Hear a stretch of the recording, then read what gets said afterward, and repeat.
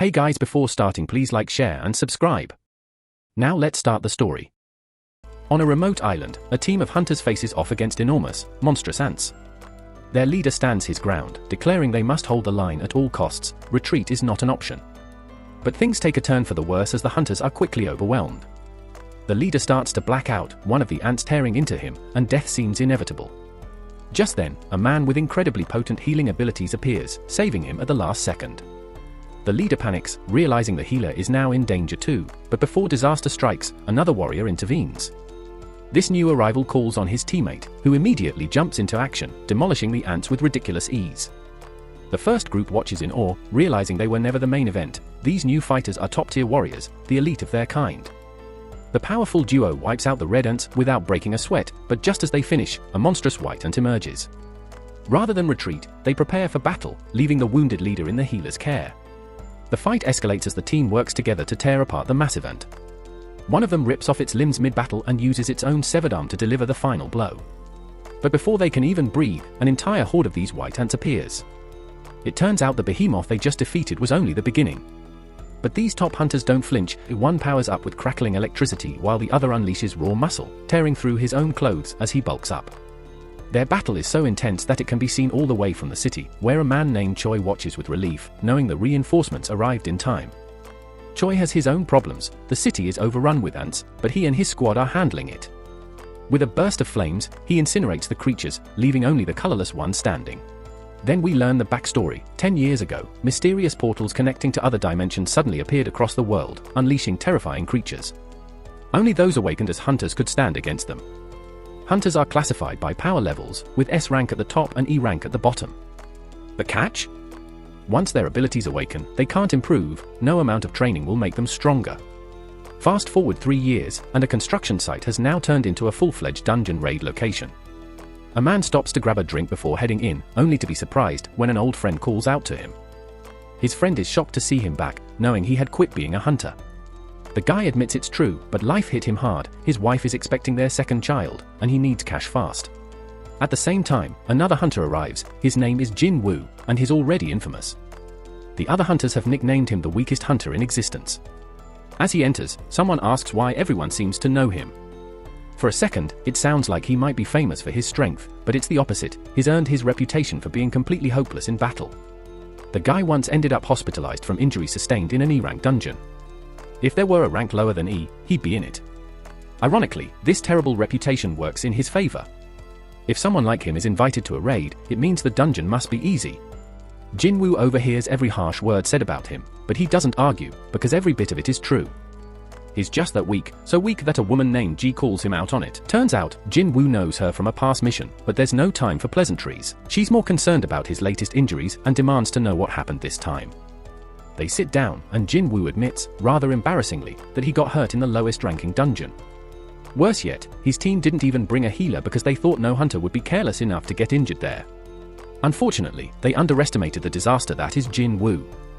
Ji gets annoyed on his behalf, but Jinwoo already knows the truth. It's no one's fault but his own for being so weak. As the team prepares to enter the dungeon, a guy named S. Chio steps up and suggests he take the lead for this expedition. No one objects, so he takes charge. Before heading in, Jinwoo gets a friendly warning to stay close to the group so he doesn't get hurt again.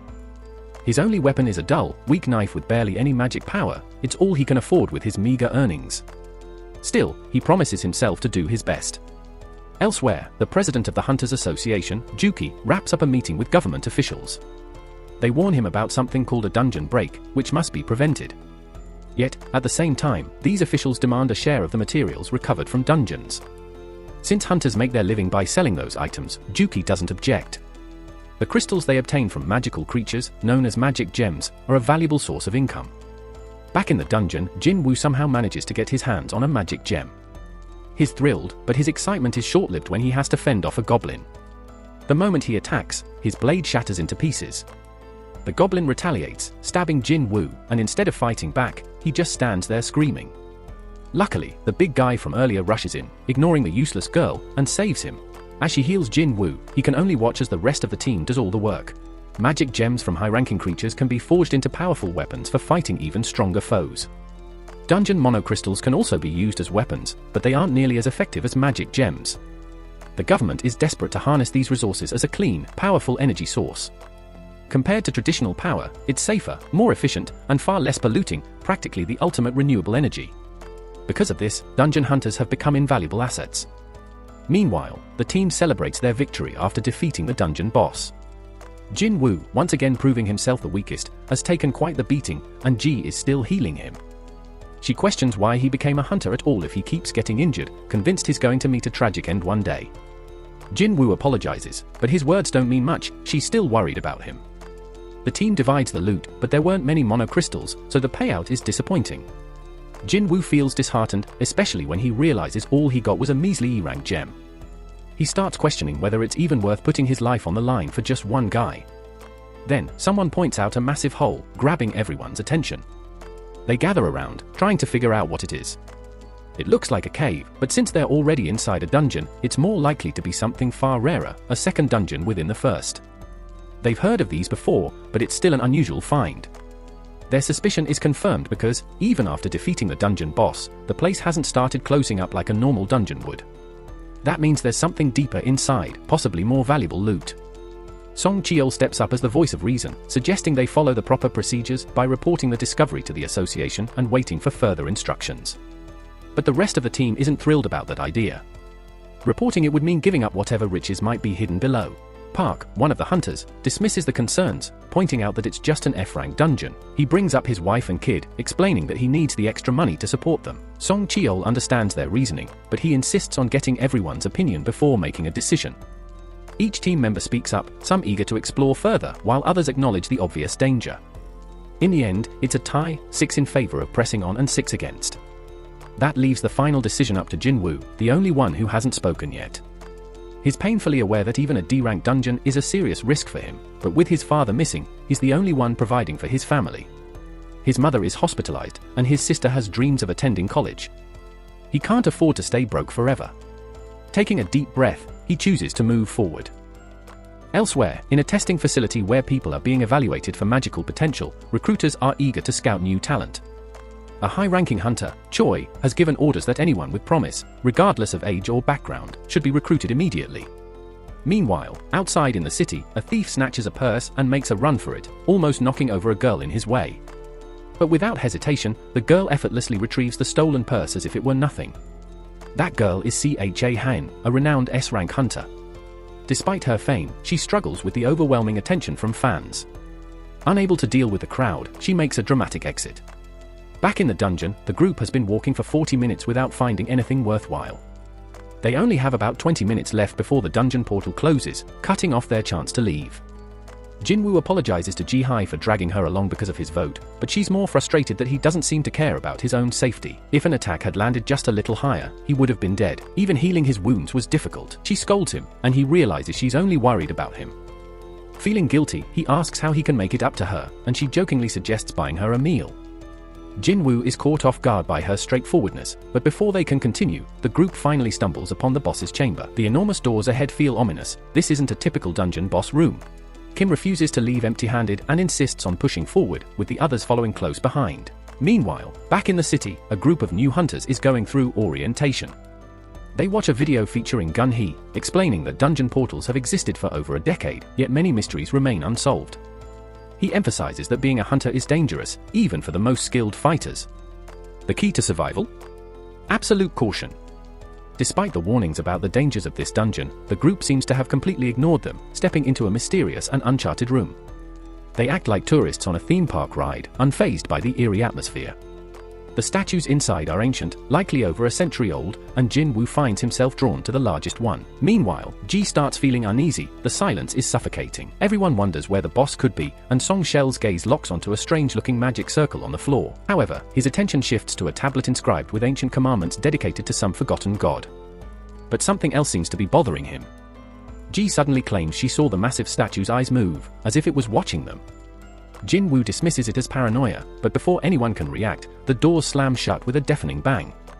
Panic sets in, and one unlucky guy, who never wanted to enter in the first place, tries to flee. He barely takes a step before one of the statues cleaves him in half in an instant. The team is paralyzed with fear, not just because someone just died, but because it happened so fast they realize they don't stand a chance.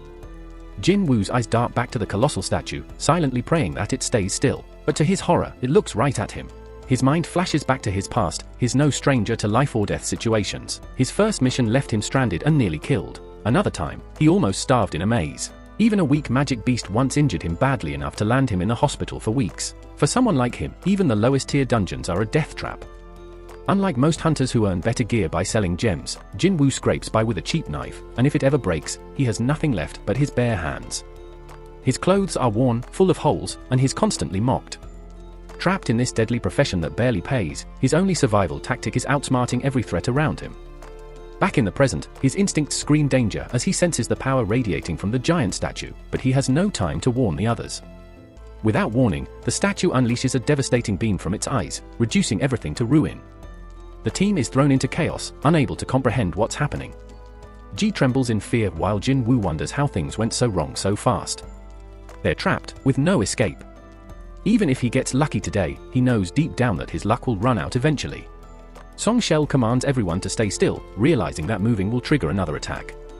Jin Woo freezes, paralyzed by fear. Song acknowledges Jin Woo's earlier warning, admitting that his shout saved them all. But then Jin Woo notices something horrifying. Song is standing there, calm and collected, despite the fact that he's just lost an arm. Jin Woo quickly moves to stop the bleeding, as Ji is paralyzed with fear. Song, who's experienced his fair share of B-rank dungeons, realizes something terrifying. This statue isn't just A rank. It might even be S rank. His eyes dart to the ancient tablet, which warned about worshipping a god or facing punishment. That's when Jin Woo pieces it together. This statue is the god the tablet was talking about. 10 years ago, these strange gates started appearing worldwide, bringing chaos and supernatural events with them. Some people awakened incredible abilities, becoming hunters tasked with clearing these dungeons. Once a hunter's abilities manifest, they never change. Meanwhile, at school, Jin Woo's sister talks to a classmate about how her brother is constantly getting injured. The girl can't believe that someone like Jin Woo is a hunter, scoffing that even she would make a better one. Back in the dungeon, Song tries to strategize a way out, but one impatient man snaps. He just joined a famous guild and refuses to die here. Believing in his own absurd speed, he makes a break for it. And yeah, the guy is fast, until the statue instantly disintegrates him, leaving nothing but his twitching legs behind. That brutal display makes it crystal clear, if the statue wanted them dead, they'd already be corpses. But for some reason, it hasn't wiped them out yet. Jin Woo suddenly understands, it must be connected to the first commandment, worship God. With a new resolve, he rises to his feet, a determined fire in his eyes. Song watches, both worried and impressed, realizing that Jin Woo refuses to die here. Locking eyes with the statue, Jin Woo stands his ground, and just as it's about to attack, something changes. He takes a gamble and orders everyone to bow. His logic? If they show proper respect, the statues might hold back. No one else has a better plan, and with raw fear controlling them, they all drop to their knees, praying this insane idea works. The air is thick with tension, but then the statue shifts, it moves. And not just a small twitch, it stands all the way up. Panic surges through the group. One overconfident guy, mistaking this as a sign of success, jumps up in excitement, completely ignoring the warnings. But Jin Woo isn't fooled, he senses there's more to this nightmare. Then, the second commandment reveals itself, praise God. A brave long-haired man steps forward, hands clasped in prayer, hoping to appease the statue with his words. At first, it seems to be working, the monstrous thing slows its movements. But Jin Woo isn't convinced. And then, boom, the statue stomps the poor guy into the ground, proving him dead wrong. A terrified girl gets crushed in the chaos, and everyone scatters in pure terror. Harks, thinking of his family and swearing not to die here, makes a desperate move, but another statue slices him apart like nothing. Meanwhile, Jin Woo is running with Ji, mind racing for a way to properly praise this terrifying god. Because let's be real, this thing isn't a god. It's a demon in disguise. But leaving Ji behind isn't an option, especially when everyone else is already dropping like flies. Jin was in full panic mode, scrambling for any clue. He checked everything the statues held, then had a realization. He told everyone to move toward the ones holding instruments. They followed his lead, and it became obvious, these statues didn't attack. Instead, they started playing their instruments. But when Jin Woo reached his statue, nothing happened. He figured it wouldn't work with two people, so he left Ji behind. As soon as he did, the statue began playing. He bolted to find his own, but nearly got crushed in the process. Then someone screamed. Jin Woo had landed in front of the wrong statue. It slammed its shield down on him, and Ji lost it, yelling his name. He was still breathing, but barely. The giant was ready to finish the job, but Jinwoo refused to go down.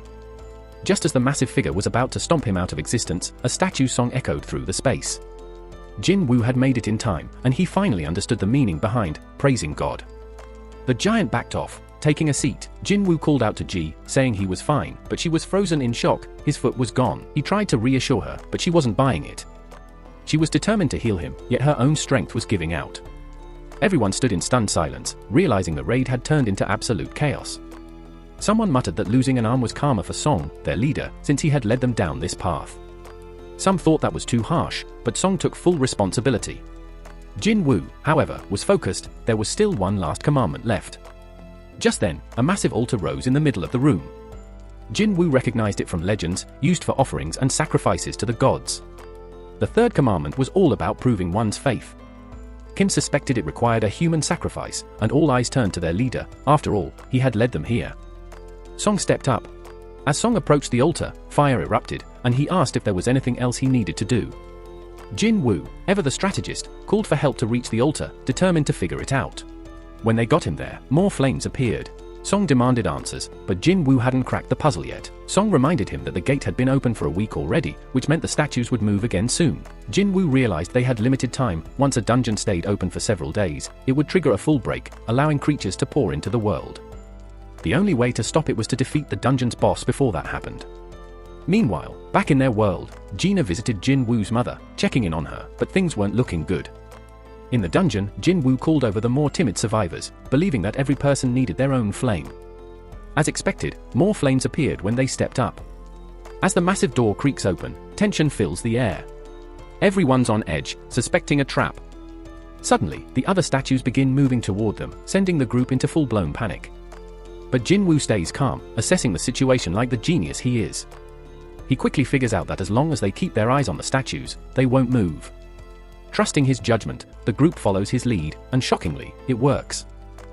Everyone strains to keep their focus locked on those eerie figures, but fear takes hold of one girl. She panics and bolts toward the door.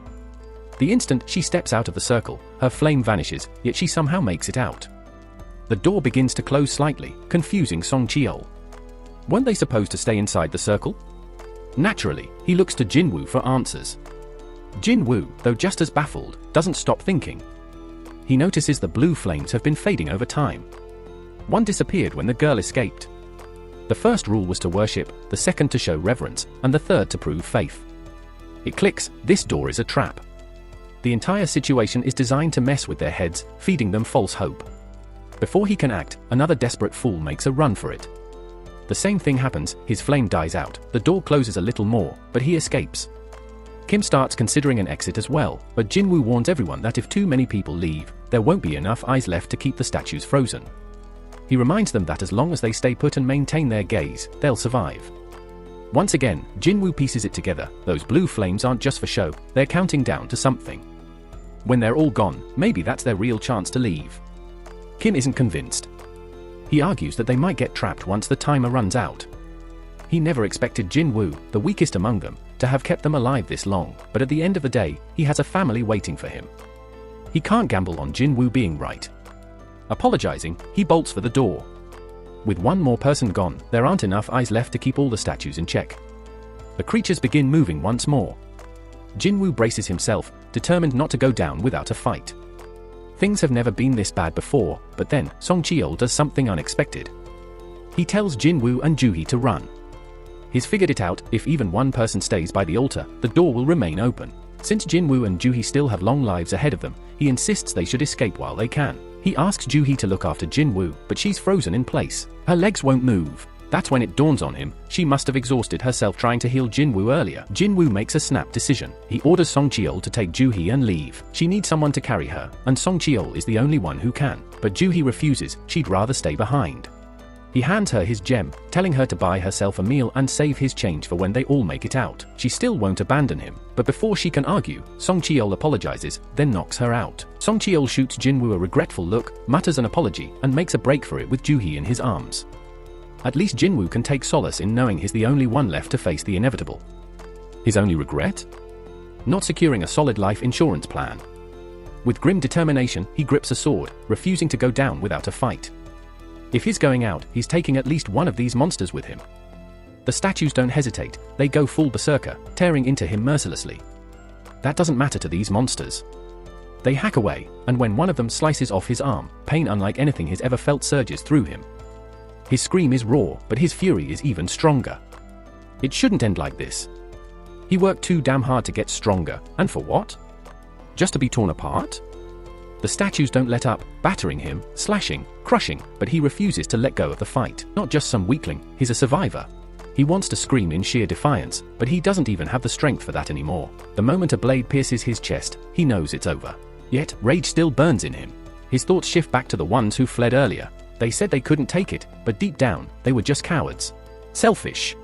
He has people waiting for him too. He wants to go home, just like they did. But here he is, the only one left to die. His body is failing, his breath coming in ragged gasps. Maybe, in some twisted way, it's better that only he has to suffer. But then another thought creeps in, how much of a hypocrite is he for thinking that? He doesn't want to die. He's barely hanging on when the final blow comes crashing down. In his last moments, he just wishes he had one more chance. Then, just as everything fades, the final blue flame flickers out. A sudden notification appears, as if from nowhere. It announces he has completed a secret quest, Courage of the Weak. A reward awaits, the chance to become a player. But there's a catch. If he doesn't accept, his heart will stop in mere seconds. With no time to think, he slams the yes button. Next thing he knows, he's waking up in a hospital bed, completely intact. No missing arm. No gaping wounds. He swears he was torn apart, but his body is perfectly fine. His mind reels, was all of that real? Just when he's trying to make sense of everything, a guy named Wu shows up, introducing himself as the manager of the Hunter Association surveillance team. Alongside him is a purple-haired guy named Kang. They don't immediately explain why they're there, but they do drop some crucial news. Jinwoo was unconscious for 3 days straight. And surprisingly, Jinhoo and Song survived too. Song, however, lost an arm, which means his career as a hunter might be over. Meanwhile, Jinhoo is mentally shattered and undergoing psychiatric care, though things aren't looking too promising for her future in hunting. Only 6 people manage to escape that nightmare of a double dungeon. Being a hunter is dangerous as it is, but what happened in that place was beyond anyone's worst fears. The real mystery, though? When another guild arrived later after getting the survivors' distress call, they found nothing, no temple, no statues, just Jinwoo. The survivors all gave identical accounts of what went down, and since their stories lined up perfectly, no one doubted them. It was an unbelievable situation. That's when Wu drops a theory. He looks at Jinwoo and asks if he might have experienced a second awakening. Typically, a hunter's power is fixed at the time of their awakening and doesn't change. But on rare occasions, a second awakening can happen, breaking past previous limits, even reaching the legendary S rank. Jinwoo can't help but get excited at the idea. Wu then brings out a device to measure his power, hoping to confirm this theory. If the survivors were telling the truth about facing an incredibly powerful creature, a low-ranked hunter wouldn't have stood a chance. Jinwoo braces himself for the results, but things take a disappointing turn. His mana score comes back as a pathetic 10. Even E-rank hunters usually have at least 70. This result puts him closer to an ordinary civilian than a hunter. Wu and his team admit their mistake and leave, unable to investigate further since the entire dungeon had mysteriously disappeared. Jinwoo is frustrated, but what really confuses him is that nobody mentioned the strange floating screen in front of him. He's the only one who seems to see it, and after some experimentation, he realizes it functions like a touchscreen. He recalls receiving a message about becoming a player, but before he can dwell on it, his sister interrupts. Concerned for his well-being, she checks on him. Jinwoo asks if she can see the panel, but she sees nothing. Trying to figure things out, he asks how messages work in games, and she, confused by the question, simply tells him to check his inbox. At that moment, a notification appears, his first daily quest. It's a strength training mission. Once he's alone, more panels pop up, explaining that this system exists to help him improve. It lists objectives like push-ups, sit-ups, squats, and running. The real kicker? If he fails to complete the quest, there's a penalty waiting for him. Jinwoo starts thinking this whole situation has to be a joke since he's stuck in the hospital with no energy to deal with anything happening outside. Meanwhile, Wu informs the chairman that Jinwoo didn't experience a second awakening. The incident remains a mystery, so they decide to classify it as a special case and investigate further. At the same time, Mr. Choi tells CHA High that she'll be leading a B-rank raid as an instructor. This mission is meant to train new recruits, and he believes there's no one better for the job. CHA High doubts her ability to teach, but Mr. Choi reassures her she just needs to fight as she always does, and the recruits will learn by watching. He further explains that while the Hunter Guild is one of the top 5 in the country, they don't hold much weight internationally. Since hunters can't level up on their own, improving their teamwork is crucial. Elsewhere, another gate opens, and observers grow impatient, wondering when the hunters will arrive. Back at the hospital, Jin-Woo drifts off to sleep as the clock strikes midnight, only to be jolted awake by a sudden notification he didn't complete his quest. The ground starts trembling violently, and before he knows it, he finds himself in a vast desert. To make matters worse, a massive, terrifying caterpillar-like creature looms before him. Another notification appears, revealing he's been given a penalty quest: survive for 4 hours. At the hospital, the nurses panic when they realize Jin-Woo has vanished without a trace. Unbeknownst to them, he's in another dimension, running for his life. The giant caterpillar isn't alone, more of them appear, closing in fast. With 2 hours still left on the clock, Jin-Woo is struggling to stay alive. The hospital staff continue searching for him, their concern growing. Meanwhile, Jin-Woo pushes himself to keep going, knowing he's running out of time. As the countdown reaches 0, he suddenly finds himself back in the hospital. The system confirms that he completed the penalty quest, but he's so exhausted that he vomits and collapses on the spot. Later, Jin-Woo reassures his sister that he's recovering well and might be discharged soon. Dressed in his tracksuit, he steps outside for some fresh air. Meanwhile, in another location, Ji receives an urgent request to join a raid due to the sudden appearance of a high-ranking gate. With other guilds occupied, the pressure is on, but Ji hesitates. However, she soon gets some uplifting news: Jin-Woo has finally woken up from his coma. Ji is all jittery as she heads to visit Jin-Woo, but the nurses just shake their heads, saying he's out running again, just like every day since he woke up. Outside, Jin-Woo reflects on the past 4 days and everything he's learned. First off, those pop-up windows he's been seeing? Yeah, they're real, not just some weird hallucinations. Completing his daily quests grants him 3 types of rewards. The first is full recovery, which he uses now to shake off the exhaustion from training. Then there are ability points he can allocate to boost his stats. Jin-Woo's getting a solid grip on how this whole system works, and his inventory screens are proving to be a game changer. He takes a moment to process just how bizarre his life has become. It's like he's inside a real-life RPG. While he's busy testing his screens, people around him just stand there gawking. Still, he finishes his daily quest and, as a reward, gets a random loot box. Today's item? A mysterious key.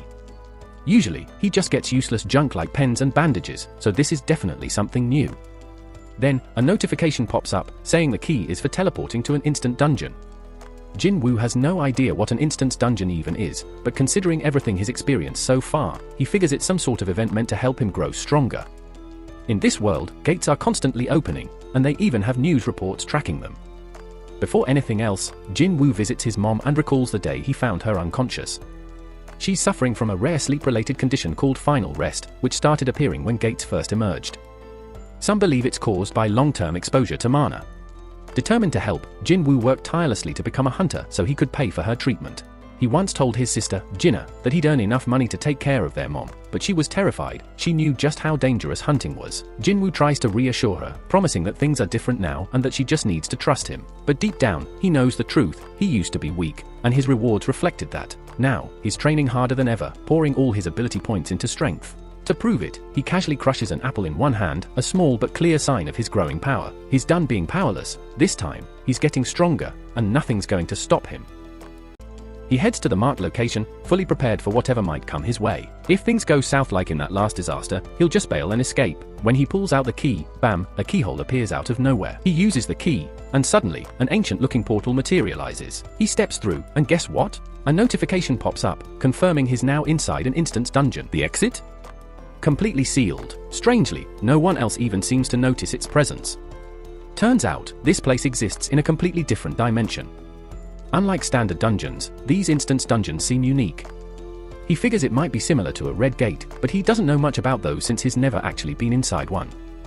He initially planned to run if things got bad, but now that's not even an option. Another notification appears. It lays out the rules: defeat the boss or use a teleportation stone to leave. Doubt creeps in, but he knows he has no other choice. Pushing forward, he starts exploring, but his confidence takes a serious hit.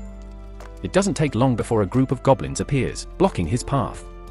A memory flashes in his mind: getting stabbed, the helplessness, the pain. The goblins rush in, relentless, their weapons swinging wildly. He does his best to dodge and block, but they just keep coming. Eventually, they overwhelm him, but then, something changes, anger surges through him. With a sudden burst of determination, he strikes back, driving his weapon straight through one of them. That single kill boosts his confidence, and before he knows it, he takes down the others like it's nothing. Before he can catch his breath, a monstrous beast suddenly appears, shattering his weapon like it was made of glass. This thing is way stronger than the goblins. His legs lock up. He didn't think the last raid had traumatized him, but his body betrays him. The beast lunges, and he barely dodges in time, but not without taking a scratch. The creature lets out a terrifying roar and charges again. His instincts take over. He moves fast, dodging like never before. He's surprised by how light he feels, how much quicker his reactions are. But the monster doesn't let up, and he realizes something. He's done playing defense. No more running, no more cowering. He throws a punch with everything he has. The sheer force shocks him. His strength, it's different. Even though the monster still has the upper hand, he refuses to back down.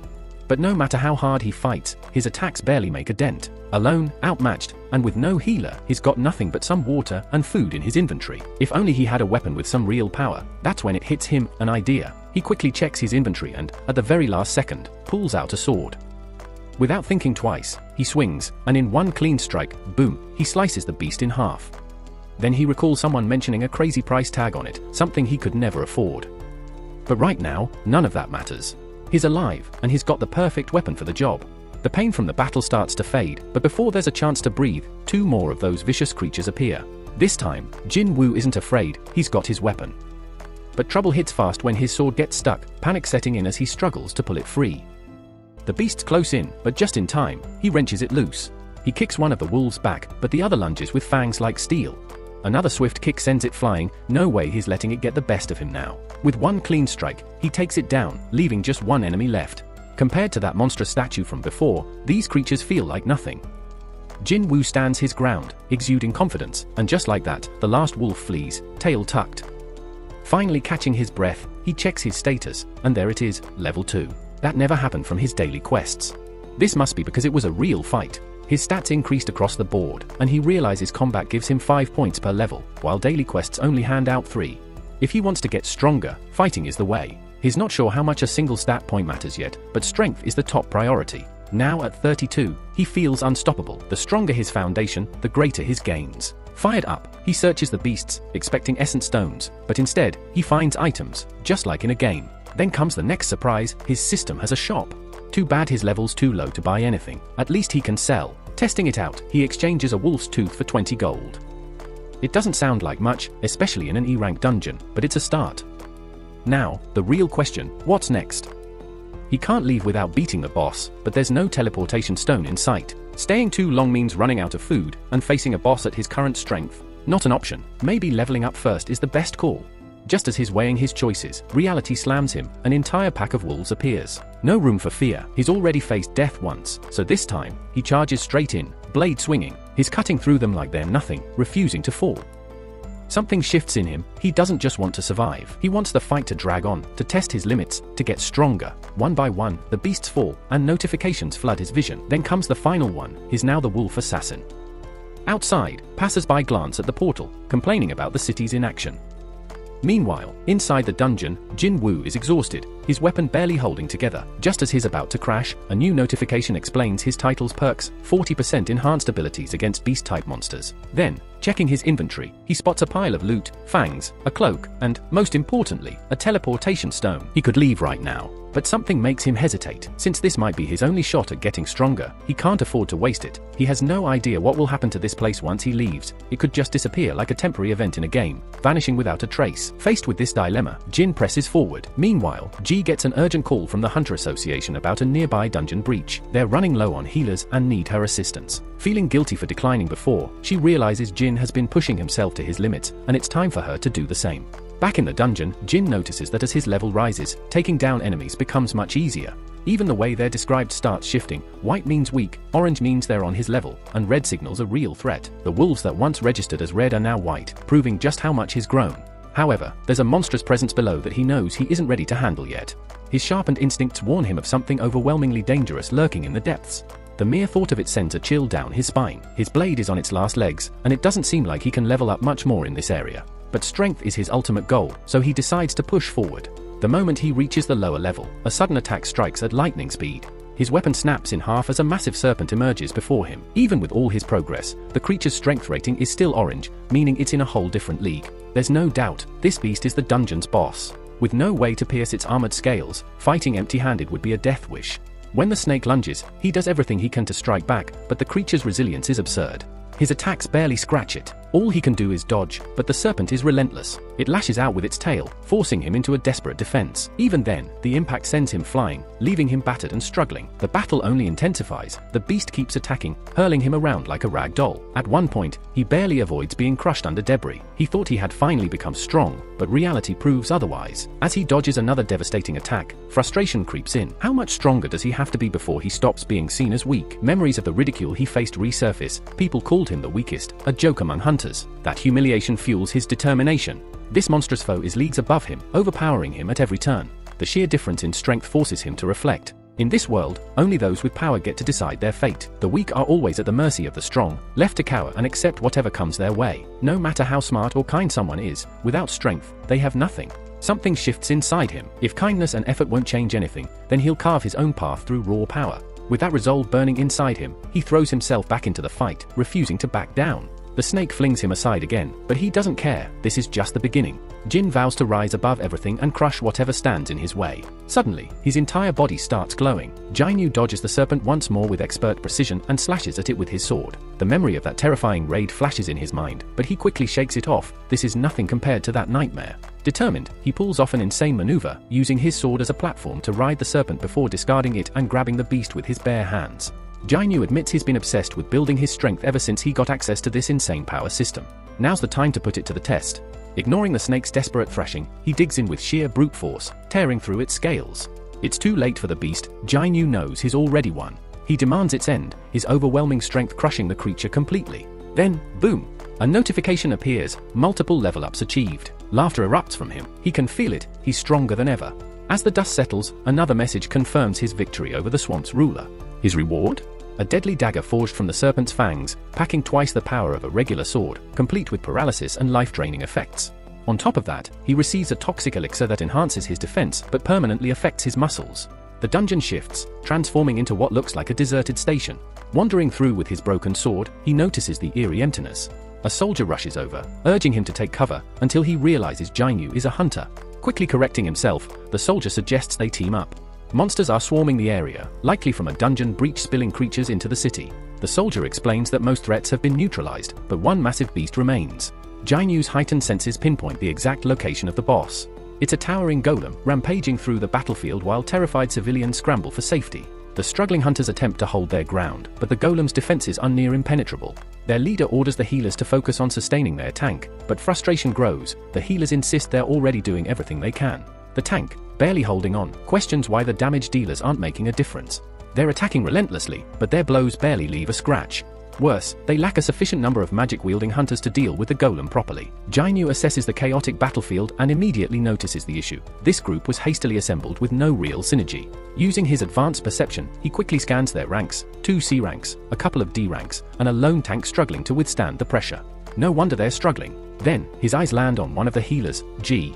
A nearby hunter urges her to contribute more, reminding her that she's supposed to be a high-ranked healer. Shaken by traumatic memories of an earlier encounter, Ji hesitates, her focus slipping. The hunter scolds her to snap out of it. Jianyu understands her fear all too well. He still remembers the horror of facing true monsters.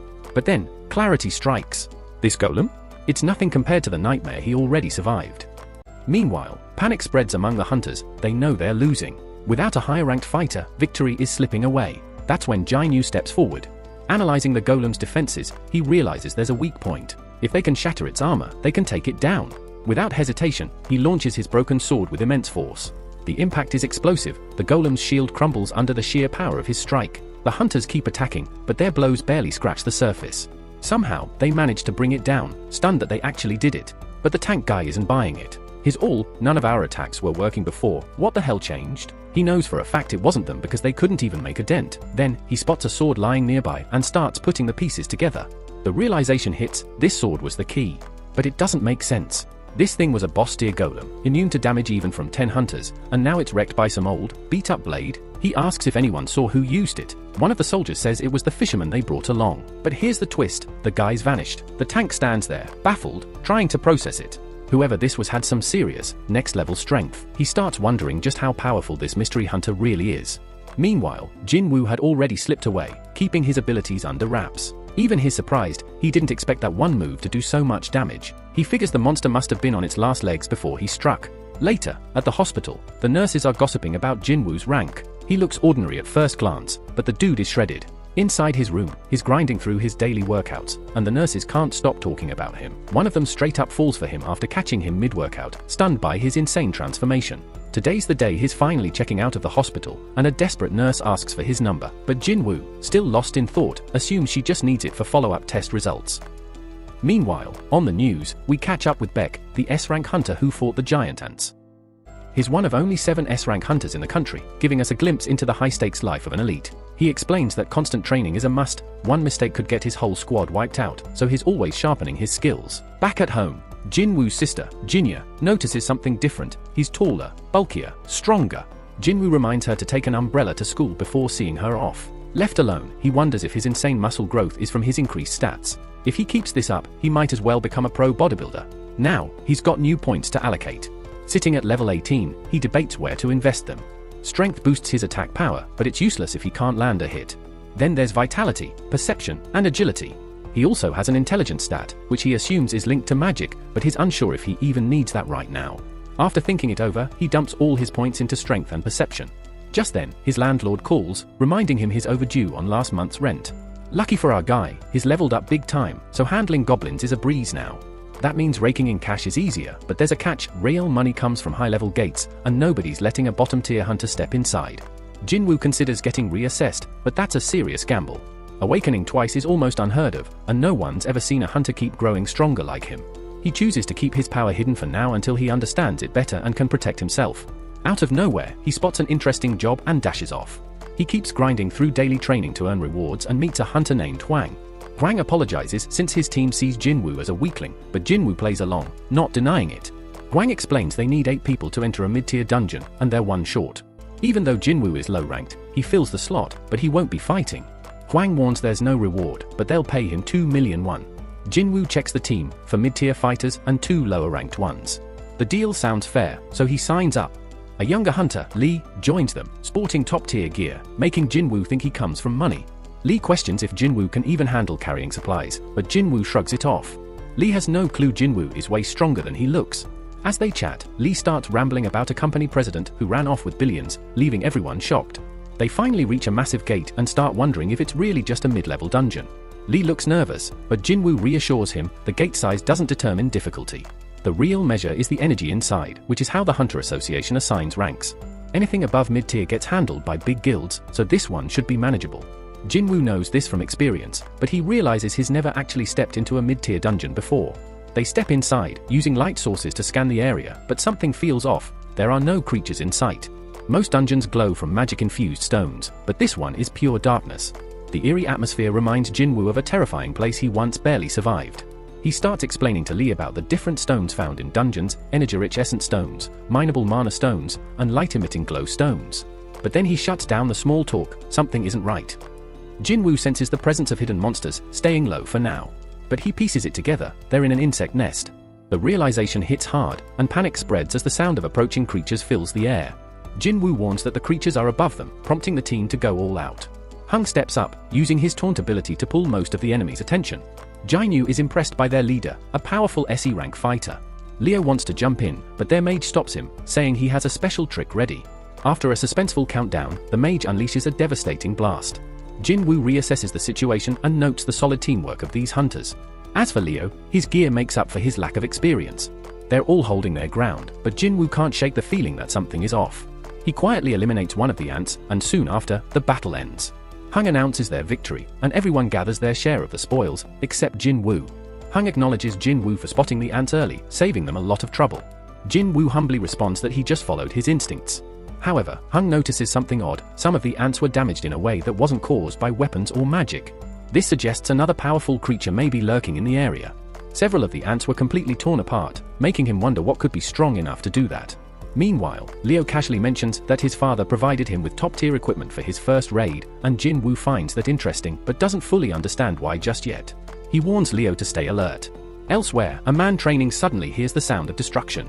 Someone reassures him, saying it's just their guild master working out. That guild master turns out to be Beck, a monstrous fighter. The trainee is stunned when he watches Beck shatter a massive stone with a single strike. Beck doesn't even react and simply states that it wasn't much of a warm-up. Back in the dungeon, Leo is still concerned about Jin Woo carrying all the weight, but Jin Woo shrugs it off, thinking it's a great deal to get paid without fighting. Still, something about the situation seems too good to be true. He realizes that while this crew is experienced, they lack a healer. On top of that, they only barely met the party size requirement. The group grows uneasy. Despite covering a huge area of the dungeon, they haven't encountered any living creatures. The dungeon boss must still be around, or else the gate would have closed by now. They soon find a series of webs and deduce that the boss's lair is just beyond the tunnel. When they enter, they discover an enormous haul of monocrystals. These crystals aren't as valuable as essence stones, but there's at least 1 billion worth in this stash. One of the hunters jokes that Hung's brother would be jealous of this find, but the others shut him down quickly. They suspect Hung has his own agenda, his brother isn't always right, and Hung refuses to be overshadowed. He plans to use this treasure as a way to strengthen his personal strike team. Leo, being the legal expert, reviews Jin Woo's contract and spots a loophole. He points out that while Jin Woo doesn't get a share of battle rewards, monocrystals aren't classified as battle drops. This means the loot has to be divided among 8 instead of 7. Hung grins and agrees, but reminds them they still need to defeat the dungeon boss to close the gate. They decide to haul the monocrystals out before dealing with the spider boss. Fortunately, the spider is still dormant, but Hung loses his temper when one of the hunters admits they forgot to bring transport gear. Hung tells Leo and Jin Woo to relax while they grab the gear, assuring them the spider won't wake up unless disturbed. He mentions that they're both new to D-rank dungeons and should just trust his judgment. He's got matters to discuss with his team, so they'll take a break too. As they leave, Jin Woo starts re-evaluating the situation. Something feels off. It's strange that they don't have any experienced members to help them meet their quota. From a distance, it becomes clear that Hung has something shady in mind. He gives the order to block off the boss chamber, and his crew follows through. That's when Leo realizes they've been betrayed. This is exactly what had Jin Woo on edge. He recalls how Song once warned him about the shady side of dungeon raiding. Accidents happen often, and in the chaos, crimes can go unnoticed.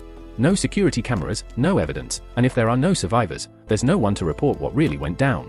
Leo is furious that these guys are willing to sacrifice them just for some valuable resources. He's already regretting bringing up the contract. But Jin Woo knows better. They were never going to play fair. If he and Leo had stepped out of line earlier, they'd have been dealt with right then and there. Now, their bigger issue is the boss that just woke up. Leo quickly tells Jin Woo to fall back. Jin Woo spots a potential escape route, but it doesn't take long to realize Hung already accounted for it. The spider is wide awake, and Jin Woo immediately notices this creature is on an entirely different level. But he's not about to run. Instead, he takes charge, telling Leo to stay clear because he's handling this fight. He summons his weapon, fully prepared to take it down. Meanwhile, as Hung's group exits the dungeon, one of them questions why they didn't just eliminate the two themselves. Hung explains that waking the spider too soon would have been a risk. They needed it to stay asleep long enough to harvest the precious resources. But he's not worried. As far as he's concerned, an inexperienced rookie and the weakest hunter around don't stand a chance. The plan is simple: let the spider finish them off and fall back into hibernation. If, by some slim chance, the creature doesn't pass out after eating them, the backup plan is to steal Leo's high-value gear. Hung and his mage companion agree that the spider isn't to be underestimated. It's a deadly boss, and those two are just a matter of time away from being wiped out. Inside the dungeon, Leo tries to convince Jin Woo to avoid the fight. A C-rank boss normally requires a B-rank hunter to take it down solo. Even an elite C-rank would struggle. Leo insists that their best bet is to escape. Jin Woo understands the logic. Despite his newfound strength, he still considers himself weak.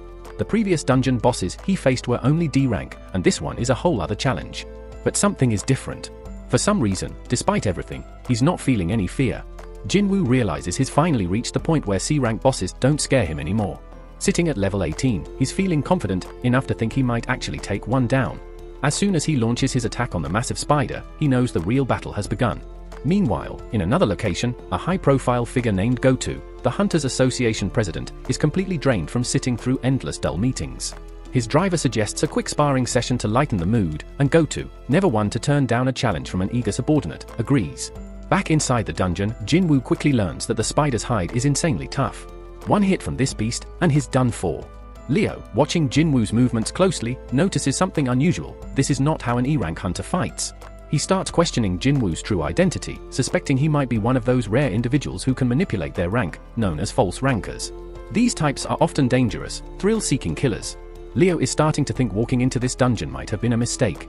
Jinwoo, on the other hand, is dealing with the reality that his attacks aren't even scratching the spider. His stamina is rapidly draining, and he knows he needs to end this fight fast. His daggers have paralysis and life-draining abilities, so he pins his hopes on those skills. The plan? Exploit the spider's weak points. But just as he's about to make his move, the monster unleashes a surprise, an acid attack. With no choice but to close the distance, Jinwoo activates a newly acquired ability called Dash. He speeds forward and slams the spider in the face, but his dagger's effects don't take hold. Even so, he refuses to back down and keeps attacking relentlessly. His determination is strong, but his fatigue is stronger. Eventually, his exhaustion slows him down just enough for the spider to land a brutal hit. Jinwoo is on the verge of getting crushed, but then it hits him. He still has a reward left from his daily quest. Without hesitation, he cashes it in, instantly restoring his stamina. Leo watches in shock, convinced that Jinwoo was done for, but the fight isn't over yet. With renewed strength, Jinwoo strikes again, this time driving his dagger straight into the spider's eye. Now, the paralysis effect kicks in, and he takes full advantage, stabbing repeatedly to stack the debuffs. The spider struggles, but the continuous hits wear it down until it finally collapses. A notification appears: Jinwoo has defeated the dungeon boss. He realizes just how lucky he was that he hadn't spent his quest reward earlier, otherwise, he wouldn't have made it out alive. Leo is completely awestruck watching Jinwoo take down a dungeon boss solo. More than ever, he's convinced Jinwoo is hiding his true strength. After the battle, Jinwoo claims a gem from the defeated spider, and Leo eagerly steps up, offering to handle their supplies from now on. He practically idolizes Jinwoo at this point, insisting that he take a break while he manages the mono crystals. Just then, Hong and his crew arrive, surprised to see the newcomers still standing. Inside training room, Goto wastes no time flexing his skills, effortlessly overpowering Wu like it's nothing. After the brief exchange, Goto acknowledges Wu's efforts, admitting he feels better after the fight. Wu is stunned that Goto hasn't lost his edge at all. Goto explains that while he's not at his peak, he can tell Wu has been working hard. Wu knows that training alone can't level up a hunter, but it can refine their skills. Goto reminds him that in dungeons, both physical and mental strength are crucial, especially when dealing with the worst kinds of people. Meanwhile, back in the dungeon, Hong's crew assumes the rookies only survived because the spider must have been ridiculously weak. They mock the monster, believing it was pathetic for losing to low-ranked hunters. Hong then turns to Leo, casually revealing that he knows about Leo's wealthy background. But Leo isn't fazed, he doesn't care. That's when Hong drops a bombshell, giving Leo a single choice: take out Jinwoo. Hong explains their usual tactic, recruiting party members just to kill them off and keep the loot.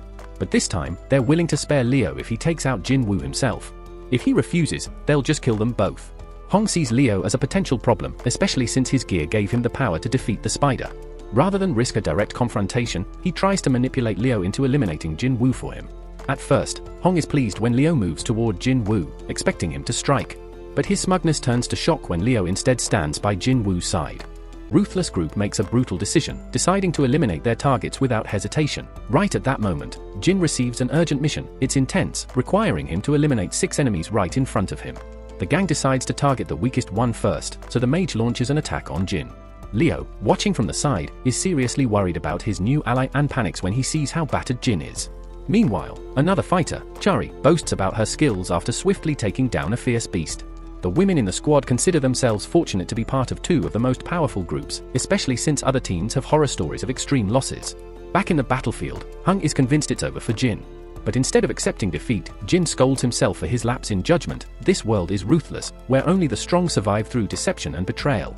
He gets furious at himself for forgetting this reality, realizing he's become numb to it. Now calm, Jin reflects on his mistakes. His arrogance made him careless. The system that governs his abilities is forcing him to kill, making him question its true purpose. He figures out that it isn't just helping him out of kindness, it needs him alive, but also stronger. If the system is using him, then he decides he'll turn the tables and use it right back. Jin reminds the others that the weak always fall in this brutal environment. The group nods in agreement, thinking he understands their mindset, but then he warns them to be prepared for when the tables turn. One of them scoffs at being called prey, but before he can react, Jin strikes without hesitation. His blade slices through the air, and a head rolls. The kill count flashes before Jin's eyes. He just took a life. But he knows he had no choice. Hesitation would have meant his own grave. There's no going back now. In this world, only the strong endure. The group snaps out of their shock, stunned that someone ranked so low could eliminate one of their stronger members. They rush at him with everything they've got, but it's futile. Jin dismantles them, one after another. His abilities kick in, allowing him to take down 2 more foes swiftly. The archer falls next, followed by the mage. Now, only one opponent remains. Watching all this, Leo is in complete disbelief. Jin is far stronger than he was when they previously fought. Hung, the last opponent, fortifies his body, believing that Jin must be exhausted after fighting a dungeon boss and eliminating 5 others. With his enhanced durability, he assumes Jin's weapon won't even scratch him. But as he lunges forward, Jin moves with shocking speed, catching him off guard. Hung had underestimated him. Jin then reveals the truth: he has been leveling up this entire time. Panic sets in for Hung as he realizes Jin isn't as weak as he first thought. Desperate, he offers double the money to spare his life, but Jin refuses. This man tried to kill him 3 times, no amount of money changes that. Hung attempts to threaten Jin one last time, but Jin throws his own words back at him: everything that happens in this place stays in this place. Realizing there's no escape, Hung tries to act tough until the end, but Jin doesn't hesitate, he ends it. With his mission complete, the dungeon suddenly begins collapsing, the result of their battle against the boss. When they finally escape, they are the only ones left standing. The official overseeing the situation doesn't believe it: the lowest ranked individuals shouldn't have survived something like this. But her suspicions fade when she gets distracted by leftover equipment. Jin is stunned to realize that he's being rewarded for the bloodbath he just caused. Then, something catches his attention: he has unlocked a terrifying skill that instills fear in his enemies, cutting their abilities in half. The official assumes Leo survived due to his high-quality gear and dismisses Jin as a weakling who probably hid the whole time. Leo, however, knows the truth and quietly acknowledges Jin's strength. As rain begins to fall, he wonders if something is wrong. But Jin, with a rare moment of peace, simply smiles. He's just happy knowing his sister has an umbrella. Somewhere else, Wu hears about this wild incident: 6 hunters got wiped out, and only 2 made it out alive. Normally, when things go south, hunters retreat, but what really shocks him is that these survivors actually managed to take down the dungeon boss before escaping. Before the guy can spill any more details, Wu cuts him off, but then the real shock drops: one of the survivors is none other than Jin Wu. That name alone explains why this whole thing turned into a big deal. Meanwhile, Jin Wu heads home and tells his sister he's handling their mother's hospital bills for a while. Gina assumes he must have cashed in big from his last raid, but then she pauses: he doesn't even have a scratch on him. She figures his team must have been top tier, making the fight a breeze. Jin Wu doesn't argue: yeah, it was easy, but not just because he was strong. This time, he didn't hesitate to finish the job. The old him would have looked for an escape route, but now? He was more annoyed that those guys even thought they had a chance. Maybe leveling up made him bolder, but he reminds himself, these weren't dungeon monsters. They were people. Gina snaps him out of his thoughts, and he refocuses: his strength exists for a reason: survival and protecting his family. If he had to do it all over again, he wouldn't hesitate. Just then, he notices something: there's a harmful substance in his drink. But even after sipping more, he feels nothing. That's when a notification pops up: one of his rewards from the dungeon grants immunity to toxins and enhances his regeneration. He was too busy that day to check, but now it all clicks. No wonder he was able to grow his damn arm back. Later, Jin Wu meets up with Leo, who's beyond grateful for being saved, but Jin Wu brushes it off. Leo never spilled the truth about what really happened in that dungeon, so Jin Wu isn't expecting any favors. But then Leo drops another surprise: he's assembling a strike team. Before he can even ask, Jin Wu shuts him down. Leo begs him to at least hear him out: he just needs him for 19 raids. Turns out, Leo wants to become a guild master, and for that, he needs 20 successful raids. His father, who runs a construction company, is planning to start a guild, and Leo wants to help. Dungeons are dangerous, sure, but the rewards, magic crystals, essence stones, rare loot, make it all worth the risk. Jin Wu understands the business move: having hunters raid dungeons for a company is smart. But what really shocks him is Leo's next statement. His dad wants an S-rank hunter to lead the guild. That's a big deal. There are only 7 S-ranks in the whole country, and the only one who isn't already taken is a guy who's retired. That means Leo's father plans to poach an S-rank from another guild, a risky move. Jin Wu warns Leo that stealing an S-rank would only create enemies, but Leo remains determined. Switching tactics, Leo points out that Jin Wu will need backup if he wants to keep his growing power hidden. And honestly, it's a smart angle. If he succeeds while working with a supposedly weaker hunter like Jin Wu, it'll make the act even more convincing to his old man. Leo takes Jin Wu to see the planned guild headquarters, a building worth a ridiculous 30 billion U. That's a serious investment. Then, he makes his final offer: Jin Wu can have it all if he helps with 19 raids. The old Jin Wu would have jumped at the deal. But now? He's the only one who can level up. He's dead certain he'll reach S-rank, or maybe even higher, without any help. His power still holds too many mysteries, and teaming up with someone isn't worth the risk. So, he declines. Leo isn't ready to give up just yet. He swears he'll take Jin Wu's secret to the grave. But one cold glance from Jin Wu shuts that down fast, sending chills down his spine.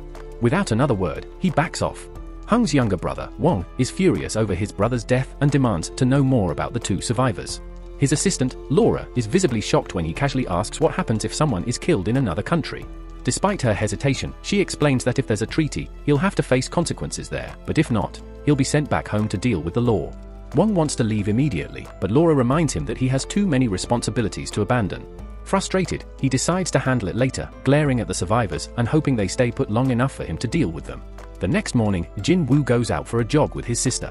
Curious, he asks what she would do with an insane 30 billion yen, but she struggles to even imagine that kind of money. When he continues his run alone, he notices something unusual. His system counter keeps rising even after he meets his goal. His sister catches up, but Jin Woo is already focused on testing the limits, pushing himself to see how far the counter will go. Eventually, he realizes it caps at double the original goal. After completing his routine, he experiments with various system tasks and stumbles upon a hidden daily quest. The reward for this quest is a mystery loot box, but there's a catch: some options are blessed, while others are cursed. Jin Woo isn't about to take any risks, so he picks the blessed reward.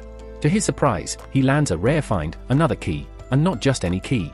This one unlocks the Demon King's castle, an S-rank dungeon, and even comes with a special ingredient for the legendary elixir of life. This is exactly what Jin Woo needs, as the elixir is said to cure any illness. Determined, he visits his sick mother, realizing he has no choice but to go through with it. Using the key, he enters the dungeon, immediately sensing the overwhelming danger. The place radiates the same intense energy as Jew Island, making him question whether he's truly ready for this challenge. As he steps forward, a massive gate materializes, leading to an inferno of flames. Despite his fear, Jin Woo presses on, knowing his teleportation stone is his last resort if things go south. Just then, a monstrous beast emerges, its red name signaling that it far surpasses him in strength. Jin Woo, however, refuses to back down. He dashes in, unleashing a flurry of attacks, but even with his buffs, his strikes barely leave a scratch. Attempting to use his assassination skills, he quickly realizes the enemy nullifies all his debuffs. The beast retaliates viciously, tearing into Jin Woo with brutal force. His screams of agony fill the air as his arm is severed, and his health plummets at an alarming rate. To make matters worse, the beast activates a 3-minute berserk mode, doubling its power. It attacks at speeds Jin Woo can barely react to, forcing him to use his full recovery item to regenerate his arm. He fights back, thinking he's finally making progress, only to realize he's completely mistaken. The monster continues its relentless onslaught, stomping him into the ground. Desperate, Jin Woo kicks up dirt as a distraction, buying himself a few precious seconds. His system bombards him with warnings, clearly indicating it doesn't want him to die. The more this happens, the more he understands that his situation is unlike any ordinary reawakening. Overwhelmed, Jin Woo finally decides to escape using his teleportation stone, only for a second threat to appear. A monstrous 3-headed beast lunges at him, knocking the stone from his grasp. Panic sets in as he realizes he has only moments left before he's finished. His mind races for a solution, and just when he's about to give up, he remembers the system's shop. In a last-ditch effort, he buys 3 healing potions, but there's a problem: they only restore 100 HP each. Just then, another deadly foe appears, exuding venomous energy. With no other options, Jin Woo takes a gamble. He drinks the poison outright. His system immediately detects it as a harmful substance and neutralizes it. The result? His muscles remain intact, and he gains a permanent buff, reducing physical damage by 20%. Cerberus isn't holding back and delivers a crushing blow, but Jin Woo refuses to stay down. He forces himself to move, and just in time, the 3-minute timer on the monster's berserk ability runs out. The effects fade, and the damage Jin Woo inflicted earlier finally starts taking its toll. Seizing the moment, he unleashes a series of relentless attacks, managing to wear the beast down. Cerberus tries to bite down on him, but Jin Woo resists. The clash sends him flying, but the beast isn't done. It slams him right back into the ground. With his health nearly drained and Cerberus clamping its jaws around him, Jin Woo fights through the pain. Even while being thrown around, he keeps stabbing, refusing to let up. Every last ounce of his strength goes into one final strike, and it lands.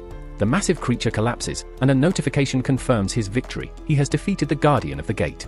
His level jumps multiple times, and his wounds begin to heal. Taking down the beast earns him the key to the demon's castle, just as he suspected. But before he can celebrate, another message appears, revealing the recipe for the elixir of life.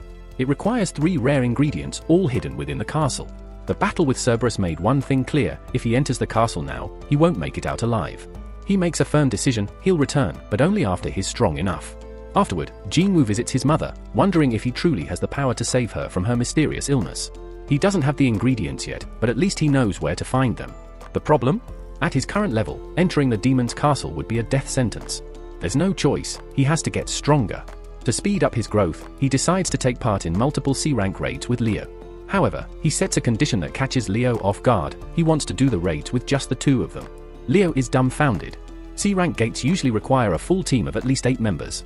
But Jinwoo suggests a workaround. They can recruit hunters just to meet the entry requirement while only he and Leo handle the real fights. It's a risky move, and Leo hesitates, but Jinwoo points out the bigger picture. If the two of them clear 19 raids alone, it'll be a game changer. Leo, realizing the potential, agrees and takes responsibility for handling the arrangements. Meanwhile, elsewhere in the city, Chari is pushing herself through an intense workout. She pauses for a moment to hydrate, aware that someone has been watching her. Eventually, a guy named Yoon steps out of the shadows and introduces himself. In another part of town, Leo's father explains how things have changed since the gates appeared a decade ago. The world has grown dependent on resources from dungeons, and only hunters can retrieve them. Because of this, the Hunter Association keeps a close eye on everything, but the real power lies with the guilds. The top 5, Hunter Guild, White Tiger, Reaper, Fame, and KNS, monopolize dungeon profits, amassing massive wealth. Leo's father, however, refuses to accept the status quo. He knows that forming their own guild is the only way to challenge the system. Meanwhile, Leo considers the risks of working with unknown hunters, but if his father appoints him as guild leader, it could solve their problems. Elsewhere, Jinwoo continues his training. He notices that extra workouts no longer give him stat boosts, and the special loot box offer from before is gone. Hoping for a good drop, he opens a regular loot box, only to receive a bingo card. Not exactly what he was hoping for. As time passes, he keeps leveling up, but he realizes that gaining 3 stat points per level isn't making as much of a difference anymore. Leo still needs to pull himself together before tackling C-rank dungeons, but Jinwoo suddenly gets an idea. If he can get back into that penalty zone, he might have a shot at taking down that centipede from before. Still, he knows the battle won't be easy, and there's no telling if he'll even gain anything from it. Right then, Jinwoo gets a notification for a D-rank mission, but hold up, it's from the Hunters Association, meaning he won't be going in solo. Meanwhile, over at a training hall, Song wraps up a sparring session, giving a younger fighter a harsh lesson. The kid admits he wished they had fought when Song was at his peak, but Song keeps it real, reminding him that he can't change the fact that he only has one arm now. Just then, Song gets a raid notification. The kid asks why he hasn't retired yet, but Song has some dark memories and physical scars holding him back. The kid quickly apologizes for bringing it up, but Song tells him it's fine, his prime days may be over, but he still wants to contribute as long as he can. Elsewhere, a little girl plays while her father, Kim, watches nervously. He gets the same raid notification and realizes it's time for his next mission. His wife, worried, reminds him that he barely made it back last time and urges him to reconsider. But Kim insists they need the money since their daughter is about to start school.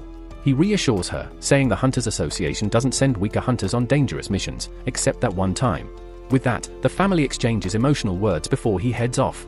At another location, Beck is straight up annoyed about having to sit through a pointless interview. His mood gets worse when Mr. Choi tries to butter him up, but he cools down a bit when Choi points out that he's the best fit for the job.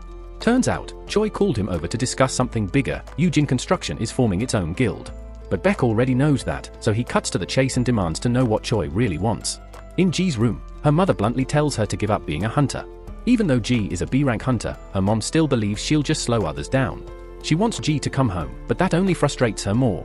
Ji snaps, telling her mom to stop trying to control her life. She insists she can make her own decisions and proves it by hanging up. Despite her doubts, she refuses to back down, and right then, she also gets the notification about the D-rank raid. Back at the office, CHA Han walks past Beck and asks Choi about a scout who approached her. Turns out, it was from Yujin Construction. They wanted her as their guild master. She declined, but now she's curious about what they offered Beck. Meanwhile, Beck sits at a bar, reflecting on their conversation. Jeju Island has been sealed off ever since that disastrous raid, and people are trying to forget the horrors it unleashed. But Choi sees himself as humanity's weapon and can't forget what happened there. He plans to clear the island soon and needs Beck and the others on board. They need to get stronger, gain allies, and shift public opinion. That's why he set up the interview and had CHA train new hunters. He reminds Beck that he left something behind on that island, triggering memories of lost comrades. In a dark place, a desperate man begs someone to take out his enemies. Back at Jin Woo's home, his sister Jin Ah is stunned by how much busier he's become. The old Jin Woo needed weeks to recover after each dungeon, so she wonders if his training is really paying off. He casually heads out on a mission without any gear, worrying her. He's acting like it's just a simple trip to the beach.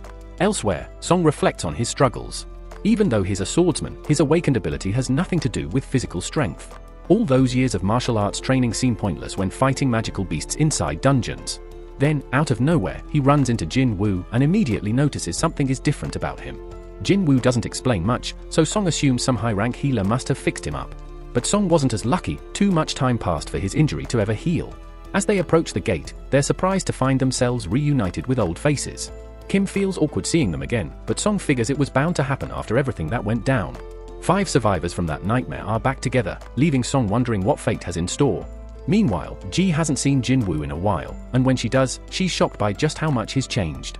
Right then, some shady figures show up and start eyeing Ji like they've got bad intentions. Kay steps in before things escalate, shutting them down and telling them to back off. Turns out these guys are prisoner hunters, basically convicted criminals allowed to fight to reduce their sentences. Song can't believe they're stuck working alongside criminals, but the woman in charge reassures them it's necessary due to being short-staffed. Just in case, Kong is assigned to oversee them. He's a B rank, so if anything goes wrong, he can handle the 3 C rank criminals with ease. Jae-nyu warns Ji to stay behind, but she refuses. The prisoners get released, and even they question if this is a good idea. Kong shuts them up, reminding them of the consequences if they step out of line. He introduces himself to the group and promises to keep the criminals in check. Jin-woo lets Song lead the raid, appreciating his experience. Song takes full responsibility for past failures and acknowledges that they only survived last time thanks to Jin-woo. He thanks Jae-nyu on behalf of everyone, but Jin-woo doesn't need it. Kim doesn't object to Song taking charge, but Kong keeps staring at Jin-woo for some reason. With preparations done, Song declares the raid officially started. Inside the dungeon, the prisoners make quick work of the goblins, tearing through them like wild animals. Song Chu watches and wonders who the real monsters are, then steps in to demonstrate his own strength. They wipe out the entire goblin group, and Song is impressed by how much stronger Jin-woo has become. Even Ji notices he hasn't taken a single hit, hoping she won't need to use her healing skills. Song is still stunned. Jae-nyu's aura is just on another level. Kong leads them forward until they hit a fork in the path. Since the dungeon has been easier than expected, they decide to split up to clear it faster. Jin-woo senses the boss is down the left path, but keeps it to himself since the goblins haven't been giving him much experience. Jae-nyu suggests taking the left route, and they split up. Kong keeps throwing strange looks at Jin-woo. Meanwhile, Kim's group is full of nervous wrecks, and he decides they need to apologize to Jin-woo for abandoning him on their first raid. He doubts Jin-woo will accept, but he's determined to make amends since he wants to keep being a hunter. On the other path, the prisoners easily wipe out another goblin group. Kong, acting weird, asks if they could fight humans the same way. The prisoners scoff, it wouldn't make a difference. Then the backstory unfolds. Kong learned that a man's daughter was assaulted by 3 guys, leading her to take her own life. The father is furious because those criminals will be free in a few years. To make it worse, they're hunters, allowed to reduce their sentences by participating in raids. Furious at the injustice, the grieving father offers Kong 3 million yuan to get rid of them. Kong, now completely unhinged, reveals his plan to the prisoners. When he leaves the dungeon, he's going to tell the inspectors that the prisoners were wiped out by a massive goblin attack. Meanwhile, Kim unknowingly walks into Kong's path and stumbles upon the gruesome aftermath, the prisoners massacred. Kong, talking to the dead men, mentions he was told to make them suffer. Kim interrupts, but Kong coldly finishes off the last prisoner and decides to change his approach. He starts moving toward Kim. Jin-woo, thinking about how Kong saw him at the hospital, just hopes the guy doesn't remember him. Then, screams ring out. Rushing over, they find the dead prisoners, and Kim, barely alive. Ji quickly works her healing magic, but Song immediately realizes something's off. This wasn't the work of monsters. The wounds are too precise, the attacker deliberately avoided killing instantly. Kim, barely hanging on, accepts his fate, but Jin-woo refuses to let him give up. He reminds Kim of his family, demanding he stay alive. If he dies, he won't even have the chance to keep blaming Jin-woo. Kim, using his last breath, apologizes to Jin-woo, then he's gone. Suddenly, Kong attacks Ji, but Jin-woo intercepts him. Kong is impressed by Jin-woo's speed. Song pieces it together. Kong is behind everything. Shocked, he hesitates, because Kong is a member of the Hunters Association. But Kong casually reveals his scheme. Instead of blaming the goblins, he'll claim the prisoners killed the hunters. He'll say they turned on him, but he fought back and survived. Now, he just needs to make sure no one else lives to tell the truth. Song, realizing the danger, holds Jin-woo back. This isn't over. Since he doesn't think he can handle Kong, Song CH steps up instead, fully aware that Kong is a B rank, an entire level above him. Ji buffs Song with extra strength, and he goes all in, trying to take Kong down with his sword skills. But Kong? He dodges every single attack with ease, even giving Song credit for his technique. Jin-woo watches closely, analyzing the fight. Song is holding his own, but he's just not fast enough. Then Kong lands a brutal hit, and before he can do more damage, Ji quickly heals Song. This annoys Kong, who decides Ji is his next target. But Song refuses to let that happen. Kong didn't expect much from him, and that's his mistake. Song has trained rank hunters before. His sword might not be enough, but he's not going down without a fight. Kong, however, sees the limits in Song's strength. He calls him out, saying a mage type like him has no shot against an assassin. With ruthless efficiency, Kong pushes Song to the edge of death. Ji hesitates, too afraid to heal him, and Kong prepares to finish the job. But at the last second, Song reveals his fire ability. The problem? Kong's too damn fast. It dawns on Kong that Song used his sword to lower his guard against magic. The moment Kong moves to finish him, Song fires off a surprise attack. Kong, however, isn't so easily fooled. He counters, and Song ends up paying the price. Just when it looks like it's over, Jin Woo finally steps in. Kong demands to know who the hell he is, and Jin Woo simply calls himself an E-rank hunter. Kong isn't buying it. No way an E-rank moves like that. He figures Jin Woo must have gone through a second awakening. The realization shakes everyone. Kong remembers Jin Woo from the hospital, when his mana reading was only a 10. If this awakening happened after that, something isn't adding up, especially considering he survived the double dungeon. But Kong doesn't care. Whatever happened, Jin Woo is next on his hit list. Jin Woo wants answers. Kong claims he's just dealing out justice, eliminating prisoners. But Jin Woo isn't interested in that. He wants to know why Kong killed Kim and Kang the way he did. He points out that Kong could have finished them quickly, but instead, he dragged it out. He enjoyed it. A flashback reveals Kong's conversation with the guild father. Despite big offers from top guilds, he chooses to work for the Hunter Association, all because killing people is more fun than taking down beasts. The fight between Kong and Jin Woo officially begins. The sheer speed stuns the onlookers. Kong quickly sizes up Jin Woo, similar build, but he has more experience fighting high-rank opponents. He uses that advantage to take control of the fight. But then Jin Woo does something unexpected. He tells Kong to tone down the bloodlust. It's already too late. The system kicks in, just like before. It alerts Jin Woo that there are threats in his presence. Once again, he's given a quest to eliminate his opponents. Darkness engulfs him, and Kong, who thought he had the upper hand, realizes something is off. Jin Woo attacks, and to Kong's shock, he's been poisoned. They continue exchanging blows, but Kong has a secret weapon of his own. Without warning, he vanishes. He explains that his stealth skill makes him completely undetectable, not by sight, sound, or even smell. Only a few hunters have this ability, and no one knows he does. Kong lands a hit, confident that Jin Woo won't be able to do much with an injured leg. But then something impossible happens. Jin Woo heals instantly. Kong is stunned. He's never heard of a combat hunter who can also use healing magic. This unpredictability makes Jin Woo a whole new kind of threat. Jin Woo has changed. He says he's lost yet another emotion, and now, he doesn't even need anger to take down people like Kong. That realization shakes Song. The Jin Woo has taken lives before. He understands now. Jin Woo was forced to make difficult choices, and that's why his entire presence has shifted. Kong launches another attack, but Jin Woo senses his bloodlust and tracks him with ease. Kong still has another trick, but everything stops the moment Jin Woo activates his skill, a murderous intent. Darkness overtakes Kong, and in that instant, Jin Woo's blade pierces his chest. As Kong's life slips away, he acknowledges the truth. He and Jin Woo are the same. They're both killers. The only difference is, Jin Woo is stronger. Still, Kong has to know, what the hell is Jin Woo? He has assassin skills, healing abilities, and deadly debuffs. He's never seen anyone like this before. Jin Woo doesn't answer. But Kong knows one thing, Jin Woo's E-rank act is over. Before he dies, he realizes the terrifying truth. Jin Woo will just keep getting stronger. Jin Woo receives a warning from Kong. If he continues seeking more power, that power may one day consume him. After completing his mission and receiving his rewards, Jin Woo notices that with every increase in strength, something within him feels like it's breaking apart. His friends express their gratitude for saving them, but he orders them to leave the dungeon immediately. They're shocked, realizing he plans to clear the entire dungeon alone. However, they acknowledge that he's strong enough to pull it off. Outside, Woo is stunned to learn that Kong has been secretly eliminating people. He's shown the only survivors of Kong's mission and is genuinely surprised to find Jin Woo among them. Woo apologizes for what happened but, more importantly, demands to know who was responsible for taking down Kong. Jin Woo realizes he can't keep hiding the truth, meaning he must abandon his deal with Leo. But before he can confess, Song steps in and claims credit for eliminating Kong. Given that Song is only a C rank, he explains that he only managed to win with the aid of a healer. Woo is skeptical since Kong was a high B rank hunter, but he ultimately accepts Song's story.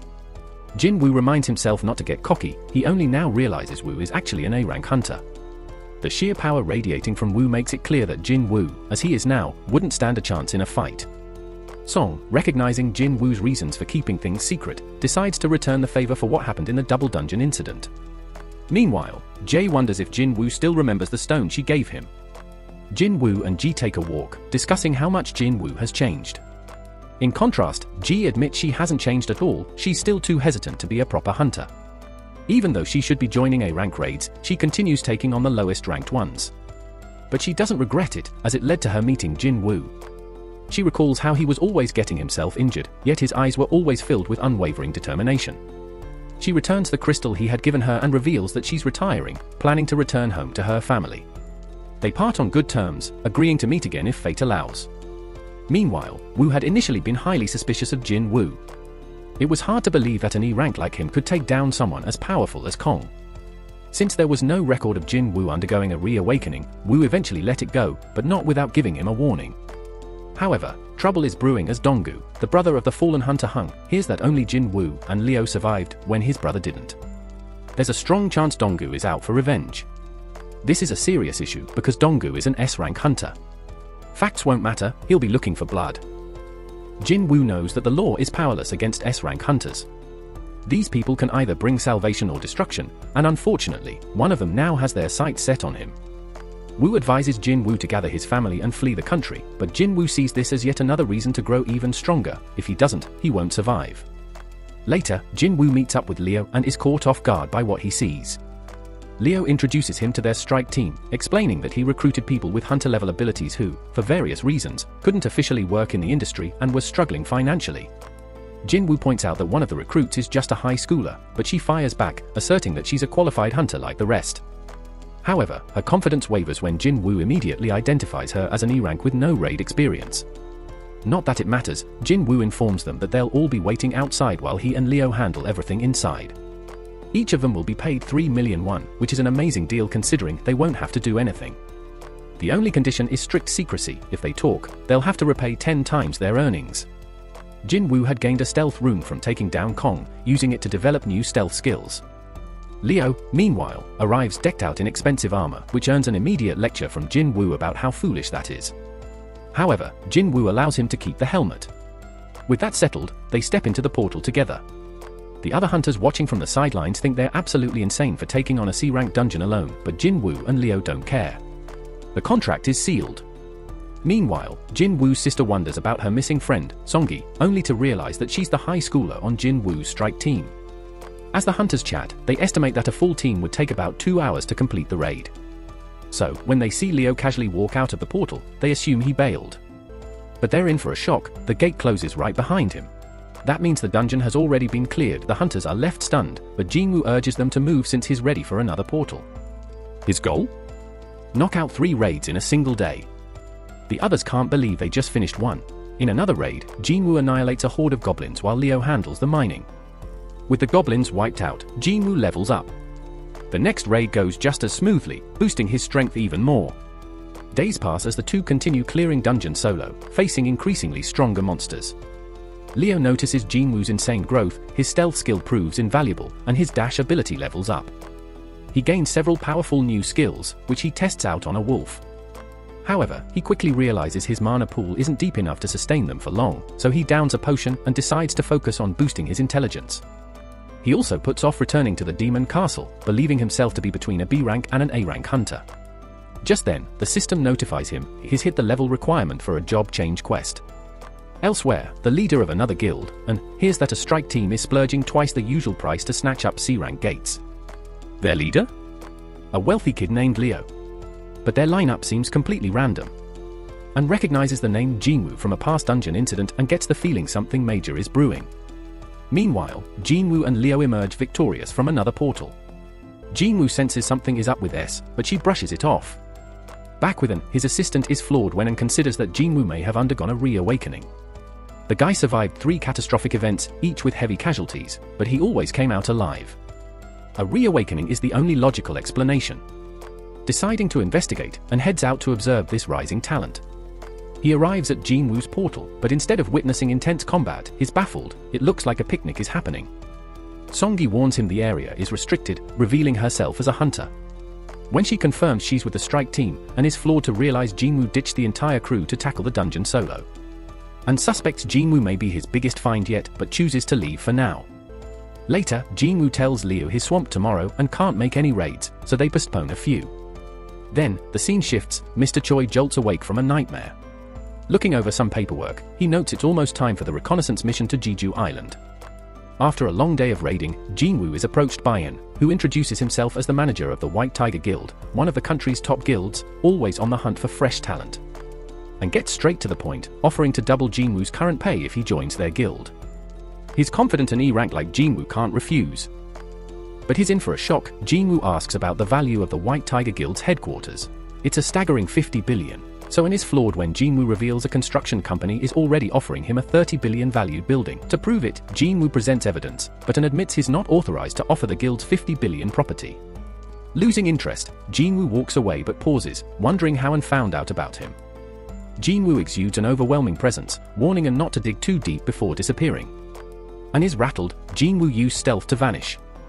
Realizing this ability confirms his suspicions of a reawakening, and is forced to comply when Jinwoo demands to know who else is aware.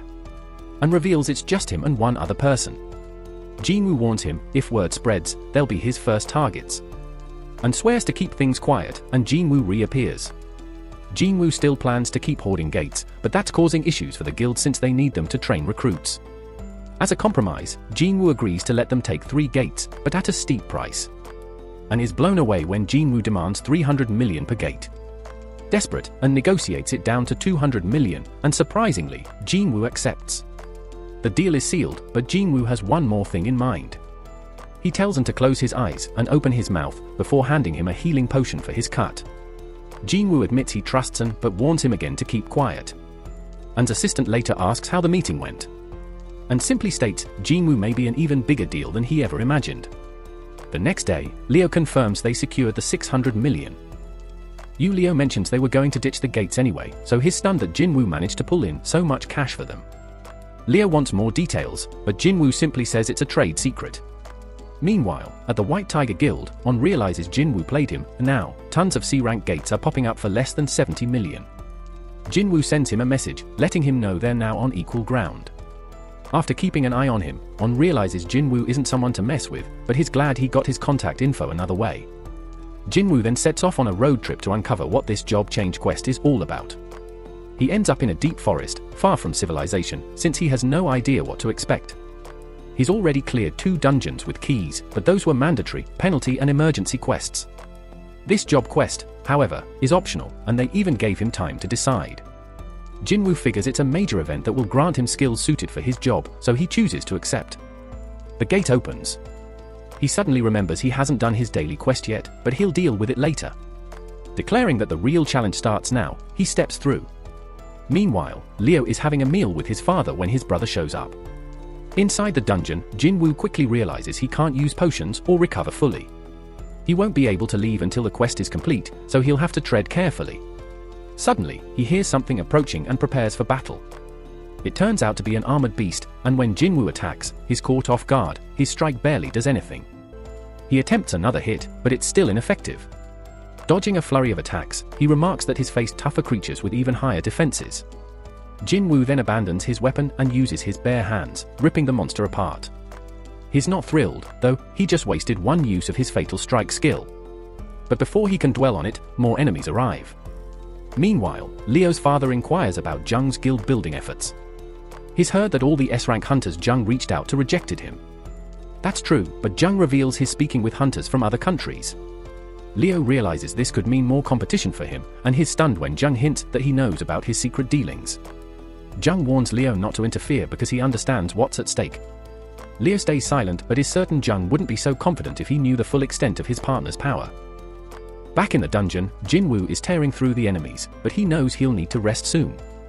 Just as he takes down another monster, he senses something, an enemy using stealth. To make things worse, a mage wielding light magic appears. It's oddly familiar, like he's reliving his past battles. First, an armored opponent, now enemies with stealth and magic abilities. The quest is proving far harder than he expected, but he isn't one to back down. Assessing the fight, he determines the best approach. The armored foe needs brute force, the stealthy one requires heightened perception, and the mage must be countered with intellect. Unfortunately, he hasn't invested much in intelligence. His fatigue is rising fast, and he knows he needs to end the fight quickly. Elsewhere, Mr. Choi meets up with the other hunters. They're ready to set out for Jojo Island. Back in the dungeon, Jinwoo defeats his opponents and finds a chest plate as his reward. He realizes he hasn't really focused on gear before. Equipping it, he's pleased to see it grants invisibility without affecting his movement. His level has risen, and he has gathered a solid collection of golden items. With his fatigue recovered, he pushes forward. Eventually, he reaches a massive door. The gust of wind that rushes out sends chills down his spine. Inside is an eerie throne room, and what he finds there shocks him. The sound and the overwhelming presence make his body recall something, a sensation just as terrifying as that double dungeon disaster. Jinwoo can't believe it. All that pressure, and it's coming from just one opponent. The enemy standing before him is a knight commander, and its name appears in red, Igris. Jin knew this dude wasn't like any enemy he had ever faced. Igris wasted no time, launching a blindingly fast attack. Jinwoo was stunned as he watched the knight slice through pillars like they were mere twigs. In an instant, Jinwoo was completely overpowered. The next hit sent him flying. He had no chance of keeping up. He was getting tossed around like a ragdoll, struggling to process just how monstrous this opponent was. Determined, Jinwoo unleashed a barrage of attacks, his speed insane, but his blade barely left a scratch on the knight's armor. He managed to block a single strike, only to be thrown backward. That's when he realized they were evenly matched in speed, but Igris was far stronger. This dude was dangerous, and Jinwoo wasn't sure he had any chance of winning without a proper weapon. Still, he had one idea: finding a way to deal damage through Igris's armor. He put away his dagger, and to his surprise, the knight discarded his weapon too. Meanwhile, Mr. Choi called the chairman, expressing his gratitude for approving the operation. The chairman warned him to be cautious, but Mr. Choi was already aware of the risks. This expedition wasn't about winning, it was about assessing the threat level. They were here to test the enemy's reaction. Mr. Choi remained focused, knowing the last raid on Jojo Island had never truly ended for him. Back in the dungeon, Igris wasted no time crushing Jinwoo. The knight tossed him around like a plaything, landing a series of devastating blows. Jinwoo was sent crashing through a wall, utterly shocked. He had blocked every hit, yet it still felt like he lost 500 HP. Thankfully, his armor had saved him. Without it, he'd already be dead. He had to admit, overpowering Igris was impossible, so he shifted tactics, relying on speed. Jinwoo dashed around, finally managing to push Igris back. He launched another flurry of attacks, but it became clear he couldn't land a clean hit. Igris countered every move and kept tossing him around. Even worse, Jinwoo noticed the knight's skill also boosted his defense. He was still getting wrecked, dragged back into the fight despite his best efforts. But Jinwoo wasn't giving up. His persistence paid off when he landed a precise kick to Igris's head. But instead of slowing down, the knight came back even harder. Jinwoo took another brutal beating, getting flung onto the throne as Igris loomed over him. Meanwhile, back home, Gina left dinner for Jinwoo before heading off to study. We also caught a glimpse of his mother resting in the hospital. But back in the battle, Jinwoo was in terrible shape. The knight raised his sword, ready to finish him off. Just as the final strike came down, Jinwoo moved, lightning fast, stopping the attack with a single hand. With unwavering resolve, he declared that he hadn't lost yet and shoved Igris backward. Summoning his dagger, he managed to stab the knight through a gap in his helmet. Jinwoo poured all his strength into pushing Igris back, slamming him into the wall. The knight attempted to seize Jinwoo's weapon, but he smirked. His dagger didn't switch owners. Instead, it returned to his inventory, ready to be summoned again. With one final effort, Jinwoo drove the blade deeper into Igris's skull. It wasn't enough. He needed more force. Summoning every last ounce of power, he delivered his strongest strike yet. Igris went completely limp. As Jinwoo withdrew his blade, a notification appeared: he had won the fight. He knew there was a massive gap between them in every aspect, and if he had made a single mistake, he would have been the one lying dead. His victory came with full rewards: a hefty 1.5 million gold, the S-rank helmet that Igris had worn, a rare runestone for a skill called Ruler's Hand, and an instant teleportation stone. Jinwoo inspected the helmet. It was top tier, offering stat boosts and 15% damage reduction. The stone, however, puzzled him. Unlike other items, it couldn't be stored in his inventory. Why was he getting it now? Something felt off. His suspicions were confirmed when a sudden shift in the dungeon occurred. Multiple portals burst open around him. A new notification popped up: his job change quest wasn't over. It was just beginning. Jinwoo was now in survival mode. A timer appeared, signaling the start of an endless wave of enemies. To advance, he needed to last as long as possible. But what did that truly mean? Jinwoo didn't have time to figure it out. The battle was far from over. He's relieved these enemies aren't on Aegis's level, because if they were, he'd be done for in seconds. Jinwoo is confident he can take them on, but damn, there's a whole army of them. Meanwhile, the other hunters take off toward Jojo Island. After some time, we're back with Jinwoo, still deep in battle. More enemies keep pouring out of the gates, and the real challenge here is to survive for as long as possible.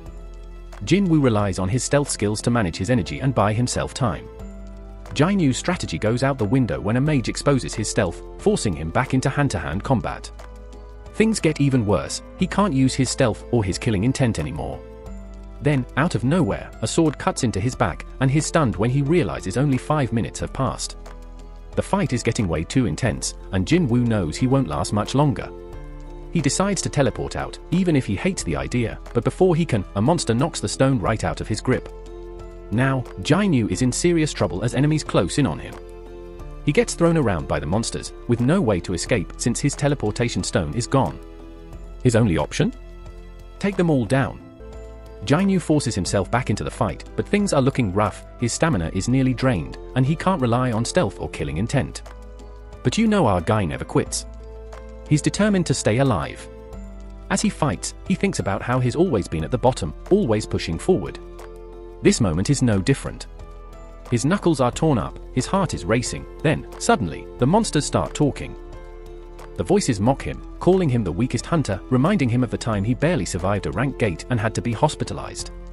Then, out of nowhere, his past self and two familiar figures, Song Ch and G, appear. They tell Jinwoo to stop pushing himself. His younger self speaks, telling him he's already come a long way and that should be enough. The old Jinwoo barely recognizes the new version of himself, taller, stronger, but insists the changes are only on the surface. Deep down, he's still weak and about to die again. The old self claims Jinwoo will always be an E-rank hunter, a dreamer who never knew his place. Jinwoo dodges attacks, but he's struggling. His younger self tells him he's getting what he deserves for thinking he was ready for a battle like this. Those words hit hard, making Jinu question if he's truly changed. Just then, a notification pops up, his daily challenge time is up, and he'll be penalized for not completing it. Lucky for him, that means he's being taken to the penalty zone. Jinwoo finally understands, luck plays a role in all of this. His younger self realizes that whoever is running this system isn't ready to let him die just yet. He accepts his fate, and Jinwoo gets transported to the penalty zone. When he arrives, he actually feels relieved. The penalty ended up saving his life. Still, he wonders if it's really luck or if the system itself is keeping him alive. He decides not to overthink it, instead drinking some potions to recover. Unlucky for him, a notification warns that if his injuries are too severe, potions won't restore his health, he'll have to either recover naturally or level up. Then, a group of those same monsters from before appears. Jinwoo reminds himself that as long as he survives, any pain he feels will only make him stronger. Back at home, Gina notices Jinwoo hasn't returned. She jokes that maybe he found himself a girl, then dismisses the thought and just hopes he remembers to show up for her guardian-teacher meeting. Meanwhile, Jinwoo takes down the monsters he once feared and restores his health by leveling up. With 10 minutes left in the penalty zone, he takes the opportunity to grab a new weapon, the Night Killer Dagger. It's a solid choice, dealing 25% extra damage to armor-type beasts. He also uses a rune he got from battling Aegis, unlocking an active skill called Ruler's Hand. To his surprise, the skill doesn't drain his energy and allows him to control objects without touching them. He remembers Aegis using something similar on his sword. Testing it out, he finds he's still too weak to move anything big. As time runs out, Jinwoo makes a decision: if he's going to survive, he'll have to rely on a little bit of luck to see him through. Jinwoo finds himself back in the dungeon, ready for another intense battle. As they move closer to Jojo Island, Choi detects multiple mana sources in the water, and what he witnesses in the dungeon leaves him completely stunned. Meanwhile, Jinwoo takes note of how well his Night Killer Dagger is performing, but something about the situation feels off. He continues eliminating the beasts, yet it doesn't quite seem like his attacks are making a difference. His concern shifts toward the mags, who are casting spells without directly engaging in combat. Then, it clicks: these mags are the ones responsible for opening the gates and summoning the knights. Acting on this realization, Jinwoo targets the mags and discovers that eliminating even one causes some knights to collapse. Seizing the advantage, he continues his assault, forcing the remaining mags into a defensive position behind the knights. Despite their attempts to hide, he eliminates another, leaving just 3 standing. In a last-ditch effort, the trio combines their magic, summoning a formidable golem. Recognizing the threat, Jinwoo moves to higher ground. Observing their miscalculation, summoning a single large creature instead of many smaller ones makes them more vulnerable. He swiftly dispatches the remaining mags, yet the golem remains active. Unfazed, Jinwoo unleashes his overwhelming strength, shattering the golem through sheer brute force. With that, all enemies are defeated, and a system notification announces the completion of his mission. Now, he has the option to advance to a higher class based on his performance. However, before he can make a decision, more messages flood in. They describe a path paved with corpses and the scent of blood, emphasizing the pursuit of absolute power. These notifications hint at an army bound to his command, and Jin Woo is utterly shocked when the system assigns him the Necromancer class. This revelation baffles him. Necromancers typically rely on intellect and magic, yet his build prioritizes physical strength, honed for an assassin-like combat style. Taking on this class seems counterproductive, rendering his efforts meaningless. Relieved to find an option to decline, he initially rejects the offer. But then, the system urges him to reconsider, emphasizing that this is a hidden class. Jin Woo hesitates, pondering whether it possesses unique abilities. He recalls how the mags manipulated summons, and the realization strikes, perhaps this job change wasn't random but orchestrated by the system itself. His intrigue grows. Mags may lack direct combat strength, but nothing dictates that a necromancer must fight from the rear. If class progression functions like stats, leveling up should also enhance his necromancy abilities, strengthening the shadow army mentioned in the messages. The idea of no longer battling alone excites him, and he ultimately accepts the class. Darkness erupts beneath his feet as the system finalizes the advancement process. Having excelled in his mission, he accumulates enough points to surpass the standard threshold. The power surge intensifies, lifting Jin Woo off the ground as the transformation completes. But what happens next is unexpected. He doesn't just become a necromancer. The system upgrades him directly to the Shadow Monarch class. Along with this, he gains unique class skills and ability points. Just as he thinks the process is over, anguished voices echo around him. Shadows rise from fallen monsters, and a new ability, Shadow Extraction, becomes available. To activate it, he must choose a command, and he settles on Arise. The moment he speaks, a surge of exhilaration rushes through him as the first members of his shadow army emerge. In addition to this ability, he gains Shadow Storage, allowing him to summon or dismiss these entities at will. However, extraction success depends on the strength and condition of the target. Experimenting further, he discovers that knights and mags appear in different ranks, sparking curiosity about whether high-ranking shadows retain their former power. Testing this theory, he attempts extraction on Igris. Despite his efforts, his initial attempts fail. Meanwhile, at the Hunter Association, Go Gunhee reminds Wu Jinchul that hunters can only grow stronger through reawakenings, which is why they train in combat and form alliances. Back in the dungeon, Jin Woo addresses Igris directly, acknowledging him as a warrior whose sole purpose is battle. Refusing to let such strength go to waste, he commands him to arise once more. This time, an overwhelming surge of power erupts from Igris' fallen body, and the extraction succeeds. Now able to name his highest-ranking knight, Jin Woo honors him by restoring his original title, Wigris. Elsewhere, Go Gunhee reflects on the unpredictability of reawakenings, hoping for a hunter capable of shattering all expectations. At that very moment, Igris and the rest of Jin Woo's newly formed shadow army kneel before him. Awestruck by the sight, Jin Woo acknowledges them as his loyal followers. Meanwhile, the other hunters finally arrive at Jojo Island. Choi examines a red ant from the previous catastrophic raid and is left in shock by his findings. The creatures are evolving. The revelation hits hard as he notices a terrifying new development: the ants have grown wings. The story shifts to Jin Woo oversleeping and being jolted awake by a call from Gina. Noticing his groggy voice, she instantly realizes he's still in bed and demands if he even knows what time it is. Checking the clock, Jin Woo sees it's already past 2 in the afternoon. Gina quickly reminds him about her parent-teacher meeting, prompting him to hurry. Later, Jin Woo arrives at the meeting, looking surprisingly well-dressed. Gina is caught off guard by how sharp he appears, making Jin Woo wonder if something is wrong. She reassures him that it's just unexpected, and he casually explains that showing up in casual wear wouldn't have been appropriate. Gina muses about how much people can change. As they walk through the school hallways, Jin Woo catches the attention of several girls, who whisper curiously about him. Gina, noticing this, teases him about still being single and offers to set him up with someone, but he brushes off the idea. During the meeting, Gina's teacher praises her, describing her as a model student with excellent academic performance, especially in mock exams. Confident that Gina could secure a place in medical school, the teacher advises Jin Woo not to pressure her too much. He agrees. Before concluding the meeting, the teacher brings up an interesting question: what would he do if Gina awakened as a hunter? Without hesitation, Jin Woo firmly states he wouldn't allow it. The teacher had expected this answer, but hints that she has a request. The scene shifts to Jin Woo meeting Sai, who is surprised to see him. He reveals that he is Gina's brother, and Sai quickly realizes that the teacher must have sent him to convince her to quit being a hunter. Sai refuses outright, stating that she has no intention of quitting or returning to school. Jin Woo points out that as an E-rank hunter, her opportunities to earn money are limited. While she may have made good money in the past, that was an exception. Frustrated, Sai tells him to leave if he's only here to lecture her, even throwing his rank in his face, reminding him that he's also just an E rank. Jin-woo, unfazed, calmly states that he's not here to lecture her or change her mind, he has a different reason for coming.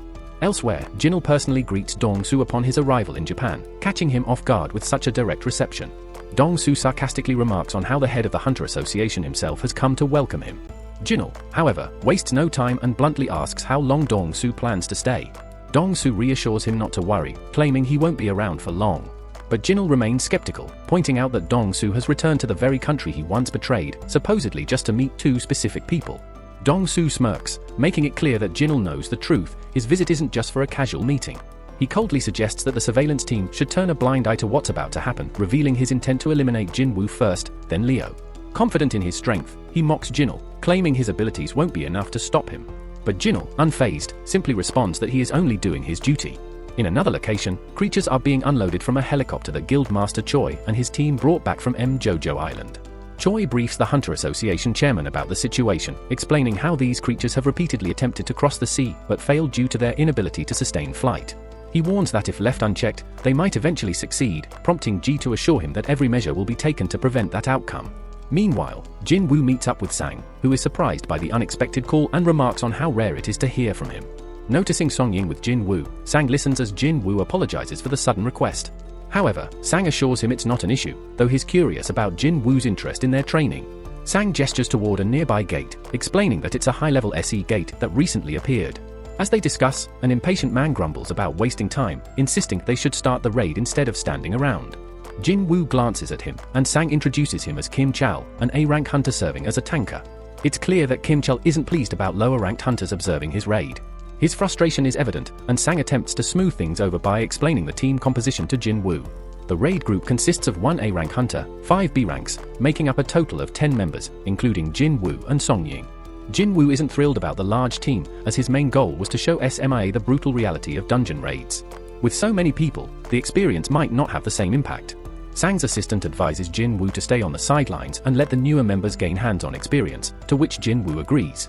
As the team enters the gate, Jin-woo immediately senses something is off. He notices the gate behind them behaving strangely as it starts to glow red. Realizing the situation, he quickly attempts to escape, managing to squeeze his head out just in time to warn Sang to contact the assault team. However, the gate forcefully pulls him back inside before he can fully get out. Alarmed, Sang swiftly contacts Beck, informing him of the red gate, and Beck immediately moves to assist. Inside, Jin-woo and the group find themselves in an endless snowy landscape. To their shock, the gate has completely vanished, causing panic as they wonder how to escape. Kim Chal steps forward, explaining that they are trapped inside a red gate. A confused SMIA asks what that means, prompting Jin-woo to clarify that unlike normal gates, red gates cut off all contact with the outside world upon entry. The only way out is to defeat the boss or wait for the dungeon to collapse, as external interference is impossible. He also warns that the area will be crawling with dangerous magical creatures. Suddenly, a barrage of arrows rains down on them. One hunter is struck and killed instantly, but Jin-woo reacts swiftly, catching a second arrow aimed at SMIA and shielding her. She is stunned by his speed, and the team realizes they are surrounded by ice elves. Jin-woo quickly notes that the elves remained undetected due to their distance and had targeted the group's weakest members. He acknowledges that if this had happened 2 months ago, he wouldn't have survived. Before they can react further, the ice elves retreat, leaving SMIA bewildered. Jainu explains that ice elves are relentless hunters, feared for their brutal efficiency and known among other hunters as ice slayers. Kim Cho then asserts control over the group, making it clear that no outside help will arrive. He demands that everyone follow his orders if they want to survive. Acknowledging that he can't manage the entire group alone, he suggests splitting into 2 teams, believing it will improve their survival odds. He warns that staying in one spot risks freezing to death and insists that those who go with him will be safe. Most of the group agrees to follow Kim Cho, but he immediately singles out the weaker members, refusing to take them. He justifies this by claiming their presence would slow everyone down. He then explains that time in this dungeon moves differently, 1 day here equals an hour outside, and that it could take months to either defeat the boss or wait for the dungeon to collapse. He labels those he's leaving behind as dead weight but promises to return for them once the boss is dealt with. One girl, however, decides to stay with Jainu instead. Kim Cho considers this a foolish decision, but she is convinced he overlooked an earlier event. She quietly whispers to Jainu, noting that she saw his reflexes in action before and suspects he is much stronger than he appears, perhaps even a rank or more above what he claims. Jainu neither confirms nor denies her suspicion. Kim Cho confidently takes the main road, assuming it is the best path. Meanwhile, Jainu leads his team through the forest. After some time, Kim Cho's group notices deep claw marks on the trees. Recognizing the signs, he declares they have entered Ice Bear territory and smugly comments that the weaker team won't last long. Soon after, they sense danger. Ice bears are nearby. The group quickly finds themselves surrounded. One of the massive creatures charges at them, but Kim Cho blocks the attack with his shield before slicing the bear in half with his axe. Without hesitation, he moves to engage the other two bears, his confidence unwavering. Meanwhile, Jainu's group also encounters similar claw marks. The girl warns that they are in ice bear territory and suggests turning back to avoid a confrontation. However, Jainu disagrees, suggesting instead that they move further in. He explains that since ice bears dominate this area, they won't have to worry about stronger predators, such as the elves waiting outside. After considering his logic, the girl realizes he's right. No other creatures would dare enter ice bear territory. As they move forward, the air grows colder. Jainu pulls coats from his inventory using subspace magic and hands them out to the group. They are astonished by his ability and gratefully put on the warm clothing. Still curious, the girl asks who he really is. Jainu avoids answering directly, instead reminding her that he brought her here, so it's his duty to protect her. However, he requests that they refrain from further questions. Just then, a massive ice bear emerges from the shadows. Without hesitation, Jainu steps forward, changes his title to Wolf Assassin, and prepares for battle. Meanwhile, outside the gate, Bake observes the eerie red glow, instantly recognizing it as a dangerous anomaly. He doubts that anyone aside from high-ranking hunters could endure its perils. Placing his hopes on Kim Chol, he believes that a strong enough leader might give the team a fighting chance. However, Sag informs him that besides the official assault squad, others have also ventured inside, including Jinwoo. Intrigued, Bake asks about Jinwoo's rank, and Sang responds that he is officially classified as an E rank, though there are suspicions that he may have undergone a reawakening, though he himself has never confirmed it. Despite this, Bake remains doubtful about Jinwoo's survival prospects. Just then, Donggu arrives with Gel, and Bake is visibly displeased by his presence, questioning why he is here instead of in America. Ignoring the question, Donggu instead challenges Bake, demanding an explanation as to why a low-ranked hunter, who isn't even affiliated with their guild, was allowed entry. It's clear that he's referring to Jinwoo, leaving Bake puzzled about how Donggu even knows of him. Donggu scoffs at the red gate, believing that Jinwoo will likely perish before he gets a chance to meet him. Jinul, observing Donggu's frustration, notes that Jinwoo is lucky to be inside the gate, avoiding an immediate confrontation. However, he still doubts Jinwoo's ability to make it out alive. Inside the gate, Jinwoo slaughters the last of the ice bears, earning yet another level up. His team and the girl watch in stunned silence, questioning his true identity, though he remains tight-lipped. Later, as they gather to eat roasted bear meat, everyone is astonished at how effortlessly he took down so many monsters on his own. However, the girl warns them not to relax just yet, suspecting that the creature's lair must be close. Meanwhile, S is perplexed by Jinwoo's behavior, wondering why he would choose to train after an exhausting battle. As she voices her thoughts, the others agree that he is unlike anyone they've met. Elsewhere, Jinwoo stands at the entrance of the ice bear's lair, eager to test his shadow army. He summons them, watching as they charge forward. The shadows cut down the beasts with ease, though some of the monsters retaliate fiercely, tearing through portions of the army. However, the shadows regenerate quickly, drawing on Jinwoo's mana, and return to battle. The mags in his ranks provide powerful support, exceeding his expectations, but he notes that maintaining them consumes a considerable amount of energy. Suddenly, the massive leader of the ice bears emerges. With a single devastating blow, it obliterates his entire shadow army, draining a significant amount of his mana in the process. Unable to restore his fallen soldiers, Jinwoo summons Igris. The Shadow Knight steps forward confidently, unfazed as the bear charges. With swift movements, Igris dodges and delivers a clean, precise slash. The beast tries one last desperate attack, but Igris swiftly beheads it.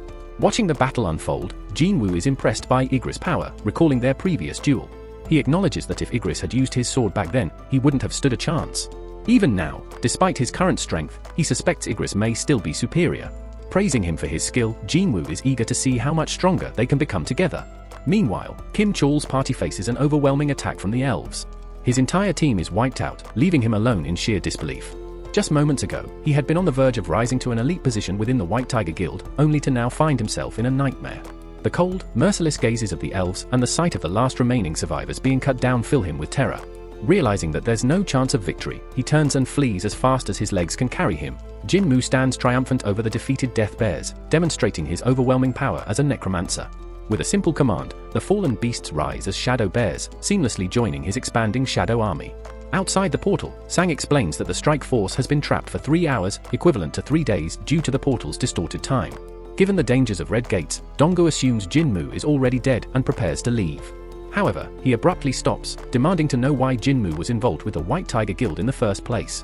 Sang casually replies that Jinwoo is merely an observer accompanying them on a C-rank mission. While Sang believes this explanation should suffice, Donggu shocks everyone by suddenly grabbing him by the throat. Donggu isn't fooled. He knows Sang has a keen eye for identifying potential new talents among hunters. At that moment, Beck steps forward, transforming as he commands Donggu to stop. Instead of backing down, Donggu grows more enraged, dismissing Beck as nothing more than a big fish in a small pond. The two elite hunters then unleash their power, sending shockwaves of terror through those around them. Sang grows increasingly worried, fearing an all-out S-rank battle could devastate the entire area. Despite the concern, tensions boil over, and the two hunters finally clash. Inside the portal, Kim Cha breathes a sigh of relief after escaping from the elves, only for that relief to turn into horror when he stumbles upon the mangled corpses of the death bears. The gruesome sight terrifies him, and he struggles to comprehend how the lower-ranked hunters he abandoned could be responsible for such destruction. His mind races, suspecting that the ice layers might be the true culprits, prompting him to flee deeper into the forest. Outside the gate, Donggu is momentarily impressed when Jinul intervenes, successfully preventing the S-rank battle from escalating. So Guy all humbly admits that the only reason his arms remain intact is that the two S-rank hunters restrained themselves at the last second. Jinul reassures Donggu that Jinmu is nothing more than an E-rank hunter, explaining that his evaluation 2 months ago found no reason to think otherwise. Additionally, Jinul states that the investigation into Donggu's brother's death revealed that a magic beast was responsible. However, Donggu dismisses this as a convenient cover-up, convinced that if Jinmu isn't the killer, then the true culprit must be the wealthy Leo. Jinul questions why Donggu is targeting Jinmu if he believes him to be innocent, but Donggu's response is chilling. He doesn't need a reason. It's just an excuse. An excuse to kill. Before the conversation can continue, Donggu is called away, muttering that Jinmu is fortunate. Sang watches him leave, reflecting on how no one truly understands the depth of Jinmu's power the way he does. Despite the dangers of the Red Gate, Sang remains confident Jinmu will survive.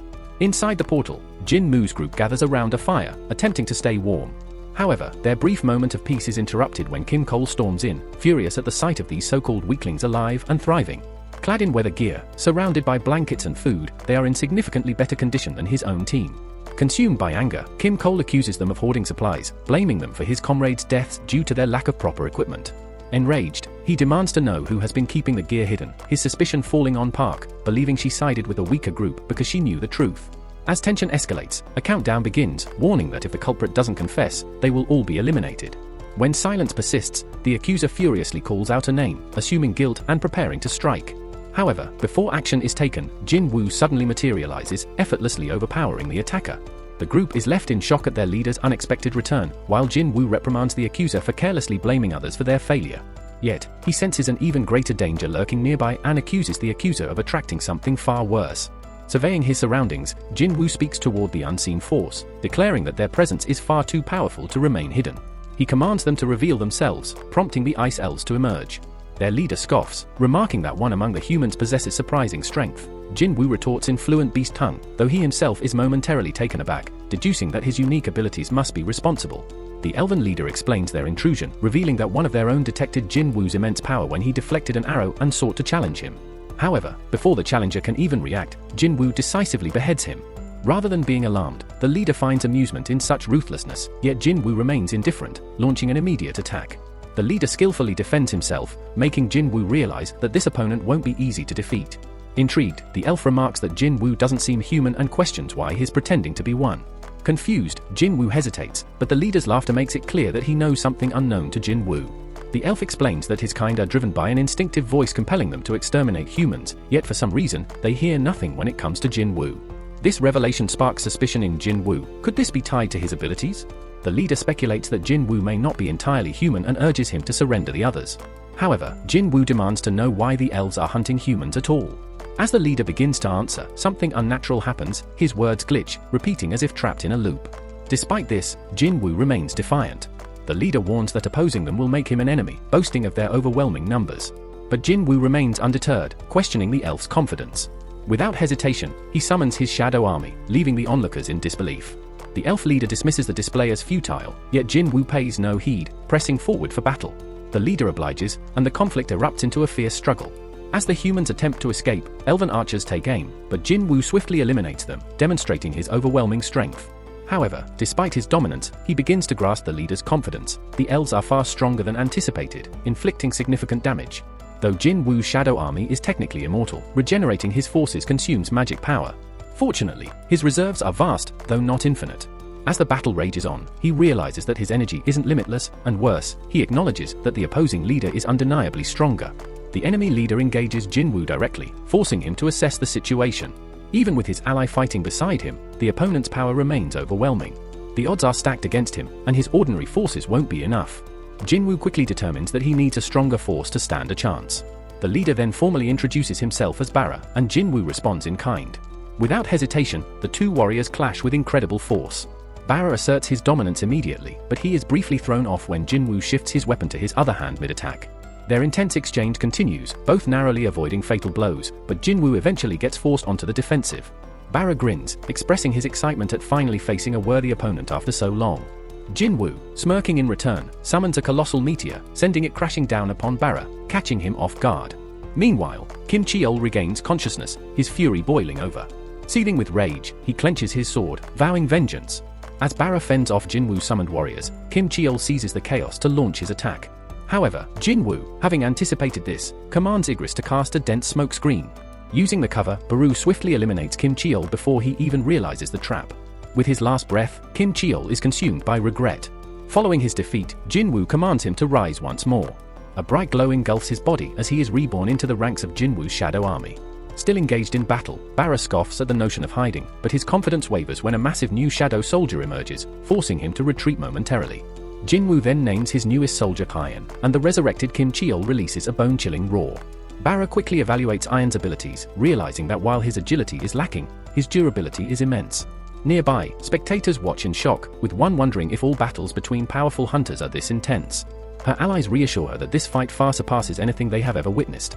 As Iron holds his ground, Bara grows impatient and demands that both Jinwoo and Igris join the fray. Jinwoo smirks and accepts the challenge, setting off an intense 3-on-1 battle. Bara's overwhelming power is fully displayed as he fends off Jinwoo, Igris, and Iron simultaneously.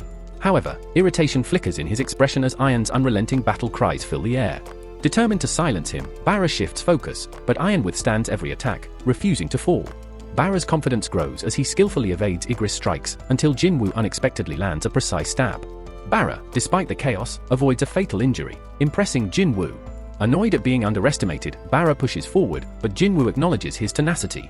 As the clash intensifies, Jinwoo takes a brief moment to glance at the battlefield beyond. Bara, suddenly remembering his army, turns, only to be met with a horrifying sight. Jinwoo's shadow army has annihilated his entire force. Despite the grim reality, believing that taking down Jinwoo will be enough to change the tide of battle.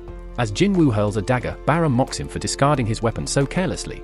However, he underestimates Jinwoo's control. Jinwoo recalls the dagger midair with perfect precision. Bara barely blocks in time, but his weapon is destroyed in the process. Jinwoo seizes the opportunity, commanding Iron to pin down Bara. Immobilized, Bara becomes the target of an enormous fire attack, unleashed by Jinwoo's magic soldiers. Yet, even after the devastating strike, Bara refuses to fall.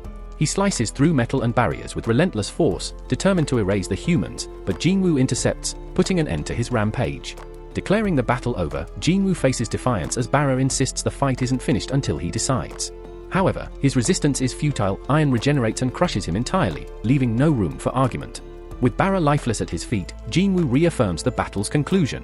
The ground rumbles, but it's merely Iron securing their triumph. Jinwoo reprimands him, urging restraint, silently hoping this doesn't become a habit.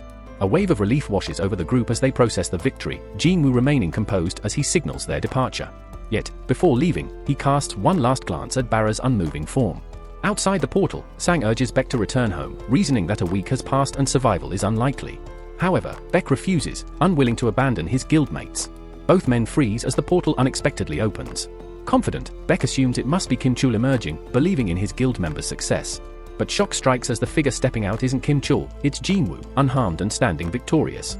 The gate closes behind him, leaving Beck questioning Kim Chul's fate. When he learns that only a lower-ranked hunter survived, he's disturbed, his mind racing over what transpired. Seeking answers, Beck approaches Jinwoo, but exhaustion is evident in Jinwoo's demeanor as he directs Beck to inquire elsewhere. Taken aback, Beck interprets this as outright defiance. Shocked by Jinwoo's audacity, it wasn't a suggestion, but an order. The tension escalates as Beck asserts his duty to uncover what happened, given the 6 missing guild members. However, Jinwoo remains unmoved, pointing out that he was the one who saved the 2 survivors and deserves gratitude instead. Realizing the truth in Jinwoo's words, Beck reins in his frustration, offering an apology. With the situation diffused, Jinwoo departs with Psy. As he leaves, Beck turns to Park, questioning Jinwoo's uncharacteristically sharp attitude. Park explains that Jinwoo only changed after defeating the boss. Sang speculates it's exhaustion, insisting Jinwoo is usually kind. Intrigued, Beck instructs Sang to find a way to recruit him into their guild. Later, Jinwoo escorts Song-ai home, receiving her gratitude as she expresses her hope to see him again. Walking away, he reflects on the ordeal, disappointed that despite all the effort, less than a day had passed outside the gate. His only reward, a single dagger, felt underwhelming. He concludes that Barra must have been far too advanced to yield better loot. His thoughts drift back to his attempt at reviving Barra as an immortal soldier. Despite 3 tries, he failed, but he takes comfort in gaining iron. Yet, a darker realization lingers. This marks the 3rd time he has taken human lives. The next day, Jinwoo meets Leo, immediately taken aback by Leo's extravagant attire. Preparing for their mission, Jinwoo informs Leo they need to pick up someone first. That someone turns out to be S, much to Leo's surprise. Observing the casual rapport between Jinwoo and S, Leo grows suspicious. When Jinwoo nonchalantly asks Song-ai if she managed to rest, Leo misreads the exchange, growing wary of Jinwoo's true intentions. Leo reminds his companion that Sona is underage, but Jin brushes it off, completely unaware of Leo's misunderstanding, which only heightens Leo's concern. Sometime later, Leo watches in awe as Jin's warriors effortlessly wipe out a group of monstrous creatures. Leo has no clue where these powerful beings came from, prompting Jin to recall that Leo hasn't seen them before. Jin then explains that they're a manifestation of one of his formidable abilities. However, Leo struggles to comprehend that such overwhelming power is even possible. With the battle won, Jin commands his forces to start mining the area for valuable resources. Feeling useless compared to their efficiency, Leo pleads for a chance to at least gather the magic-infused gems. Jin, not one to hoard everything for himself, allows one of his warriors to share the task. Meanwhile, in another part of the world, a lone man stands amidst the wreckage of a destroyed vessel. A terrified soldier pleads for his life, but the man calmly reassures him. The issue is that they don't speak the same language. After switching to broken English, the man clarifies that he's human and only wishes to return home. Back with Jin, he and Leo celebrate the completion of the 19 raids they had agreed upon. Now that the raids are done, Leo's next step is to pass a written test at the association to earn his guildmaster's license. Once he has it, he'll finally have the leverage to negotiate with his father. As for Jin, he reveals that he plans to travel for a while. Leo assumes Jin is trying to get away from him, but Jin, a bit tipsy, denies it. However, Leo has always been accustomed to being cast aside, particularly by his older brother, who, being a decade older, never shared any real sibling moments with him. In contrast, Jin has supported Leo so much that Leo wistfully admits he wishes Jin were his brother instead. Moved by Leo's words, Jin pours 2 drinks and declares that from this moment on, he'll consider Leo his little brother. This unexpected moment leaves Leo stunned, but deeply touched. Meanwhile, the mysterious man from the shipwreck has been detained, and investigators are discussing his origins. He claims to be a foreign hunter who was trapped inside a dimensional rift for a decade and only recently found an exit, which led him to a gate in America. The investigators remain skeptical, worried he might be a humanoid magical creature. To verify his identity, they summon a high-ranking hunter for questioning. That hunter is none other than Donggu, and they're currently waiting for him to interrogate the man, whose only known detail is that his name is Illinois S. Later, Jin informs his sister Gina that he'll be away for a week. Knowing how busy he has been, she playfully asks who he'll be traveling with. Annoyed by the question, Jin flatly responds that he'll be going with a friend and leaves it at that. Not long after, he arrives at the entrance of the demon castle, reminiscing about how much he has grown since he barely survived his battle against Cerberus at level 20. But now, with his level tripled, he feels confident that this challenge will be different. Using a special key from his system, Jin unlocks the gate and enters the castle. Reviewing his quest objectives, he learns that his mission is to collect demon souls. However, Jin is stunned to find that the system requires a staggering 10,000 souls, an amount he can hardly believe exists within the dungeon. Despite the daunting task, Jin remains focused on his true goal, obtaining the ingredients for the elixir of life to heal someone dear to him. No matter how many demons stand in his way, Jin is determined to complete this mission at all costs. Elsewhere, Leo discusses the future of the guild with his father, Han. Aware that his older brother is also seeking leadership, Leo disagrees with his rival's approach. He argues that bringing in an outsider to oversee the guild is too much of a gamble. However, Han redirects the conversation to Jin Woo, criticizing Leo for associating with him. Han points out that Jin Woo was present at 3 major incidents: the disastrous double dungeon, the raid where an entire team perished, and the case involving the surveillance team and convicted criminals. Despite the high-risk nature of these events, Jin Woo somehow survived each one. Han also acknowledges that Jin Woo played a crucial role in helping Leo complete 19 raids to secure his guild master license and was instrumental in the Red Gate crisis, where he led survivors to safety. Han accuses Leo of gaining an unfair advantage by relying on Jin Woo's strength. Though Leo admits his tactics weren't conventional, he insists that his leadership is what the guild needs. To Leo's surprise, Han unexpectedly gives his approval for him to take over, on one condition. Han demands that Jin Woo be recruited into their guild. He reveals that the White Tiger Guild has been attempting to bring Jin Woo into their ranks since the Red Gate event, recognizing his extraordinary potential. If Leo truly wants to lead, Han challenges him to secure Jin Woo's loyalty first. Determined, Leo accepts the challenge, promising to make it happen. Meanwhile, inside the demon castle, Jin Woo reflects on his battles. Despite eliminating numerous demons, he finds himself unable to extract their shadows for his army and struggles to understand why. He has taken down a staggering number of foes, yet his efforts seem fruitless. Just then, he receives an entry permit for the next floor, and a glowing marker signals the way forward. Jin Woo marvels at the immense scale of the dungeon. It's practically an entire city encased within a single structure. The sheer amount of walking, however, is becoming exhausting. Fortunately, Jin Woo summons his bear-like beast to carry him, and the creature charges ahead, cutting down waves of demons with ease. Impressed by its raw power, Jin Woo decides to name the beast Tank. Elsewhere, a group of admirers watch Cha with awe, fascinated by her skills. She recalls a conversation with Mr. Choi regarding the flying ant reports. While she believed the information should be made public, Mr. Choi insisted that doing so would only create unnecessary panic. Instead, he advised that their guild focus on becoming stronger, as they already hold the position of the largest domestic organization, and power is essential for further expansion. Back in the dungeon, Jin Woo continues his relentless advance. When he first received the key to this place, he feared it might be an S-rank challenge, but so far, the demons he's encountered have been closer to high B rank. However, their numbers are overwhelming, and they grow stronger with each floor. By only defeating the necessary enemies to progress, Jin Woo maintains a steady pace.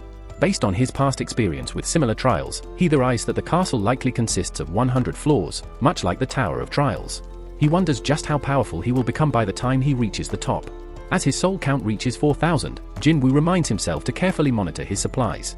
He also recalls his promise to Gina to return within a week, turning this into a race against time. Eventually, after an intense series of battles, he gathers 10,000 souls, successfully completing the main requirement of the quest. However, his journey is far from over. As he advances, he comes across a group of formidable creatures, with the leader's name appearing in red text, signifying extreme danger. The monster, known as Vulcan, is the boss of the lower floors. Meanwhile, Sang searches for Jin Woo but finds out from Gina that her brother is supposedly on a trip. However, Sang isn't convinced. There's no record of him participating in a raid or leaving the country, and the last trace the association has of him is right in the heart of the city. With no solid clues, they can only speculate about his whereabouts. Inside the dungeon, Jin Woo announces that he'll personally handle the leader while instructing his forces to eliminate the remaining demons. His soldiers waste no time, swiftly wiping out the enemy horde. With more points allocated to his intellect stat, Jin Woo can now summon a larger army and sustain them more efficiently.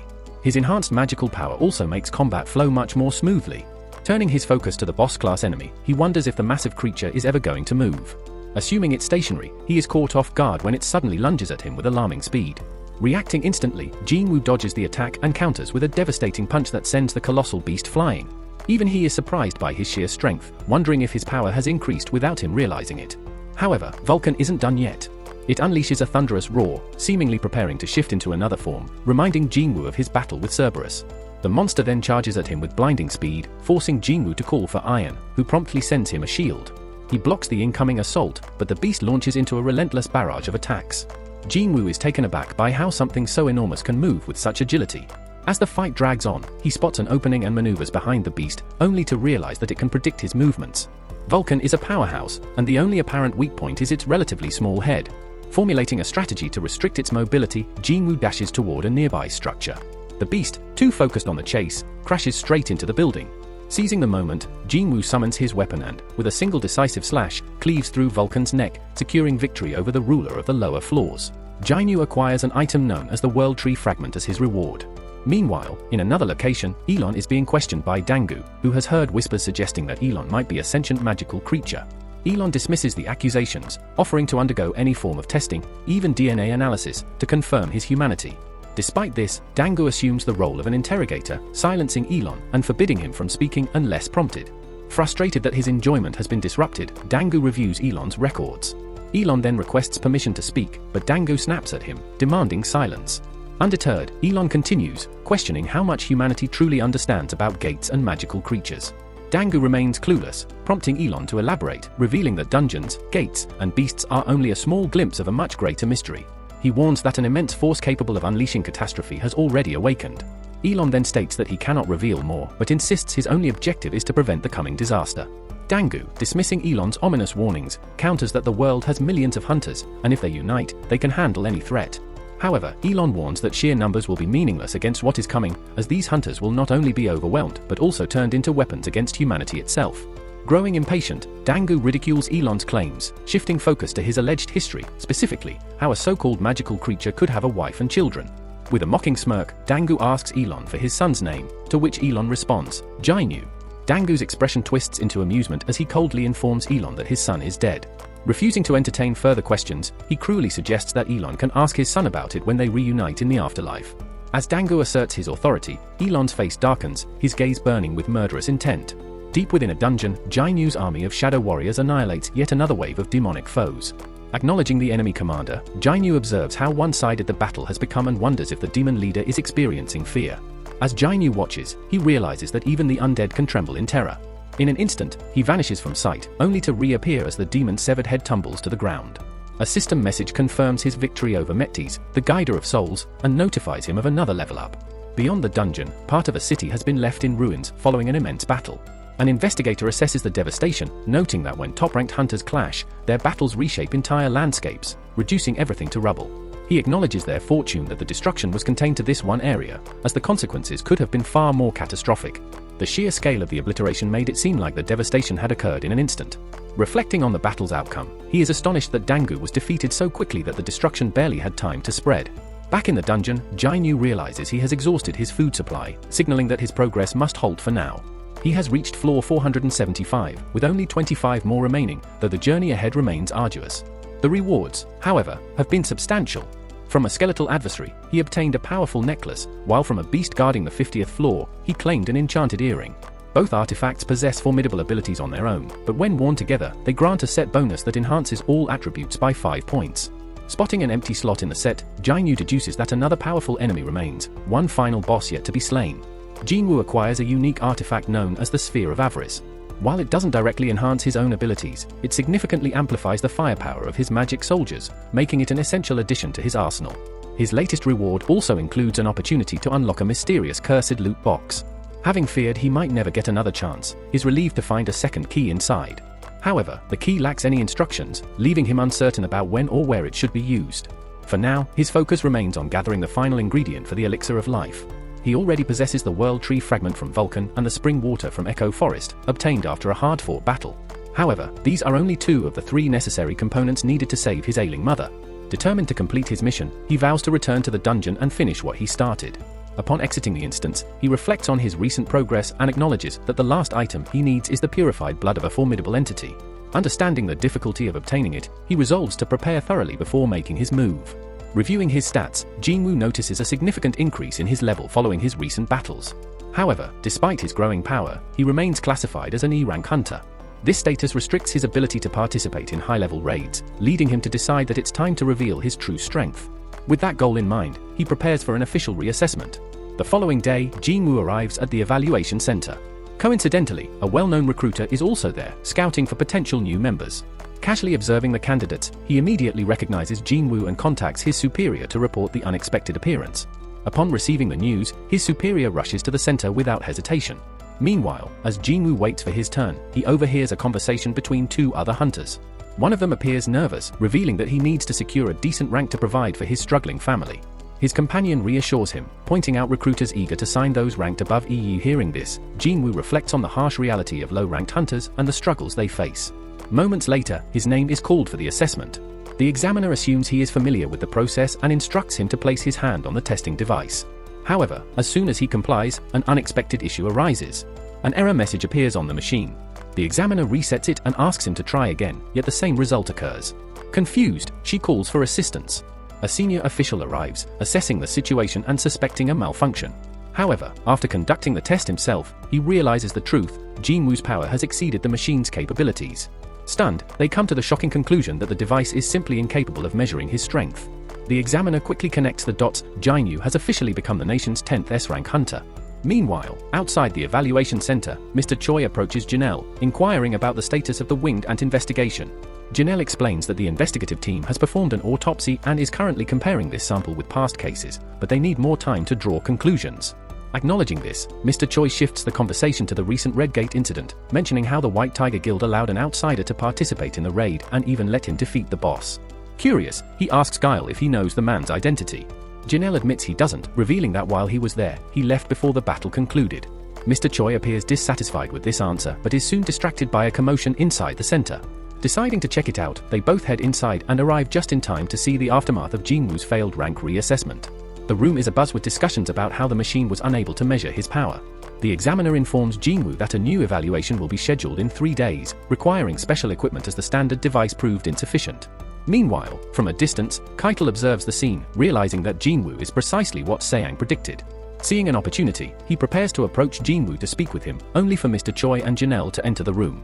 Jinwoo immediately recognizes Mr. Choi, widely known as the nation's top fire mage.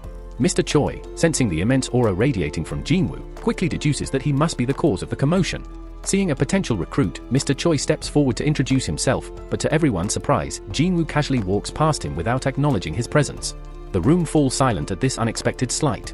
Confused, Mr. Choi turns to Janelle, asking if he had failed to make the proper introduction, but Janelle assures him he did. Jinwoo simply ignored it. Before anyone can react further, they realize Jinwoo has disappeared, leading to speculation that he must possess stealth abilities. Moments later, Vic arrives at the center, breathless from rushing over. Seeing his urgency, Mr. Choi quickly puts the pieces together. Jinwoo must be the hunter who cleared the red gate. This realization confirms his growing belief that Jinwoo is on a completely different level. Deciding not to press the issue for now, Mr. Choi leaves, while Vic remains in stunned silence, troubled that of all people, Mr. Choi was the one to uncover this truth. That night, Jinwoo sits beside his mother's hospital bed, quietly watching over her before stepping out of the room. Before leaving, he softly tells her to wait for him just a little longer. Outside, he unexpectedly runs into Guile, who greets him with an admission. Jinwoo has completely changed his perspective. Guile explains that his role in the surveillance division is to monitor hunters and ensure those who break the law are brought to justice. Until now, he had always trusted his judgment, but Jinwoo shattered that certainty. As Jinwoo heads for the exit, he asks if he's under surveillance as well. Guile reassures him that they are not monitoring him as a criminal, but remarks that even the surveillance division has no control over S-rank hunters. Jinwoo gives a brief nod and continues walking, but before he can leave, Guile stops him with a final remark: there is someone who wants to meet him. Shortly after, Goni, the chairman of the Hunter Association, arrives on the scene. He introduces himself and invites Jinwoo for a casual yet important discussion. His tone is warm as he congratulates Jinwoo on officially attaining S-rank status. Jinwoo, visibly puzzled, prompts Goni to elaborate. With a knowing smile, Goni clarifies that the reassessment was merely a procedural step. The moment the measuring device failed to gauge Jinwoo's abilities, his S-rank status was already certain. Curious, Jinwoo questions why the reassessment was necessary if his rank was predetermined. Goni responds that it gave the association a strategic advantage, a brief window to approach Jinwoo before others could. Expanding on this, Goni explains that while the association oversees countless hunters, only a handful reach true excellence. Many elite hunters opt to join guilds, chasing wealth or prestige. He points out that even Guile, one of their strongest, holds only an A rank, leaving the association in desperate need of someone stronger. Without hesitation, Goni offers Jinwoo a top-tier role within the association. He reveals a stark truth: the government no longer holds true authority. Instead, the hunters shape the nation's power structure. At the center of this shifting dynamic are 5 dominant guilds, each maintaining a fragile equilibrium. If Jinwoo were to join any one of them, that balance would collapse. Instead, Goni proposes an alternative: Jinwoo should align with the association and elevate it into a new, 6th force, one powerful enough to counter the guilds. With interest piqued, Jinwoo carefully considers the offer. Observing Goni, Jinwoo takes note of his formidable presence. As the first S-rank hunter in the nation, Goni exudes an intimidating aura. Despite his advanced age of over 80, his sheer power remains evident. Though he no longer participates in active combat, his strength still commands respect. Jinwoo acknowledges that accepting the offer could change his path entirely, but in the end, he declines. Goni initially assumes that, like many others, Jinwoo is prioritizing financial gain. However, Jinwoo surprises him with a different reasoning: his true passion lies in combat. He expresses that dungeons are where he feels most alive. Hearing this, Goni experiences a rare thrill, a sensation he has not felt in years. With a hint of nostalgia, he muses that had he been younger, he would have relished the chance to fight alongside someone like Jinwoo. Realizing that Jinwoo's mind is set, Goni refrains from pressing further. Jinwoo expresses his gratitude for the offer before departing. As he walks away, Goni reflects on his own limitations. Even the most advanced S-rank healers cannot reverse aging, leaving him bound to a body past its prime. Accepting this reality, he instructs his assistant to clear his schedule for the day. Meanwhile, Jinwoo shifts his focus to the challenges ahead. His top priority is growing stronger as fast as possible. His mother's life depends on it. Determined, he presses forward with no time to waste. Across the ocean in the United States, Donggu regains consciousness in a hospital bed, his body still recovering from his recent battle. The deputy director arrives, seeking clarification on a critical matter. He asks whether Elon Andang is truly a magical beast. Without hesitation, Donggu confirms, whatever power Elon wielded, it was beyond human capabilities. Satisfied with this confirmation, the deputy director prepares to leave. However, Donggu stops him, demanding to know what measures are being taken against Elon. The deputy director explains that while they are monitoring him, success is uncertain. After all, Elon defeated Donggu, one of their strongest. Left alone, Donggu recalls the chilling moment of his defeat when Elon warned him to stay away from his family or suffer unrelenting vengeance. Even in death, there would be no escape. Fueled by rage and humiliation, Donggu resolves to prepare for a rematch, realizing that he needs a powerful artifact to stand a chance. It is explained that artifacts in this world are man-made relics of immense power, highly sought after by hunters. Even the most skilled craftsmen struggle to create them. Meanwhile, Junwoo browses through artifacts on an online auction, but nothing catches his eye. Everything of value is absurdly expensive. He knows he must be fully prepared before tackling the demon-infested fortress. He inspects the Sphere of Avarice, which doubles magical damage. While some market items can boost magic power by 20 to 30%, nothing else outright doubles it. He realizes that selling the sphere could bring in an enormous sum, but its origins would be questioned, especially since he is only ranked E. If he had records of clearing high-level raids, selling it would be easier. However, as an E-rank hunter, joining such raids is forbidden. Just then, his search leads him to a job listing from the Hunter Guild. They are hiring miners for a large-scale expedition, with no rank restrictions. Meanwhile, GY reviews Junwoo's file, noticing how drastically he has changed in just 4 months. Suspicious, he wonders if Junwoo is a false ranker. However, Janelle assures him otherwise, explaining that Junwoo sustained multiple injuries while struggling through low-level dungeons. He further reveals that Junwoo became a hunter to support his sick mother and fund his sister's education. GY, impressed by his dedication, learns that Junwoo recently joined the guild's raid mission. GY assumes the sign-up bonus tempted him, but Janelle corrects him. Junwoo joined as a miner, not part of the combat team. GY is puzzled, unable to determine Junwoo's true intentions. At the gate site, Junwoo is accepted as a miner due to his sheer strength, which rivals even combat-type hunters. He learns that large-scale gates, such as rank A1s, require multiple teams: the assault team for combat, the mining team for mana stone extraction, and the recovery team for collecting monster remains. With so many roles, the rewards are considerable. Inside the dungeon, the guild master, Mr. Cho, battles monsters solo, incinerating them with his powerful fire magic while the tanks shield the team from the flames. The creatures are burned to ash as Mr. Cho presses forward, effortlessly hunting down the rest. Shortly after, the assault team exits the dungeon. Observing them, Junwoo assumes they left only the boss alive to keep the gate open. He realizes how powerful Mr. Cho must be to clear a rank A gate without difficulty. The miners then gossip about the Hunter Guild's second-in-command as she steps out of the gate, Chaha. Junwoo immediately senses her overwhelming presence. For a brief moment, she seems to pick up on his aura before the sensation fades. She wonders if it was just her imagination. Junwoo, impressed by her sharp instincts, shifts his focus back to his task. The miners step through the gate, swiftly beginning their extraction of mana stones. While most are focused on their work, Jinwoo's curiosity drifts toward the dungeon's boss, wishing he could catch a glimpse of it at least once. He overhears whispers among the miners about his E rank but dismisses their chatter as nothing out of the ordinary. As he starts working, his sheer physical strength draws attention, causing some to question whether he truly belongs in the lowest rank. After some time, the leader announces a break, prompting the miners to exit the dungeon. However, Jinwoo chooses to stay behind, determined to finish his section first. The leader offers him a chance to join them, but he declines, prioritizing his task. Once the others have left, a sharp glint appears in his eyes. This is his opportunity to sneak a peek at the boss. Without hesitation, he dashes toward the boss chamber, wondering how powerful the creature inside might be. He knows engaging it would be disastrous for the guild, yet he can't suppress the thrill rising within him.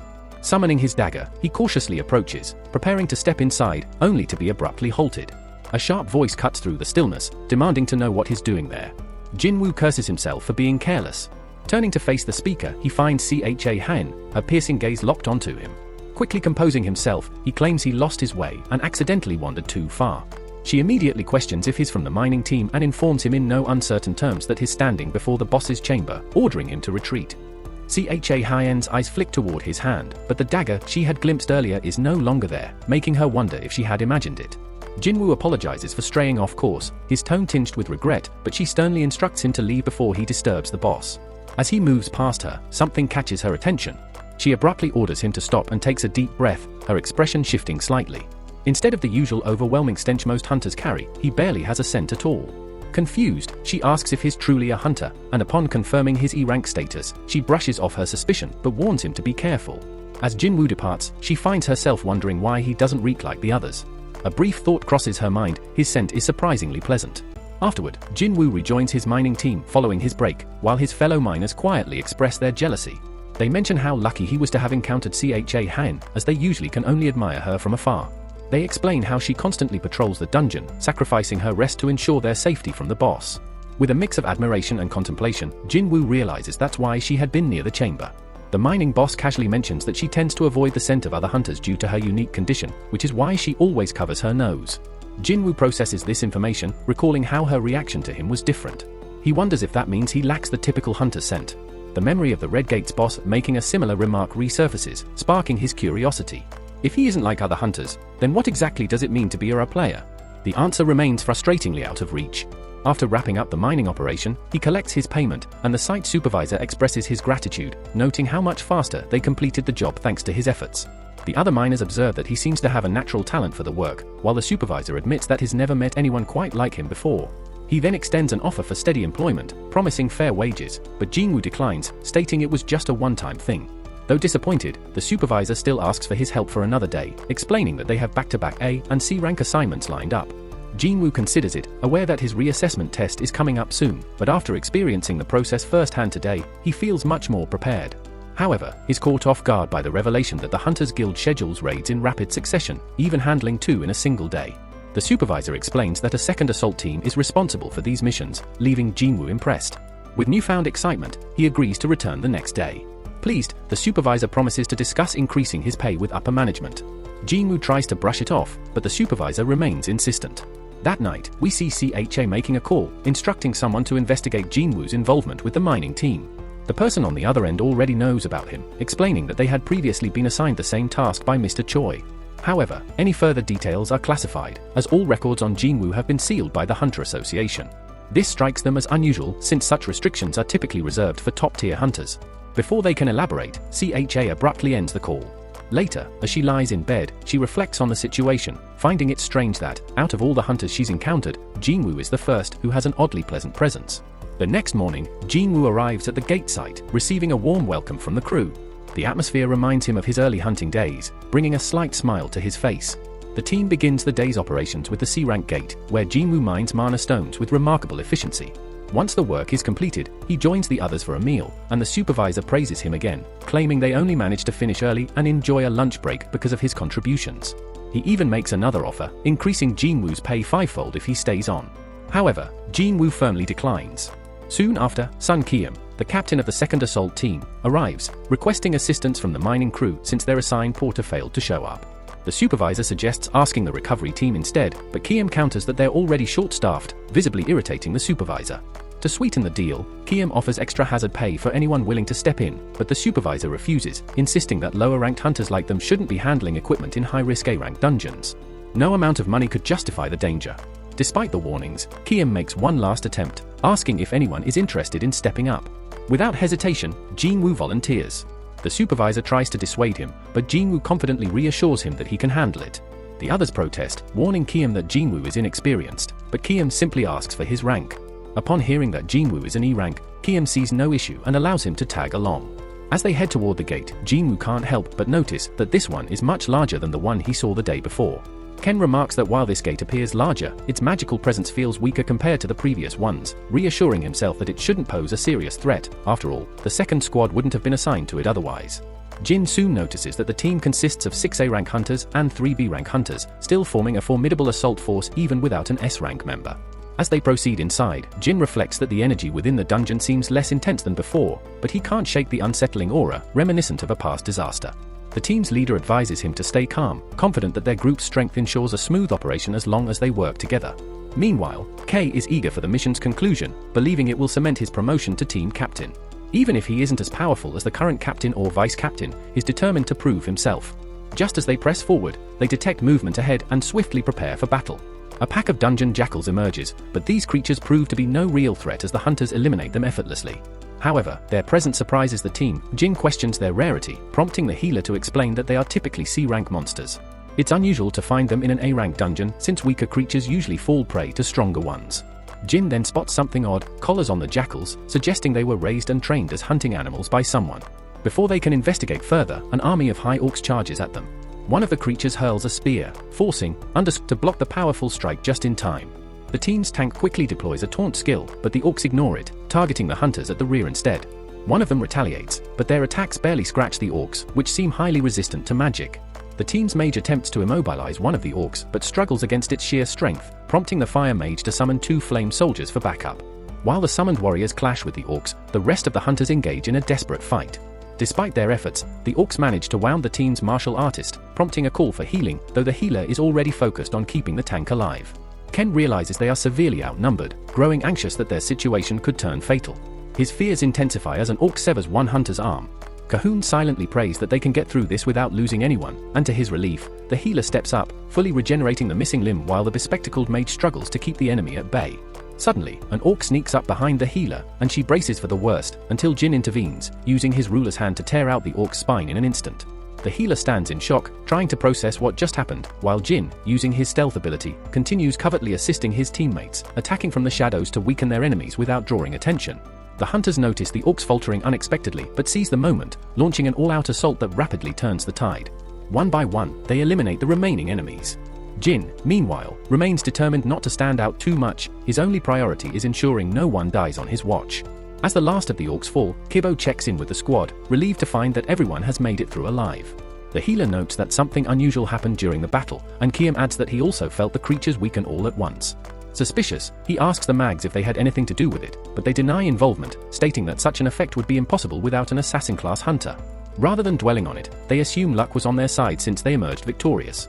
Meanwhile, the bespectacled mage silently reflects, realizing their porter misjudged the team. He should have known that a stealth technique wouldn't go unnoticed with a magic caster present. Choosing to stay quiet, she assumes he has his reasons and feels indebted to him for aiding their survival. The group then turns to their captain, asking if they should advance or withdraw. They argue that handling a dungeon like this would require at least 2 more healers and 3 additional mags, strongly suggesting a retreat. Their leader takes a moment to consider, aware of the risks involved, while Jimmu hopes the right decision will be made. In the end, the captain opts to fall back, bringing a sense of relief to the team. However, as they approach the exit, they discover the gateway is now blocked by a magical barrier, something that wasn't there when they first entered. The mags step up to remove it, relieved by their earlier decision to retreat, as this dungeon clearly harbors a being capable of high-level magic. Almost instantly, a surge of intense energy fills the air, prompting concerns that they may be facing the dungeon's true master. As the mags rush to dispel the barrier, Jainu wonders why this massive energy signature wasn't detected beforehand. Surely even a B-rank hunter should have sensed it. Just then, the mags begin bleeding profusely, revealing that the barrier was laced with a hidden curse. The captain immediately orders someone to use divine magic, but before he gets a response, he turns around, only to see a massive horde of orcs looming behind them. Roughly 50 of them stand ready, as the leaders of both groups step forward. Meeting halfway, the orc leader attempts to speak, but his words are incomprehensible until an orc shaman takes over his body, addressing the hunters in fluent human language. Introducing himself as Karolin, the shaman declares that he has been waiting for them. Kovam questions whether Karolin was responsible for sealing the exit, and the shaman confirms it.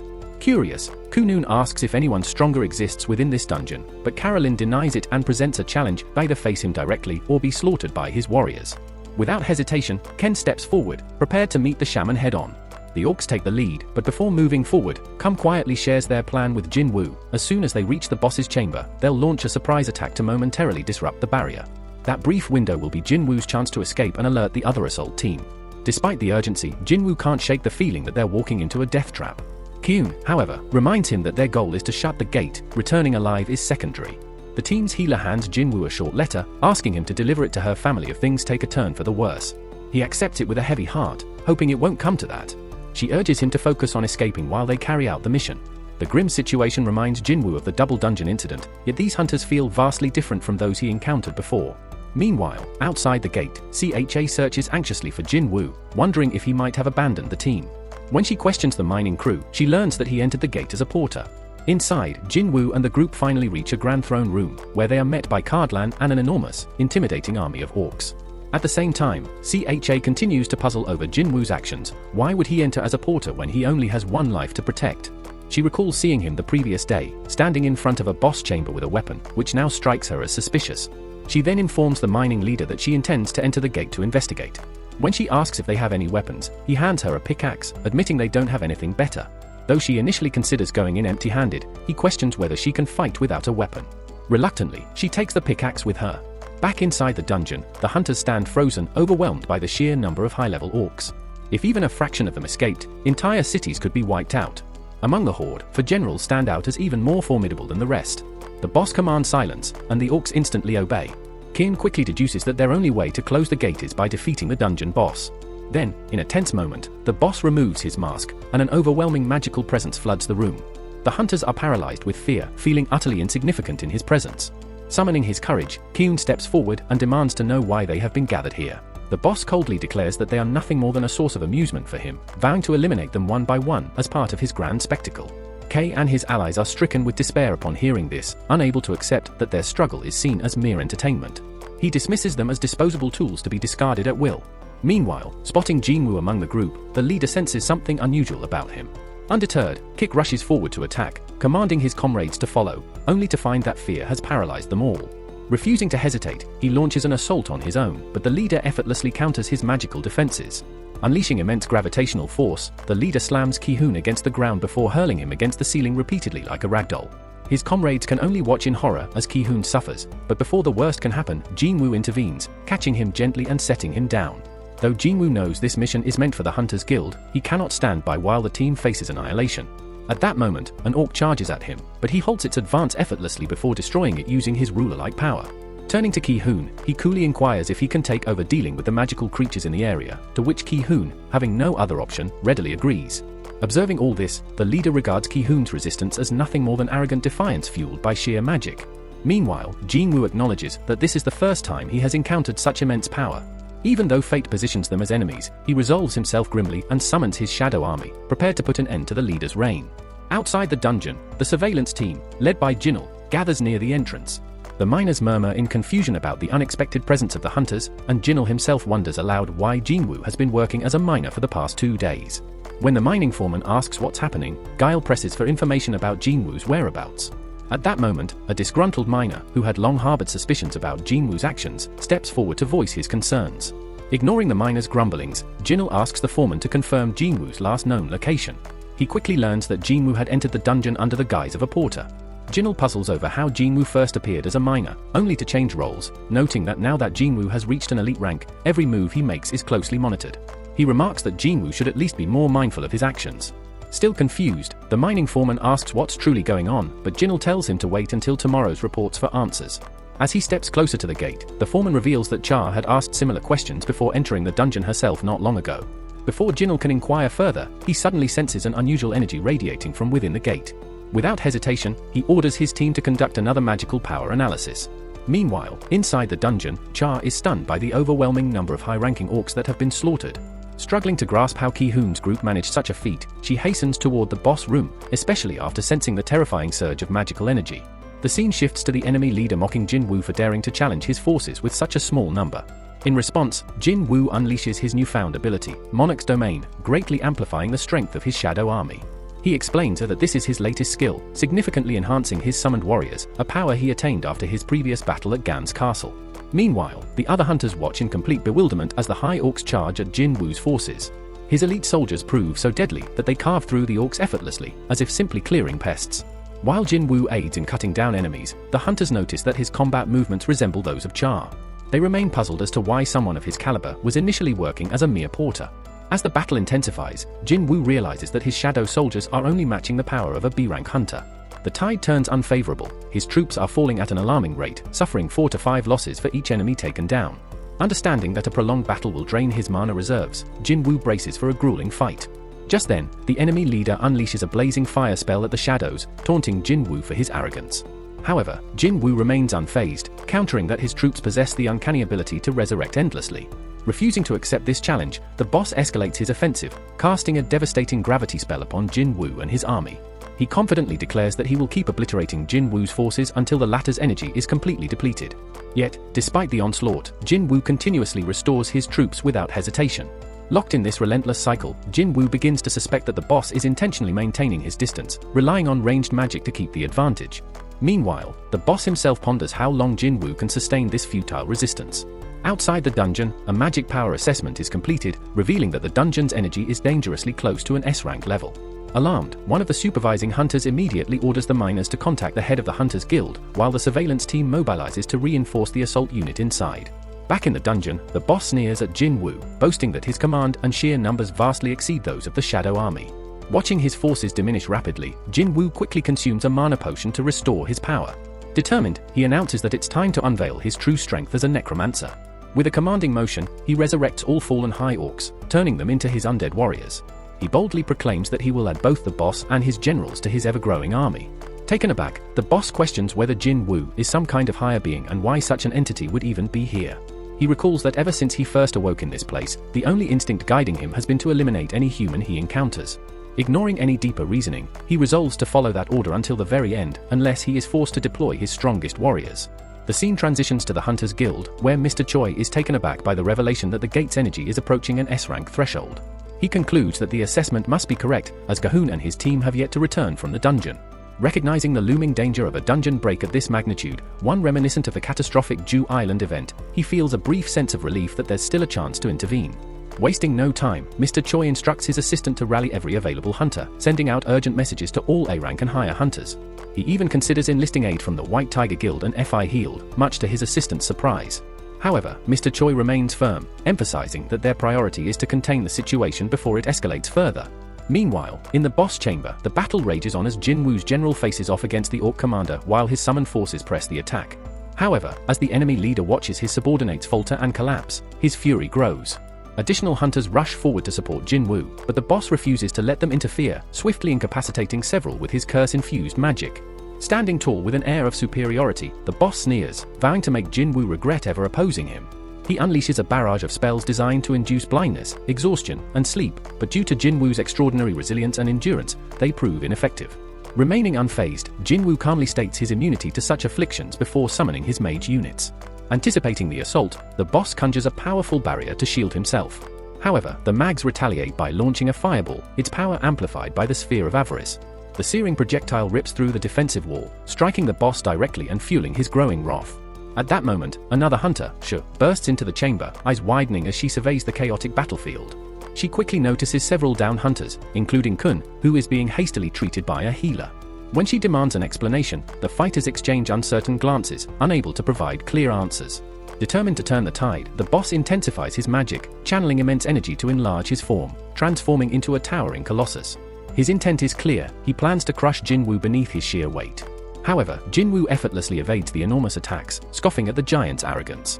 Enraged, the boss unleashes an inferno of flames, indiscriminately scorching everything in his path, both ally and foe alike. With a menacing grin, he taunts Jin Woo, questioning whether he still dares to challenge such overwhelming might. Jin Woo, undeterred, launches himself forward, driving his blade straight into the boss's eye. With a cold smirk, he remarks that by increasing his size, the boss has only made himself a larger and more exposed target. He then adds with quiet confidence that a lone magic user, without proper defense, stands no chance against an assassin-class hunter. Infuriated, the boss retaliates with another wave of fire magic, but Jin Woo seamlessly dodges each strike, countering with swift dagger attacks. However, he soon realizes that his weapon barely leaves a scratch. Understanding that brute force alone won't suffice, Jin Woo swiftly summons his ruler's hand, using it to seize a set of chains before preparing for his next decisive move. He restrains the leader and flings him across the battlefield, leaving the monstrous opponent struggling to regain his footing. Just then, Janelle arrives and, after witnessing the stunning display, remarks to Chaha that he had come to assist upon sensing a surge of overwhelming energy from outside. However, now he wonders if his help is even needed. Noticing that even the head of surveillance seems impressed by Jainu's abilities, Chaha starts to question just how powerful he truly is. She turns to Janelle and asks for his thoughts on Jinwoo, to which he simply shrugs, admitting he doesn't know much about him. Meanwhile, Jainu tells the wounded leader that his fate was sealed the moment his own warriors fell in battle.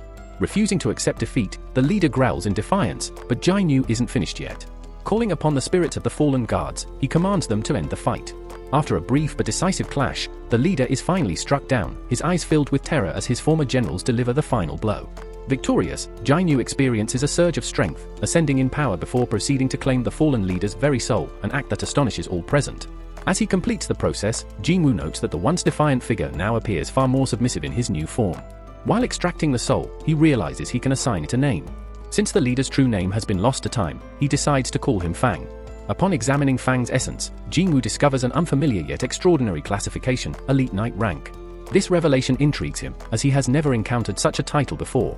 Meanwhile, he acknowledges that the High Orcs proved to be a major gain just as Guile steps forward. Up until now, Jainu had been too focused on the soul extraction to notice Guile's arrival. As other hunters begin demanding an explanation for what just happened, Guile's team intervenes, asserting that Jainu's abilities are classified information within the association. They order everyone to keep the events of the day confidential, explaining that Jinwoo only revealed such power to protect them. With that, Guile and his team escort Jinwoo away, but before leaving, Kunun and his allies express their heartfelt gratitude. Jinwoo, in turn, returns the healer's will to her. As Jinwoo departs, CH attempts to catch up to speak with him, but a spectacled mage interjects, questioning why she's carrying a pickaxe. Chaha hesitates, worried about how she might be perceived. When asked who she is referring to, she shyly dismisses it as nothing. Later, Mr. Choi receives a report on the incident and is left stunned by the vast array of abilities Jinwoo has displayed. He ponders who could even rival Jinwoo's strength, noting that while most raid teams depend on teamwork, Jinwoo defies that convention by fighting alone.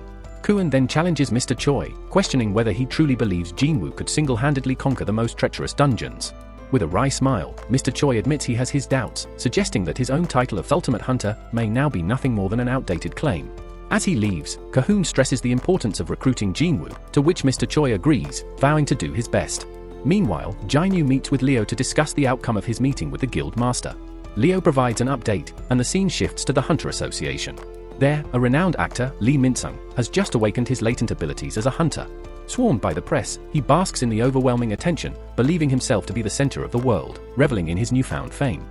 The scene shifts to Beck and Mr. Troy arriving at the Hunter Association, with the media buzzing about their visit, assuming they're there to recruit Lamanson. Black, clearly annoyed, questions who that even is, to which Mr. Troy curtly responds that he's not here for such trivial matters. Though he's heard of Lee Min-sung, he explains that the man has already signed a deal with the Fiend Guild and that his own business lies elsewhere. Disappointed by the lack of a major scoop, the media soon disperses. Beck recalls that Mr. Troy had been troubled by a recent A-rank dungeon that nearly escalated to S rank. Mr. Troy, however, dismisses it as insignificant compared to the disaster the White Tiger Guild suffered at the Red Gate, where real casualties occurred. Beck teases that he even heard Mr. Troy was close to asking for his help, but Mr. Troy insists that things played out differently thanks to Jinwoo. In fact, he now plans to extend a grand invitation to Jinwoo to join his guild. Beck acknowledges that Jinwoo saved them as well, and the two start bickering over who has the better claim to recruit him. Just then, the Fiend Guild's master arrives, asking if they're fighting over Lee Min-sung. Both men immediately retort that they couldn't care less about that guy. Meanwhile, chaos unfolds as Jinwoo arrives at the association, bewildered by all the commotion. Over at Gina's school, a group of students is glued to the news about Lee Min-sung's appearance at the Hunter Association. They gossip about his tainted reputation, recalling multiple scandals, including rumors of him seducing every actress he has worked with. Back at the association, Min-sung addresses the media with surprising confidence. He declares that he has chosen to become a hunter and will be joining the Fiend Guild under its master, Luna Ju. The reporters quickly ask if this means he's retiring from the entertainment industry. Everyone is stunned by his drastic decision, especially since his official assessment has yet to be confirmed. However, Min-sung, brimming with arrogance, claims he already knows he's an A-rank hunter. He reveals that his contract with the Fiend Guild will last for 2 years, after which he will return to acting, believing that by then, his past scandals will be forgotten. He feigns a willingness to risk his life fighting magic beasts, regardless of his rank. At that moment, as Jinwoo attempts to quietly slip into the association, the guards stop him, informing him that no one is allowed to enter until the press conference concludes. Just then, Goonie bursts onto the scene, loudly declaring that Jinwoo is already his guest. He reminds the staff that he had specifically requested no press events at this hour. Min-sung bristles at the interruption, but Goonie completely disregards him and promptly escorts Jinwoo inside. The media, now even more intrigued, start speculating about the identity of this mysterious Jinwoo. Meanwhile, Min-sung attempts to force his way inside for an official assessment, only to be stopped by Jinil, who firmly tells him he can't enter at the moment since others are undergoing reassessments. Annoyed, Min-sung demands if Jinil even knows who he is, threatening that a single word from him could cost Jinil his job. However, Jinil, unimpressed and clearly unaware of his so-called fame, orders him to wait outside. Inside the reassessment venue, Goonie leads Jinwoo into the room, where he immediately notices Mr. Troy and Beck are present, clearly awaiting the results of his evaluation. Before assessing his true strength, the evaluators ask Jin to explain his abilities. Without hesitation, he summons a single soldier, though those familiar with him, like Gun, know that this barely scratches the surface of his potential. Having been briefed by Guile, Gun is fully aware of what Jin is capable of. Choosing to reveal his full power, Jin calls forth his entire army, casually stating that he can summon over 100 more warriors at will. Gun is left speechless by the sheer scale of this ability, while both Mr. Choi and Beck can sense the immense force radiating from his magic, making them wonder if his power has surpassed even their own. Once the evaluation wraps up, Jin is officially granted an S-rank hunter license. He contemplates how this newfound status will allow him to operate freely, without suspicion, even when selling the Sphere of Avarice, an item he plans to use to fund better equipment. With a clear goal in mind, he sets his sights on his next target, the Demon Castle. Gun, still in awe, is eager to see what Jin will accomplish next. As Jin exits the association building, Mr. Choi and Beck wait expectantly, hoping to recruit him. However, without sparing them a glance, he strides past, focused on more urgent matters. The moment he steps outside, he's met with flashing cameras, the press eagerly capturing his image. At home, Sonia stares in shock at the news broadcast, quickly showing the footage to Jenna, who is equally stunned to learn that her brother has been classified as an S-rank hunter. Word spreads rapidly, some of Jin's acquaintances are astonished, while others had long suspected this outcome. At the association, the media shifts its focus entirely onto Jin, bombarding him with questions. Meanwhile, Leo confides in his father about his failed attempt to recruit Jin into their guild. He recalls how Jin had declined, stating he had a personal path to follow and that joining any organization would only hinder his progress. Instead, Jin had made an unexpected proposal. He had asked Leo to accompany him instead. In the present, Leo pleads with his father to let him follow Jin, but his father is unimpressed. He sternly reminds Leo of his responsibilities, pointing out that he had initially entrusted this mission to his older son, only to alter his plans at Leo's insistence. Now, Leo appears ready to abandon the project entirely without achieving any results. Frustrated, his father challenges him, questioning whether he truly believes this course of action is justified. Reflecting on his time with Jin, Leo becomes more determined than ever. He knows he must follow him at any cost. Inside the association, staff members struggle to keep the press at bay, preventing them from overwhelming Jin. Beck offers to escort him home, arguing that dealing with reporters would be exhausting, but Jin declines. Demonstrating incredible agility, he slips past the crowd while shielding his face. Mr. Choi watches in amazement, noting how much Jin's physical prowess has improved despite his focus on magic. Beck, barely able to track his movements, wonders if Jin has grown even stronger since their last encounter. Meanwhile, Jin himself thinks that all he needs now is the right gear. Later, he arrives at an auction house, speaking with an attendant about acquiring an item designed to counter fire-based attacks. When asked about its purpose, Jin explains that he needs something to endure the extreme heat inside a dungeon. The staff presents a selection of cloaks and rings, noting their reasonable pricing, though still beyond his current budget. Hoping for a discount, Jin inquires about negotiations, but the staff politely informs him that the prices are non-negotiable. As they discuss the equipment on display, a staff member jokingly mentions that if someone were to break the protective glass surrounding the items, they might be able to take them for free. Chinu is caught off guard by the remark and prepares to test the claim by striking the glass. Just as he's about to throw a punch, the staff member quickly clarifies that it was just a joke, explaining that even the slightest disturbance would trigger an alarm due to the glass's incredible durability. He apologizes for the misleading statement, leaving Jinwoo feeling a mix of embarrassment and frustration. Irritated, Jinwoo requests to see some real weapons instead. The specialist guiding him leads him to a collection of short swords. As they move, another staff member points out something peculiar. Despite never making contact with the glass, Jinwoo somehow managed to create a visible crack. Meanwhile, Jinwoo is presented with a rather hefty short sword, but he's taken aback by its steep price, especially since its quality doesn't seem any better than his Kasaka Venom Fang. Curious, he pulls out the Kasaka dagger from his personal inventory and asks the staff to estimate its market value. To his astonishment, they confidently claim it could sell for around 100 million gold, a shocking figure considering he originally purchased it for only 2.8 million. This realization cements the fact that items obtained from his store are incredibly valuable, making him reconsider whether he really needs to sell anything at all. Taking a short break, Jinwoo heads to the restroom, and the scene transitions to the White Tiger Guild headquarters. Baek Yoonho reflects on Jinwoo's growing power, contemplating whether his second awakening had truly ended or if he possesses a limitless ability to grow stronger. Baek begins to wonder if he has been looking at things the wrong way, considering the possibility that Jinwoo is unlike any other hunter, someone who can continuously evolve. Meanwhile, at Jinwoo's home, Gina is relieved to find that the media has finally stopped crowding their house, allowing her to return to school without any hassle. Jinwoo speculates that the Hunter Association must have stepped in to ensure their privacy. Playfully, Gina teases that he could become famous if he wanted to, but she begs him not to involve her. Jinwoo shrugs, saying it's out of his hands, before revealing that he'll be gone for a week starting the next day. This unexpected news leaves Gina both surprised and curious about his plans. Just then, a visitor arrives at their doorstep, Leo. When Gina inquires if he's one of Jinwoo's friends, Leo clarifies that he is actually Jinwoo's right-hand man. Jinwoo quickly explains to Gina that he and Leo will be working together for the next week. Leo, momentarily confused, catches on after a subtle hint from Jinwoo and plays along. That night, while Leo is fast asleep in Jinwoo's room, Jinwoo checks on Gina, relieved that things seem to have settled down. However, now that his identity as an S-rank hunter is public knowledge, he knows he must be more vigilant about security. Summoning his shadow soldiers, he notices something odd. Only 3 of Fang's guards appear, even though there should be 4. One of the guards reminds him that the missing one had been thrown into the ceiling during an earlier skirmish, and Jinwoo had failed to re-extract him. Shrugging it off, Jinwoo decides that 3 guards will suffice and assigns one, along with 2 standard soldiers, to keep watch over Gina.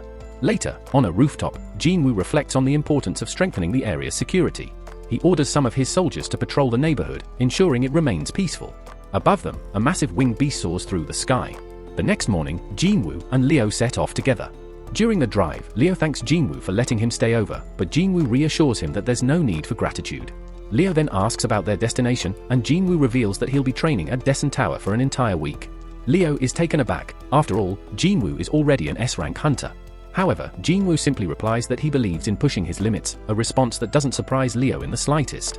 Inside the towering demon spire, Jinwoo, clad in his wind-patterned robe and water-infused ring, sets out on another conquest.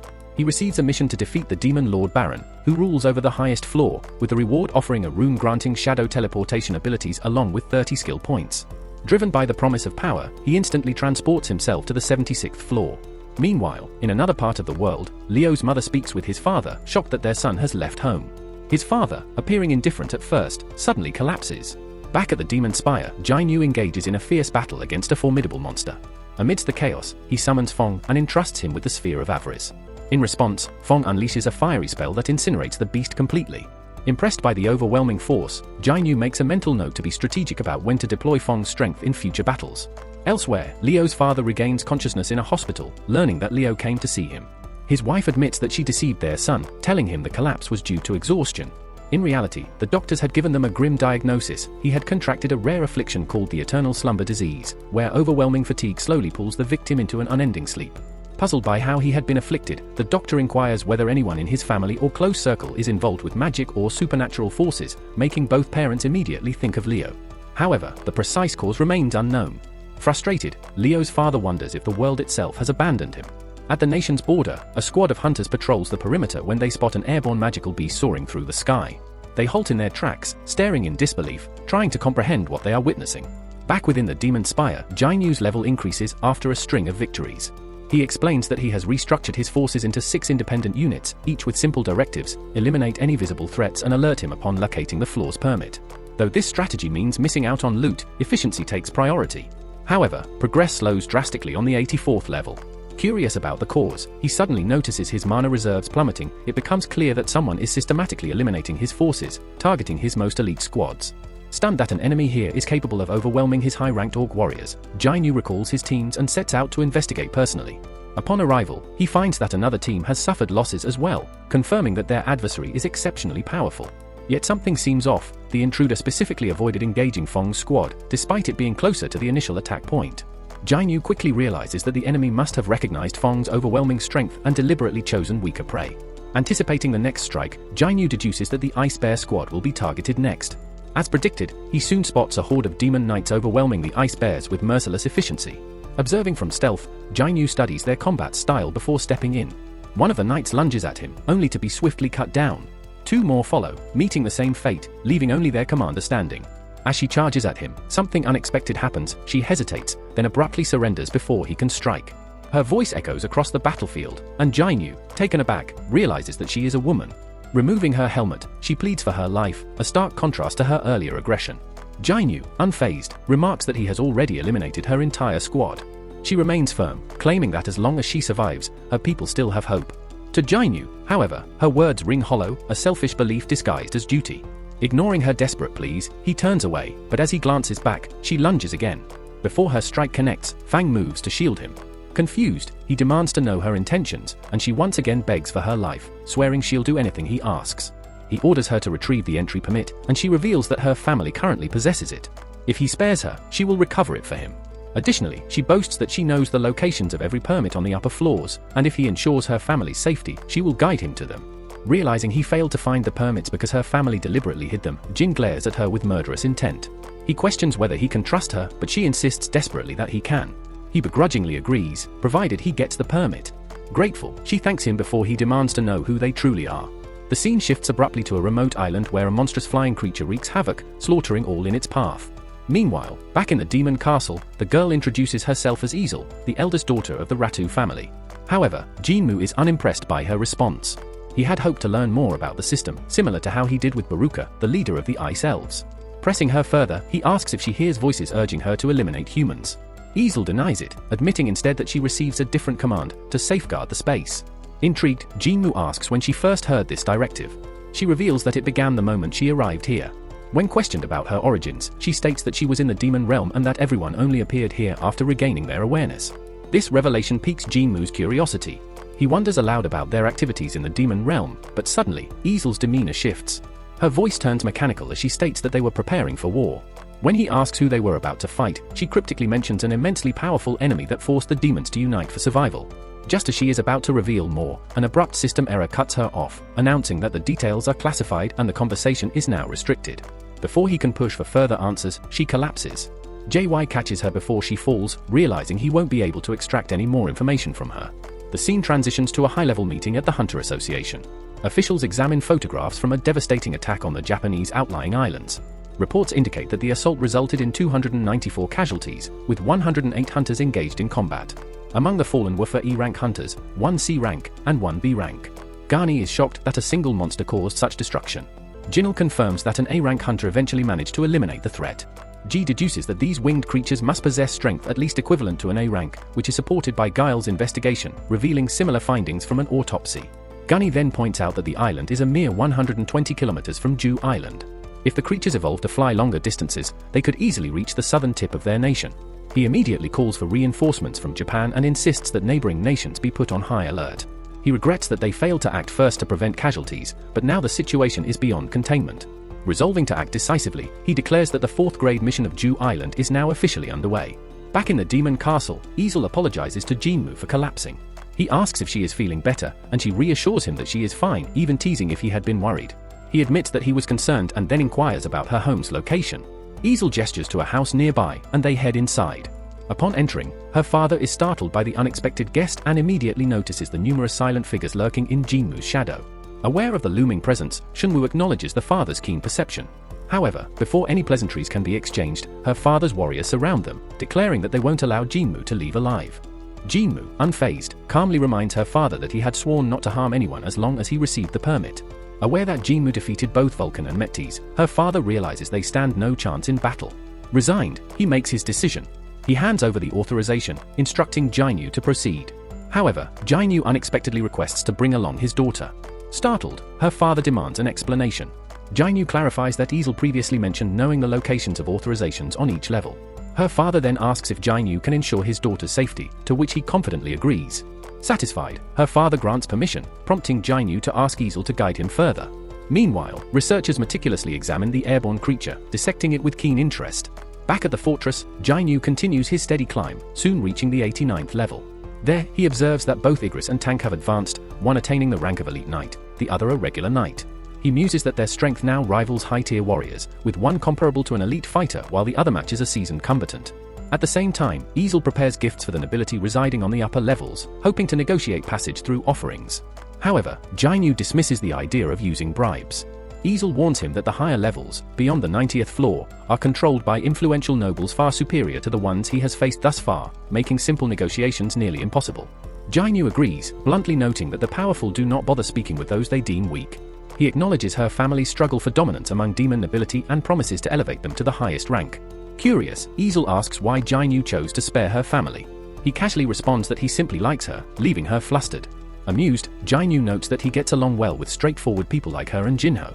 He instructs Easel to return home, reminding her of her own warning about the increasing danger. Before she leaves, he asks her to reveal the locations of the authorizations. She hesitates, wondering if she is no longer useful to him, but he reassures her otherwise. Believing it would be unsafe for her to accompany him further, he insists she stay behind. However, she remains determined to witness his progress and insists on following. Seeing her resolve, he allows it, and together, they ascend to the 90th floor. Jinyu engages in battle as they advance, realizing that Easel was right. The enemies on this floor are not only far stronger but also greater in number than before. Despite this, he manages to push forward without much difficulty, eventually reaching the 97th level. Meanwhile, at the Hunter Guild, it's revealed that both Mr. Choi and C.H. Eha have received a summons for another raid on Jew Island. Mr. Choi explains that all elite hunters in the nation have been called upon, leading C.H. Eha to wonder whether Jinyu will be involved. He informs her that they will be working alongside hunters from Japan, as the airborne creatures have begun threatening that region as well. She inquires about the raid start time, but no exact date has been set. However, Mr. Choi believes it will commence soon, as Japan's strongest guild representatives are arriving that day to strategize. Meanwhile, Jinyu reaches the 100th level of the Demon Fortress, where he notices a massive wyvern circling above. As it lands, its rider is revealed to be none other than the formidable demon lord, Baron. Overwhelmed by the sheer aura radiating from him, Jinyu questions whether he stands a chance. Easel freezes in terror at the sight of the demonic ruler, and Jianu quickly realizes that he must bring Baron down from the sky first. Fighting an airborne opponent would be far too difficult. Baron ascends once more, summoning hordes of demons to engage Jianu. Easel panics, unsure of how to react, while Jianu swiftly calls forth his enhanced army, strengthened by his newfound power. They engage the incoming enemies, swiftly eliminating them, leaving Easel awestruck by Jianu's might. Despite witnessing his strength, she remains uncertain whether he can truly triumph over Baron, questioning where her allegiance should ultimately lie. Baron then unleashes a devastating cascade of lightning from above, the widespread attack obliterating large portions of Jianu's forces and rapidly draining his energy. Easel is nearly caught in the storm, but Jianu shields her just in time. Realizing this is no ordinary lightning, he discerns that it is an area-based attack with a stunning effect. Although his fallen forces can be revived, repeated exposure to such attacks would deplete his energy too quickly. Determined to act before he runs out of resources, Jianu prepares his next move. Activating his speed-enhancing and stealth abilities, Jianu charges at Baron, aiming for his wyvern. However, Baron easily blocks the attack, leaving Jianu stunned that his stealth approach was detected. Without hesitation, Baron hurls Jianu to the ground and unleashes a homing lightning attack. Jianu narrowly evades, but Fang intercepts him just in time. At that moment, Aegis steps in, slicing off the wyvern's head, causing Baron to plummet. Jianu exhales in relief, glad that the Demon Lord has been forced to the ground. He had grown exhausted from constantly keeping watch above. Meanwhile, the scene shifts to the Hunter Association, where a meeting is in progress. Goto Ruji, the leader of the Draw Sword Guild, is present alongside his interpreter, Hanakawa. He introduces his guild as one of Japan's largest, boasting 11 top-ranked hunters and ranking as the second strongest in Asia. He acknowledges Gono's commanding presence, stating that his reputation is well earned. Hanakawa then expresses gratitude for the association's agreement to collaborate on the upcoming mission. Gono dismisses the need for thanks, reminding them that the request for assistance was mutual. Hanakawa then outlines key findings from their research, based on past raid data and the dissection of winged ants.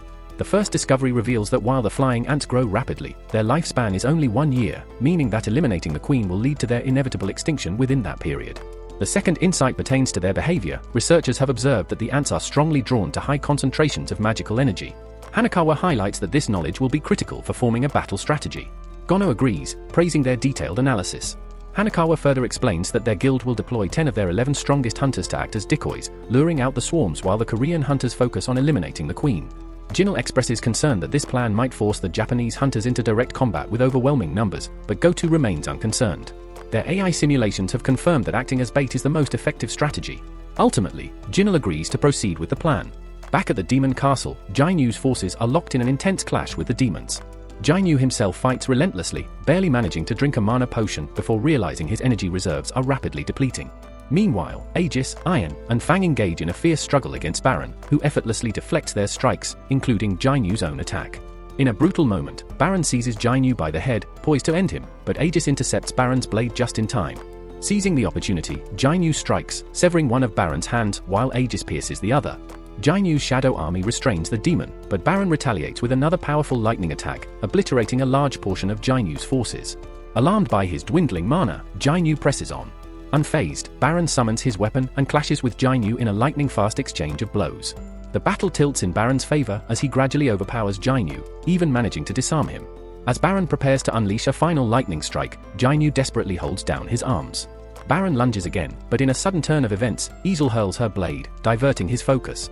Jianu seizes the moment, channeling the power of his ruler's hand, and in a display of sheer strength, he tears off Baron's arms.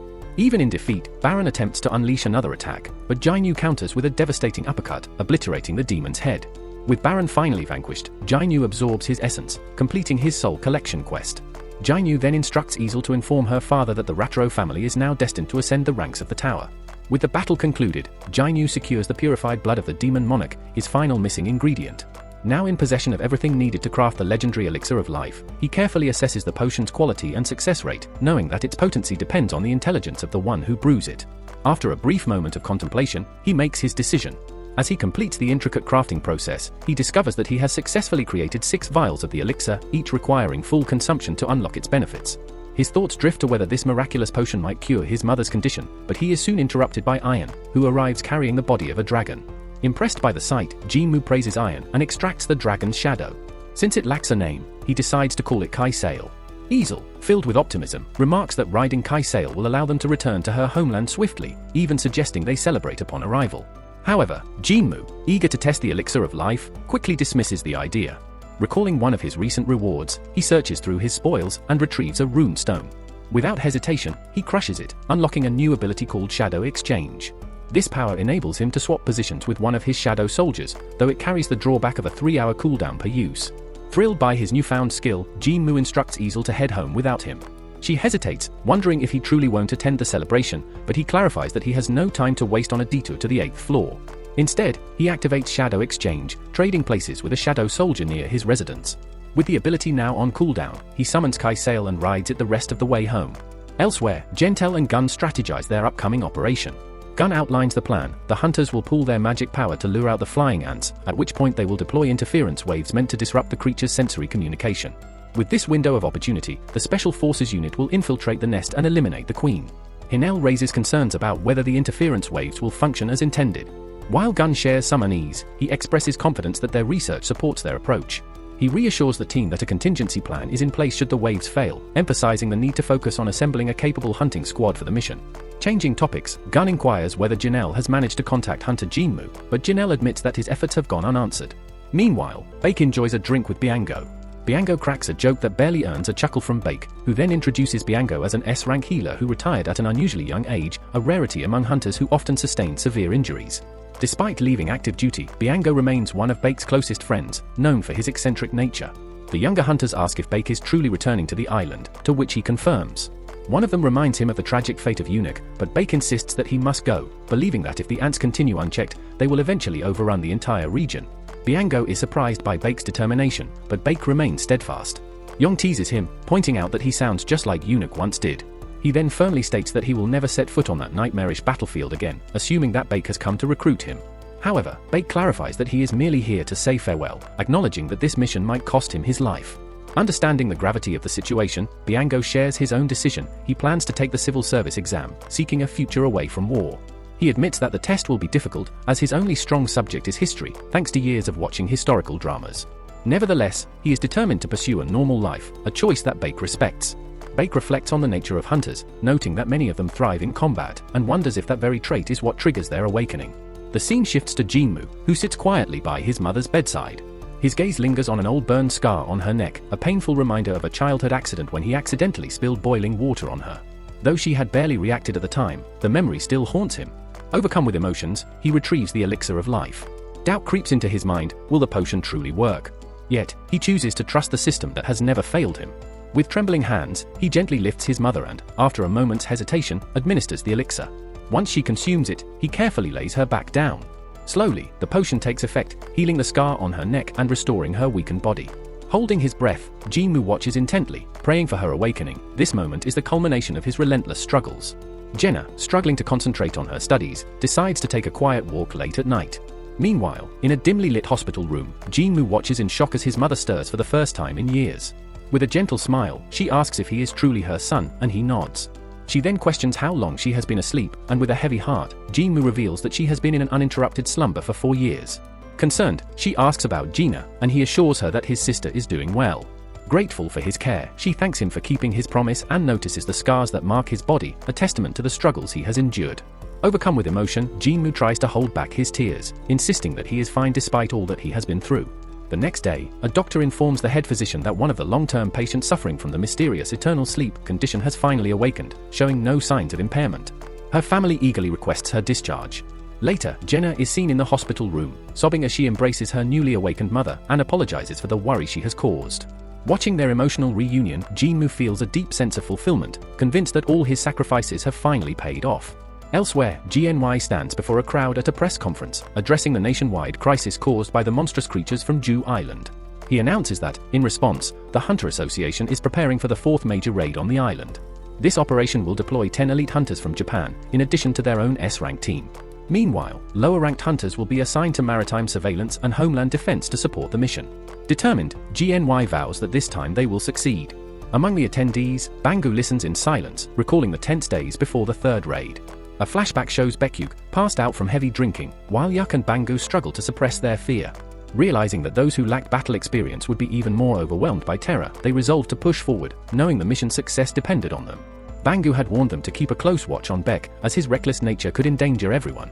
Back at Jinmu's apartment, he returns home with his family, only to find the place in a state of disarray.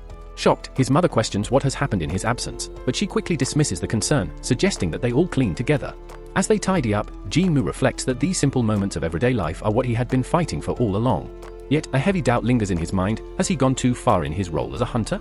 The thought unsettles him. Their mother then casually asks if their father had reached out during the past for years. An awkward silence falls between the siblings before she changes the subject, mentioning that she recently heard about Jinwoo becoming a hunter. She reminisces that their father, once a firefighter, had looked heroic while saving lives. Proudly, she states that Jinwoo has inherited that same courageous spirit.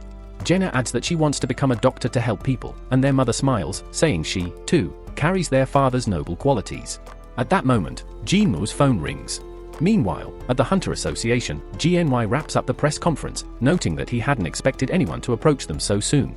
The conversation turns to Thomas Andra, a powerful authority figure among the elite hunters. Guile admits he had suspected Thomas might make an appearance given recent events, but GNY remains skeptical. He muses that someone with the strength equivalent to an entire nation's military rarely interferes in foreign affairs. Guile agrees, questioning why Thomas would take an interest in their situation. GNY speculates that he might be passing through, trying to intimidate them regarding Hunter Donggu, or perhaps confirming some hidden agenda. Guile also wonders if Jinwoo is still unreachable, but reassures GNY that they have already been in contact with him and that he should be arriving soon. Shortly after, Jinwoo arrives at the association and learns that the raid on Jew Island is scheduled to commence in 4 days. GNY asks whether Jinwoo intends to take part in the mission, and Jinwoo contemplates that it could be a good opportunity to strengthen himself. Jew Island, after all, is the perfect battleground for growth. However, he also acknowledges that he has already accomplished his most important goals and sees little reason to continue fighting endlessly. Just as he's about to express his concerns, a sudden surge of overwhelming energy catches his attention. The sheer intensity of the force stuns Gun, who is amazed that he can sense it from such a distance. He then informs Jinwoo that some of the top-ranked hunters are currently engaged in training at the gym and invites him to observe. Meanwhile, inside the training hall, Baek is locked in combat with an opponent who quickly overpowers him, advising him to work on strengthening his lower body.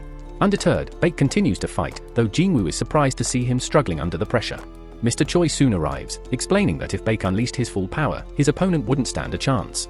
He introduces Baek's adversary as Med Dongwak from the renowned Fame Guild. Jinwoo wonders why Baek isn't using his full strength against such a capable fighter.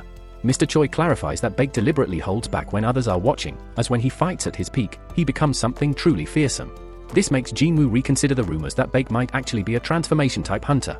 At that moment, a group of elite hunters from Japan enters the scene. Their leader, Gu, notices Jinwoo in the stands and asks about him. Hanoa identifies him as Jinwoo, a newly promoted high-ranking hunter. Initially, Gu assumes Jinwoo must be a skilled assassin, but Hanoa corrects him, revealing that he is actually a mage. Meanwhile, Cha and Lim also take note of Jinwoo's presence as the match between Baek and Mei intensifies. Observing the fights, Hanoa appears unimpressed by the local hunters, remarking that their strength seems underwhelming. She speculates that her perception may have been skewed after frequently witnessing Goto's immense power. Not long after, Park Jang-gu, the leader of the Knights Guild, overhears their conversation. Although he struggles to fully grasp their language, he catches enough of their remarks to take offense. Hanoa casually admits she has never even heard of Park, leading others to suggest that it's likely because he is only ranked slightly below the top tier. Despite that, they acknowledge his guild remains among the most respected. Cha and Lim intervene before tensions escalate further, but Park refuses to let the matter drop. Seizing the opportunity, Gu proposes a friendly sparring session to compare the strength of the two groups. He insists that only top-tier fighters should take part, with the rules to be determined collectively. Goni approves of the idea but emphasizes that mags should be excluded, as their power is difficult to measure in direct combat. He also states that only those specialized in battle should participate, eliminating hunters less suited for direct confrontation. Baek then lays out the rules: any fighter who is grabbed, touched on the back, or forced to the ground will be considered defeated. Rather than one-on-one duels, the match will take the form of a battle royal to simulate the unpredictable nature of the upcoming mission. Goto agrees, and the event is officially set in motion. From the Korean side, the competitors are Cha, Lim, Matt, and Baek, while the Japanese representatives are Tada, Kumamoto, Hoshino, and Tanaka. Watching from the stands, Jinwoo notes that Gonu is abstaining from the fight, giving him the rare opportunity to observe a full-power clash between elite hunters. As the battle begins, Mei immediately activates an ability that triples his size, signaling the real fight has begun. Baek swiftly targets an opponent attempting to flank his allies, while Mei engages Tanaka in a fierce exchange of devastating blows. Meanwhile, Lim faces an opponent with unnatural speed, forcing him to keep his distance. Eventually, his adversary lands a sharp kick to Lim's temple. Finding an opening, Lim retaliates by launching a barrage of attacks, nearly striking Tanaka, prompting him to call for Hoshino's support in bringing Lim down. Before the situation escalates further, a man named Mr. Choi observes the clash from the sidelines, his expression a mix of concern and intrigue. He turns to GNY, inquiring whether the arena has been fortified with high-grade magical reinforcements. GNY confirms this, but notes that the current level of protection may no longer suffice, as the combatants are pushing the limits and tearing through everything. As Bark relentlessly pursues his opponent, he begrudgingly acknowledges that these hunters represent the pinnacle of Japan's ranks. If his association ever hopes to compete, they will need to make significant strides. Adopting his monstrous form, Bark launches a fierce offensive, yet his opponent always manages to evade at the last moment. Growing frustrated, Bark deduces that Kumamoto, in particular, is ill-suited for direct combat. Meanwhile, Kumamoto, aware of his close call, silently admits that drawn-out fights like these play to his strengths. He steals a glance at Gu, suspecting that this match is meant to gauge the readiness of his subordinates for their upcoming battle against a formidable enemy. Sensing an opportunity, Bark undergoes an advanced transformation, eager to prove himself. As Kumamoto struggles to elude Bark's relentless chase, the latter's overwhelming speed prevents him from mounting an effective escape, though Bark's strikes never quite land a decisive hit. Among the audience, Mr. Park analyzes the intensity of the skirmish, coming to a sobering realization: despite being an A-rank hunter, he would stand no chance in a battle of this caliber, though his overly eager subordinate insists otherwise. Amid the chaos, Tanaka has already bested Ma, while Hoshino subdues Lim, decisively concluding their duel. Meanwhile, Kumamoto stubbornly dodges every attack from Bark, forcing the fight into a prolonged stalemate. However, just as Bark appears to have the upper hand, two victors from the other matches step in to shield their struggling ally, standing in unison before Bark in a show of solidarity. Elsewhere in the arena, CH keeps her adversary in check with rapid and relentless strikes. After landing a decisive blow on Toada, a Japanese fighter, she realizes she must rush to aid Bark. However, before she can move, Kumamoto materializes behind her in an instant. With incredible reflexes, CH reacts, landing a counterattack that draws blood. Kumamoto's eyes burn with an eerie, monstrous glow. Outside the arena, onlookers murmur about the unpredictability of Kumamoto's condition once he reaches this state. Hanaka suggests pulling him from the match for his own safety, but Gu dismisses the idea, fearing it would provoke the other hunters. As a result, Kumamoto remains and launches an all-out assault on CH with an intensity no one had anticipated. With a devastating punch, Kumamoto fractures the ground beneath them, using the rising dust as a smokescreen to catch CH off guard. Just then, Jinwoo steps in, swiftly intervening to break up the escalating battle, making it clear that what was meant to be a friendly spar has long surpassed its original intent. Undeterred, Kumamoto shifts his aggression toward Jinwoo. However, Jinwoo effortlessly neutralizes the attack, bringing him down with ease. Watching the fight unfold, Gu determines that he must personally evaluate Jinwoo's true capabilities, whether he is merely a mage or something far beyond that. With Kumamoto subdued for now, Jinwoo turns to CH and asks if she sees any issue in conceding, especially since Bark's pride has already been wounded. CH, maintaining her composure, acknowledges her defeat. Meanwhile, Bark laments that even at full strength, he wouldn't have been able to overcome the combined strength of his opponents. Shortly after, Hanoa approaches Jinwoo, relaying a message from her master, Gu, who wishes to challenge him. Recognizing the unmistakable fighting spirit in Gu's gaze, Jinwoo sees this as the perfect opportunity to test the newfound power he obtained from his recent trials in the Demon Castle. At the same moment, a top-ranked warrior grows irritated upon realizing that his opponent, Jinwoo, is smiling at the thought of challenging him. The announcer confirms that Jinwoo has accepted the duel, but with one condition: his opponent must fight at full strength. Meanwhile, across the world, a news broadcast reports that the fourth expedition to Jew Island is fast approaching. A woman notices a viewer paying close attention and asks if she plans to work, but the response is that today is a break. Even so, the woman insists that fighters must remain focused and not grow complacent. After a brief conversation, the viewer steps onto the balcony to make a call regarding the security forces for the upcoming expedition. Back in the training hall, a spectator watches with curiosity and concern, asking what will happen next. A response comes: Jinwoo is about to face a formidable opponent in a duel. Another observer reflects on having seen Jinwoo fight in a high-level battle before, but remains unsure whether he is prepared for a challenge of this scale. A fellow warrior asks if the observer is bothered by being surrounded by so many strong fighters, to which she coolly responds that on the battlefield, one cannot afford to be selective. In fact, she believes it might be beneficial to curb the arrogance of overconfident warriors. The other warrior agrees, admitting that while he would typically support a battle between a combatant and a spellcaster, he now shares his partner's sentiments. If Jinwoo truly possesses the ability to grow stronger mid-battle, no one can predict the outcome. With that, Jinwoo declares he is ready to fight. No sooner does he speak than his opponent launches a fierce punch aimed at his face. Jinwoo dodges at the last moment, sarcastically remarking that he wasn't even given time to finish his sentence. As the fight intensifies, his opponent senses an overwhelming energy radiating from him and starts to question whether Jinwoo is really a spellcaster. Either way, the time has come to uncover his true nature. With renewed resolve, the seasoned warrior unleashes a full-speed attack. Jinwoo acknowledges that his rival is indeed among the elite, but despite his skill, he still isn't fast enough to land a hit. Frustrated by Jinwoo's unwavering composure, the fighter increases the ferocity of his strikes. From the sidelines, spectators struggle to keep up with the battle. One admits he can barely see what's happening, while another points out that Jinwoo must be exceptionally resilient to dodge such powerful blows. Meanwhile, another observer notices that Jinwoo isn't just avoiding attacks, he's also analyzing his opponent's capabilities. After an intense exchange, the veteran warrior notices that Jinwoo is creating distance between them, effortlessly maneuvering through the battle. Displeased by how easily his opponent handles the fight, he decides to shift tactics, channeling energy into his fists until they blaze with fire. With heightened speed, he unleashes a powerful slash at Jinwoo's face, following it up with a crushing strike that causes onlookers to fear for Jinwoo's life. However, as the dust settles, Jinwoo remains standing, having blocked the attack. He taunts his opponent, remarking that those sharp attacks could be dangerous. His rival warns that if Jinwoo had grabbed his wrist instead of his hand, the fight would have been over. Yet, neither seems eager to end the duel so soon. Both fighters momentarily withdraw, gathering an immense surge of energy for their next clash. Their subordinates begin to realize that this battle has escalated beyond expectations. One warrior, watching closely, grows uneasy, fearing that someone may not walk away from this fight alive. Meanwhile, the duelists remain locked in their battle, their focus unshaken. As the two warriors prepare to collide once again, external forces intervene. Teammates from both sides step in, one grabbing Jinwoo while the opposing faction restrains their leader, convinced that the battle could spiral completely out of control.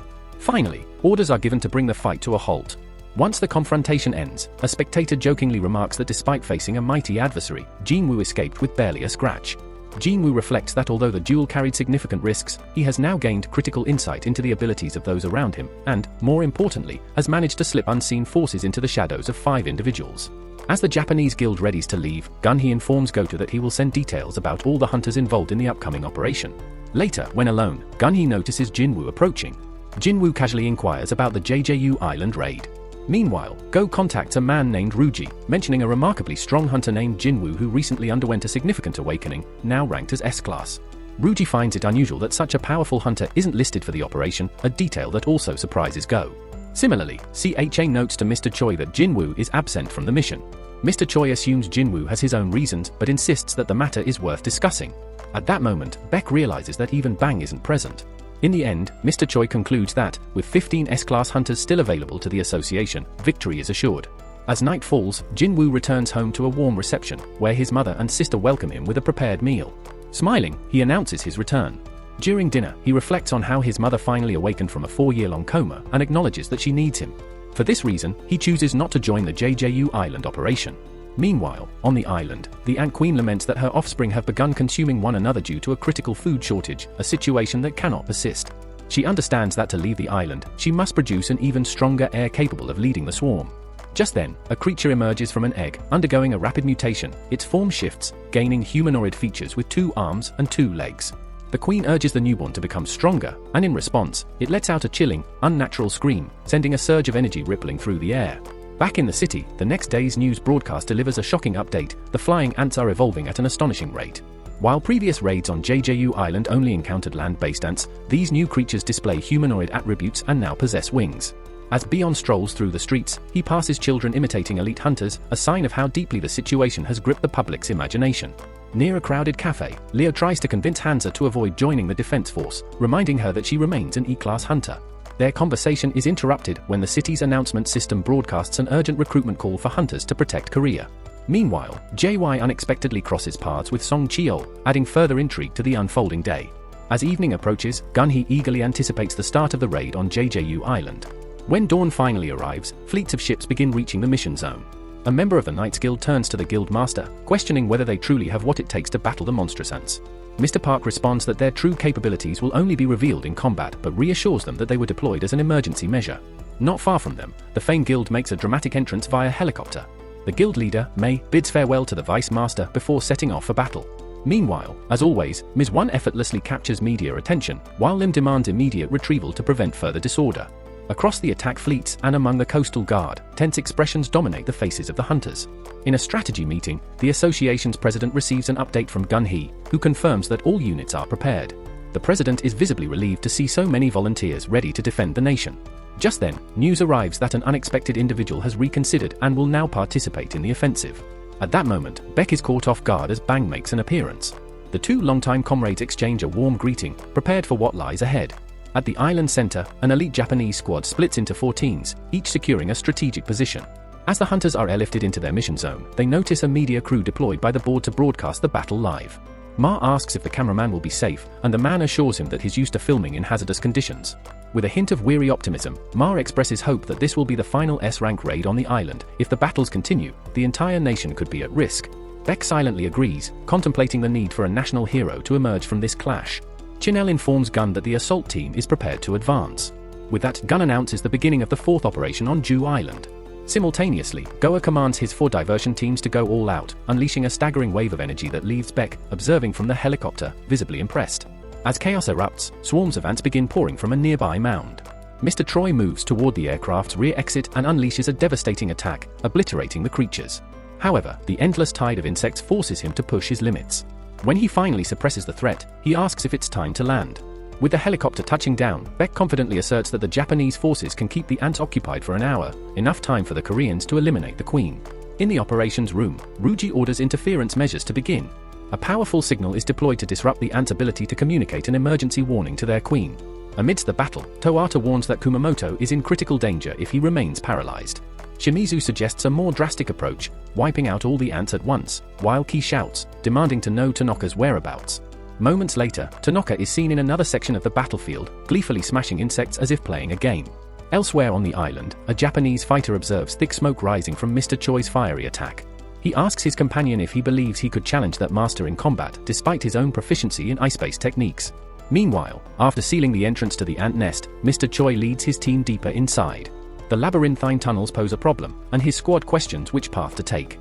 To assist them, he conjures a fireball, using its glow to examine each passage one by one. Their goal is to find the tunnel leading to the deepest part of the nest. Convinced he has identified the correct one, Mr. Choi presses forward. Meanwhile, Jimyu wraps up his daily training and takes a brief moment of relaxation. He muses that the S-rank hunters on the mission should be able to handle the ant crisis without issue, even without his presence. As Mr. Choi's group follows the chosen route, Lim speculates that the Queen might have already escaped, but Beck dismisses the notion, stating that leaving the island is impossible. Just then, Mr. Choi gathers his team to examine an egg chamber, and their discovery suggests that the Queen is close. Soon, they come across a massive egg, and a sense of dread spreads through the team. Something has already hatched. Elsewhere, Tanaka suffers an injured shoulder and seeks healing from the group's medic, Shimizu. Instead of immediately treating him, she teases him, demanding something in return. However, before the exchange continues, an overwhelming presence suddenly fills the air. In a horrifying instant, the Ant King materializes and, with brutal efficiency, decapitates Shimizu. The shocking scene sends terror through the team, evoking memories of a grim battle akin to past legendary conflicts. Tanaka and his fellow hunters quickly raise their guard, sensing the monstrous enemy's formidable strength. But before they can act, the creature strikes with terrifying precision, severing Tanaka's head and dispatching the rest of his team effortlessly. Deep inside the nest, the hunters engage in combat with white ants whose strength rivals that of elite S-rank warriors. Despite their formidable power, the insects move in predictable patterns, making them vulnerable to the hunters' diverse strategies. One by one, the white ants are eliminated. Chai notes the exceptional toughness of their exoskeletons, and MDON expresses relief that their numbers are not overwhelming. Bangu reassures the team that even if there were more, they have no reason to worry. He will provide support from the rear.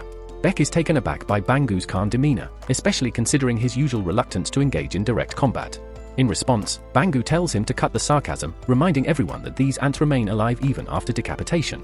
The only way to ensure they stay down is to fully disable them. Taking the advice to heart, Beck targets an ant's limbs, rendering it incapable of fighting back. Then scans the surroundings, noting that the deeper they venture into the cavern, the stronger their adversaries become. However, they have yet to face any creatures that walk on 2 legs. Troy speculates that these elite guardians must be protecting their ruler. Lim voices his unease, worried about how much farther they need to go and questioning if they are even heading the right way. Troy reassures him, convinced they are on the correct path. Shahad agrees, mentioning that she can detect an intense aura of magical creatures radiating from deep within. Surprised by her ability to sense it from such a distance, Choi suggests that Bake might be able to locate them more precisely with his unique skills. Testing the theory, Bake successfully pinpoints the ruler's location after carefully scanning the cavern. He informs the group that the leader resides at the very heart of the cave, surrounded by an elite squadron of powerful defenders. He warns that their reinforcements outside won't last forever and urges the team to advance swiftly. Despite acknowledging the unknown power of their ultimate foe, he remains confident that their group has the strength to triumph. Outside, a separate squad of skilled warriors from another region arrives, frantically searching for any sign of Tanaka and his missing allies. Their attempts to communicate have gone silent. One of them spots what appears to be a discarded pair of glasses belonging to Fujishima, but before he can investigate further, his companion suddenly turns pale and retches, whispering in horror that something dreadful is approaching. Reacting instinctively, he channels his power, forming a barrier of ice to block the unseen menace. However, his efforts prove futile as the monstrous figure shatters the ice effortlessly, trapping him within. Meanwhile, Komoto and Toada, unable to locate Tanaka's squad, shift their attention to the fierce battle unfolding before them. Back inside the cavern, the team advances into the inner chamber where the ruler awaits. A wave of determination surges through them as they face the formidable force standing in their path. Beyond, who steps forward, using his abilities to strengthen the entire group, boosting their capabilities before the battle begins in earnest. Choi then unleashes an inferno of fire, scorching the advancing creatures. He admits that he rarely resorts to such overwhelming power, but given the high stakes, he makes an exception. Refusing to be outshined, Bake undergoes a full transformation into a colossal white tiger, tearing through the creatures with sheer ferocity. Witnessing Bake's beastly form, Char is visibly awestruck. Amid the chaos, a group of news reporters covering the event receives word that viewership has skyrocketed past 380,000. Eager for more dramatic footage, one reporter attempts to get closer but is firmly held back by Bangu, who reminds him that this is an extremely high-risk operation and that safety is the priority. Across the region, the battle is broadcast live, capturing the attention of the masses. Expectations soar as the warriors clash with their relentless adversaries. Lim methodically eliminates enemies with his pinpoint-accurate arrows, while Choi continues his onslaught of searing flames. Bake, in his beast form, tears through anything in his path, and CH slices effortlessly through the endless waves of foes. After an arduous struggle, the warriors finally cut down the last of the defenders, paving the way for their fateful showdown against the ruler of the cavern. The Insect Queen launches a furious assault on Mangok, but he deflects her relentless strikes with his shield as Lim lets loose a flurry of arrows. Beck joins the fray, scoffing that without her guards, the Queen is nothing more than an exposed target. In response, the Queen exhales a toxic mist toward Madong Wak, but Bangu steps in, instantly healing them. He vows that as long as he stands, he will ensure they rise again, no matter how many times they fall. Turning her sights on the healer, the Queen attacks once more, only for Ma Dongwak to intercept her assault, while Mr. Choi bombards her with relentless bursts of fire magic. Despite their combined force, the Queen remains standing and releases a chilling scream that reverberates across the island. Realizing she is outmatched, she attempts to escape, but the hunters refuse to let her flee. Mr. Troy intensifies his barrage as Bark and Ma Dongwak pin her down. Seizing the opportunity, Che delivers a powerful slash, severing the Queen's legs and bringing her crashing to the ground. With one final strike, she executes her special decapitation technique, ending the Queen's reign once and for all. As word of their victory spreads, the nation erupts in celebration. Gunny beams with satisfaction, declaring the mission a success. With the Queen's demise, the remaining insects will dwindle and eventually vanish, transforming the area into a safe haven for humans. However, back at the nest, Beck remains uneasy, haunted by the echo of the Queen's final scream. Bayang urges him to relax, reminding him that they have avenged Eunuch and that the Queen is no more. Meanwhile, a ship emitting interference waves alerts Gu that something is amiss. All the creatures appear to be retreating toward the nest. Gu orders his team to gather intel, and Mr. Choi soon discovers that the fire barrier he placed at the entrance has been shattered. Lin notes the unexpected speed of this event, speculating that the Queen's last scream might have been a call to rally the remaining forces. Despite Chara's confidence that the creatures outside shouldn't have been able to breach the barrier, an ominous presence begins to loom. The hunters soon realize that the true threat has emerged, the monstrous insect king, hatched from the massive egg. As it unleashes its overwhelming aura, Char recoils at its foul stench, confirming that this is no ordinary beast. Mangwa grimly declares that it must be slain, yet as the creature advances, he finds himself powerless to stop it. The insect king suddenly devours the Queen's severed head before turning its gaze toward the hunters. With a single devastating blow, it sends CH flying through the air. Desperate to counter its monstrous power, Mei Dongwak transforms into a giant, preparing for battle. However, the creature proves far too strong, tearing off one of his arms along with his shield. Undeterred, Mayon continues his struggle, only for his remaining limbs to be severed as well. Beck charges in next, only to be overwhelmed and brutally struck down. Even Mr. Choi is not spared, falling to the same fate. Lim fires his most powerful arrow at the creature, but it easily snatches it from the air and redirects its attack toward him. Just as it seems Lim is about to be finished, Megang Wak intervenes, revealing that he has been miraculously healed by Bangu. Bangu, having concealed himself using his camouflage skill, explains that while this ability renders him immobile, it allows him to heal his allies while remaining unseen. Though the price is high, he is willing to pay it to turn the tide of battle. With unwavering resolve, Bongu declares that as long as he stands, their team will not fall. However, the Ant King fixates on Mei, relentlessly attacking him as if he were nothing more than a toy. Suddenly, despite Bongu's concealment, the creature detects his presence and, in an instant, drives its claws into his chest before he can react. With his final breath, Bongu urges back to escape. In a gruesome display, the Ant King then decapitates Bongu, ending his life in a single, merciless strike. Desperate, Bake attempts a counterattack, but the creature seizes him by the throat, forcing him to revert to his human form. In a chilling moment, the Ant King echoes Bongu's last words, commanding Bak to flee. Through this single utterance, it becomes evident that the creature has grasped human speech. With an icy tone, the Ant King proclaims that the hunters are far too weak, reminding them of its fallen queen and asserting that killing mere soldiers will not compensate for her loss. Then, as if sensing something formidable nearby, the creature abruptly departs. Watching it leave, Bark wonders if it was referring to Godo, but there's no time for speculation, they must move quickly. Soon, he notices that the other ants have also returned. Meanwhile, Goo's team outside realizes that 2 of their units are unresponsive. Initially suspecting poor reception, Goo dismisses the thought, knowing their communication signals remain strong. He then reaches out to To's team, asking if they can contact the missing squads. Toata replies that they have had no success and asks if they should investigate. However, Goo declines, stating that they are already en route and instructing To's team to wait at the designated extraction point. Upon arrival at the last known location of the missing squads, Goo and his team find nothing but lifeless bodies. Just then, a call comes in from headquarters, demanding an explanation for their delayed report. Goo explains that they have suffered losses, prompting the caller to question why he hadn't adhered to the plan of solely eliminating mutated beasts to minimize risk. Goo admits they were simply outmatched. The caller, seemingly unsurprised, remarks that losing a few is inconsequential given their superior forces. He then inquires about the Korean team's status, asking if they are still engaged with the Queen. Goo confirms, adding that the disruption strategy has failed, leading all remaining ants to return to the nest. When asked about their survival rate, Goo grimly estimates it at 0. Without hesitation, the caller orders a temporary retreat to regroup with reinforcements arriving from the sea. However, he also reveals their true intent, to let the Korean hunters perish while pretending they did their best to assist. With Korea's strength gradually weakening, Japan would then be in the perfect position to dominate their high-rank gates. Goo relays Chairman Miyamoto's orders to withdraw and reorganize, but before he can finish speaking, the Ant King launches a devastating attack, instantly killing several of their group. Acting quickly, Goo orders Hoshino to retreat and regroup with Kumamoto's unit and the 2nd Assault Team. Though hesitant, Hoshino ultimately follows orders, knowing that staying would only hinder their efforts.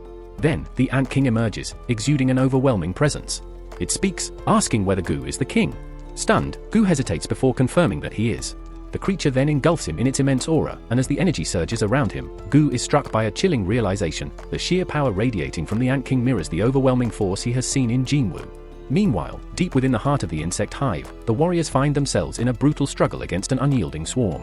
Their strength wanes with each clash, wounds accumulating as the relentless creatures press forward for what seems to be a final, decisive assault. Just as defeat looms, a sudden shift occurs, dark figures emerge from the shadows, halting the creature's advance. Beak, caught off guard by their arrival, watches in disbelief as a new force turns the tide of battle. In a swift and calculated maneuver, Jin trades places with one of these shadowy warriors. Above, winged creatures descend, attempting to overwhelm the defense, but the shadows hold firm. Elite warriors Ironfang and Igris unleash their devastating techniques, ensuring that no foe slips past. Amid the chaos, Beak, who had nearly lost all hope, now stares in awe at Jinwoo as he pushes forward, unwavering. Like him, the rest of the observing hunters struggle to grasp how Jin has orchestrated such a bold counterattack. Meanwhile, JY and Song Shell find themselves stranded, unable to communicate as confusion spreads across Jew Island. Back at headquarters, the situation grows dire. Janelle informs Gunny that establishing a stable connection with the battlefield is near impossible due to the chaotic energy, but Gunny insists on extracting whatever information they can. Meanwhile, at the broadcasting station, tension runs high. The director faces immense pressure to resume coverage of the battle, but technical failures leave the signal dead. His superior questions what fate awaits them if the nation's most powerful warriors fall. Desperate, the director attempts to re-establish contact, but the equipment remains unresponsive amid the growing panic. On the battlefield, Jin Woo's voice rings out, calling for Iron. In response, Iron activates his taunt ability, forcing the enemy's attention onto him. Seizing the moment, Jin commands Igris to sweep through the battlefield, striking down wave after wave of monstrous adversaries. With Ironfang joining the assault, the shadows unleash devastation, turning the hive into a scene of destruction. The hunters, overwhelmed by the sudden reversal, struggle to comprehend the nature of these dark warriors or how Jin has managed to take control of the battlefield so decisively. As the battle briefly slows, Jin regroups with the other hunters. Beak, unable to contain his curiosity, attempts to question him, but Jin prioritizes tending to the wounded. Holding a healing potion, he urges Dongwak to drink, only to recall that the item cannot be transferred. Dongwak hesitates, questioning whether this mysterious substance is a form of healing magic or something more. Jimu hands him the potion, instructing him to drink it immediately. As soon as Dongwak consumes the liquid, a brilliant green aura envelops him, rapidly mending his severe wounds one by one. Nearly everyone else takes the potion as well, making a swift recovery. However, when it's Chara's turn, the potion proves ineffective. Her condition is far too dire, reminiscent of a similar moment when Jinyu had once faced the same fate. To make matters worse, her life force continues to dwindle, leaving no choice but to carve out a safe escape route for her as quickly as possible. Meanwhile, across the trench, retreat proves to be an uphill battle. The narrow passages are swarmed with waves of monstrous insects, making any attempt to flee incredibly difficult. At the same time, Gunny convenes with his associates, seeking an update on the strike team's progress. However, all communications from the island have abruptly gone silent, leaving them completely in the dark about the unfolding crisis. Agitated, Gunny demands that the signal be restored at all costs and orders emergency medical and rescue teams to prepare for deployment immediately. Seated at his desk, Gunny seethes with frustration, lamenting how time has aged him and how powerless he feels. He longs to be on the battlefield, fighting alongside his comrades instead of being forced to watch from the sidelines. All he can do now is cling to the hope that the others will make it through safely. Back at Jai Nu's home, Ji gives the television a firm smack, attempting to get the signal working again. Unfortunately, not only does the broadcast fail to return, but the television itself stops functioning entirely. Undeterred, she refuses to give up and rushes to her room, determined to continue watching the raid through her phone. Over at a Japanese base camp, Ruji delivers grim news to the president of Japan, whose vital signs have completely disappeared. From the last transmission before communications were lost, it appears he was ambushed by a formidable enemy, and the likelihood of his survival is close to none. Faced with this tragic update, President Matsumoto demands a status report on the remaining guild members, warning that further casualties could jeopardize their long-term objectives. After ending the call, he slams his fist on the table in frustration, bitterly cursing Gu for failing at the insect nest. Meanwhile, on the battlefield, Iron plows through countless enemies, his sheer strength causing shockwaves to ripple across the war-torn landscape. Jai Nu observes his forces with both pride and concern, noting that while his elite soldiers hold their ground, the ordinary shadow warriors struggle to keep up. Though he wishes he could bolster his army further, he knows too many eyes are watching him. Instead, he swiftly gathers the hunters, instructing them to stand behind Fang and secure the rear to prevent any stragglers from slipping past.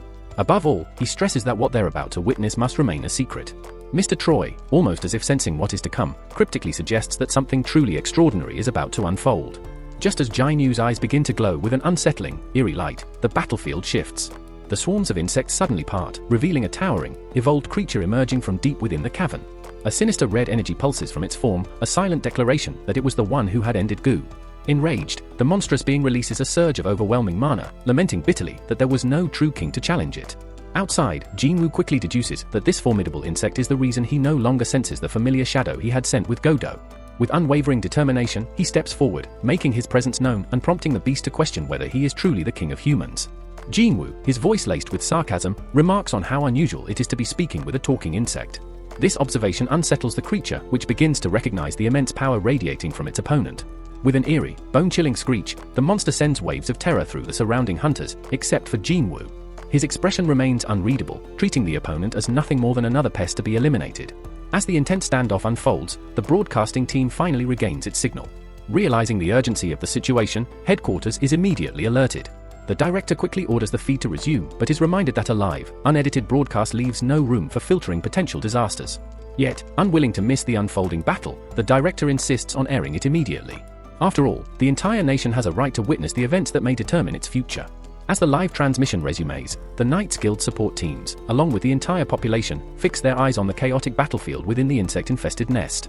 Jinna recalls Jinwoo's promise to return soon, but now understands the reason for his delay. Meanwhile, Gunhee breathes a sigh of relief at Jinwoo's timely arrival, recognizing the critical moment.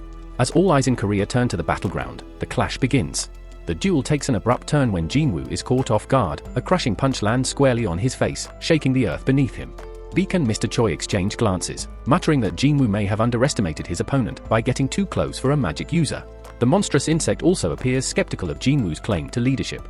Yet, against all expectations, Jinwoo shakes off the attack without severe injury. He retaliates by cloaking his fist in a radiant blue aura and delivering a devastating counterpunch.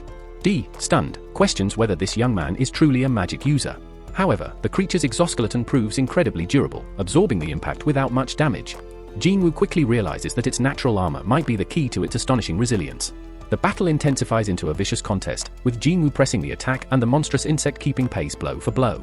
The sheer power unleashed in their clash is overwhelming, so much so that even the seasoned broadcaster, an A-rank hunter himself, struggles to remain conscious. As the fight rages on, the once confident insect, which had believed itself invincible, now senses a shift in power. With every precise strike and calculated movement from Jinwoo, the creature begins to waver, its confidence cracking. Then, in a brutal moment, after enduring a ferocious punch to its face, the monster lashes out. It extends a long, needle-like tongue that slashes across Jinwoo's cheek. Instantly, a foreign sensation spreads through him. He staggers, his body weakening rapidly as a strange affliction takes hold. Confused and in pain, Jinwoo demands an explanation. The creature, exuding arrogance, reveals the sinister nature of the wound, a potent toxin, a fusion of marine-based chemicals enhanced by magical energy. Now immobilized by the venom coursing through his veins, Jinwoo finds himself unable to move. The monster seizes the opportunity, preparing to unleash the decisive finishing blow. Meanwhile, President Matsumoto reacts with a nervous chuckle upon hearing that 7 out of the 10 Japanese operatives deployed to Jew Island have perished. To make matters worse, Ryuji reports that an incredibly powerful presence was detected near the island's caldera, likely the very creature responsible for Gu's demise. However, it remains uncertain whether the beast is returning to its lair due to injuries or some other unknown reason. Matsumoto deduces that if any Korean fighters remain alive, they will inevitably have to face this monstrous foe deep within its domain. He sees an opportunity. This brutal conflict will exhaust all involved. If the Japanese forces can eliminate their most formidable enemies amidst the chaos, the rest will be left vulnerable. Acting on this plan, he orders the extraction of the surviving operatives by helicopter, transferring them to the 2nd Attack Unit stationed at sea. Upon receiving the directive, Toada informs her squad that they are now executing Plan 9. However, Hoshino, still shaken after witnessing Gu's grisly end, expresses doubt that any strategy will work against such a monstrous entity. Toada, frustrated, grabs him by the collar and demands that he regain his composure, though his panic persists. She sternly reminds him that they have no other choice. Soon, the rescue helicopter arrives to retrieve them. Deep within the insect nest, Jinwoo shocks everyone by reacting in time, delivering a devastating punch to the insect's abdomen and pinning it against the cavern wall. Despite having been poisoned earlier, Mr. Troy watches in astonishment and asks how Jinwoo is even able to move. Beak, unfazed, simply states that nothing surprises him when it comes to Jinwoo anymore.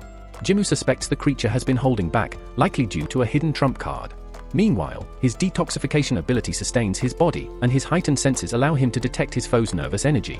As he glances at Cha, he realizes her condition is worsening. An urgency grips him. He must reach her soon. With this determination fueling him, he launches into a fierce kick at his opponent. The creature swiftly evaded the attack, realizing its venom had no effect. Undeterred, it tapped into an unknown source of energy, amplifying its own strength. However, this sudden boost did not faze Jinwoo. He unsheathed his twin demonic daggers, and the battle erupted into an intense spectacle, more brutal than anything before. Both combatants pushed themselves to the brink, each desperate to claim victory. Jinwoo's focus was unwavering. He had to reach Cha quickly, while the monstrous insect fought to prove itself superior to humanity's so-called king. Breaking all expectations, the creature summoned spears of ice from the ground, launching them like deadly missiles. Jinwoo dodged with precision, but the impact against the ceiling caused part of the structure to collapse, heightening the battlefield's peril.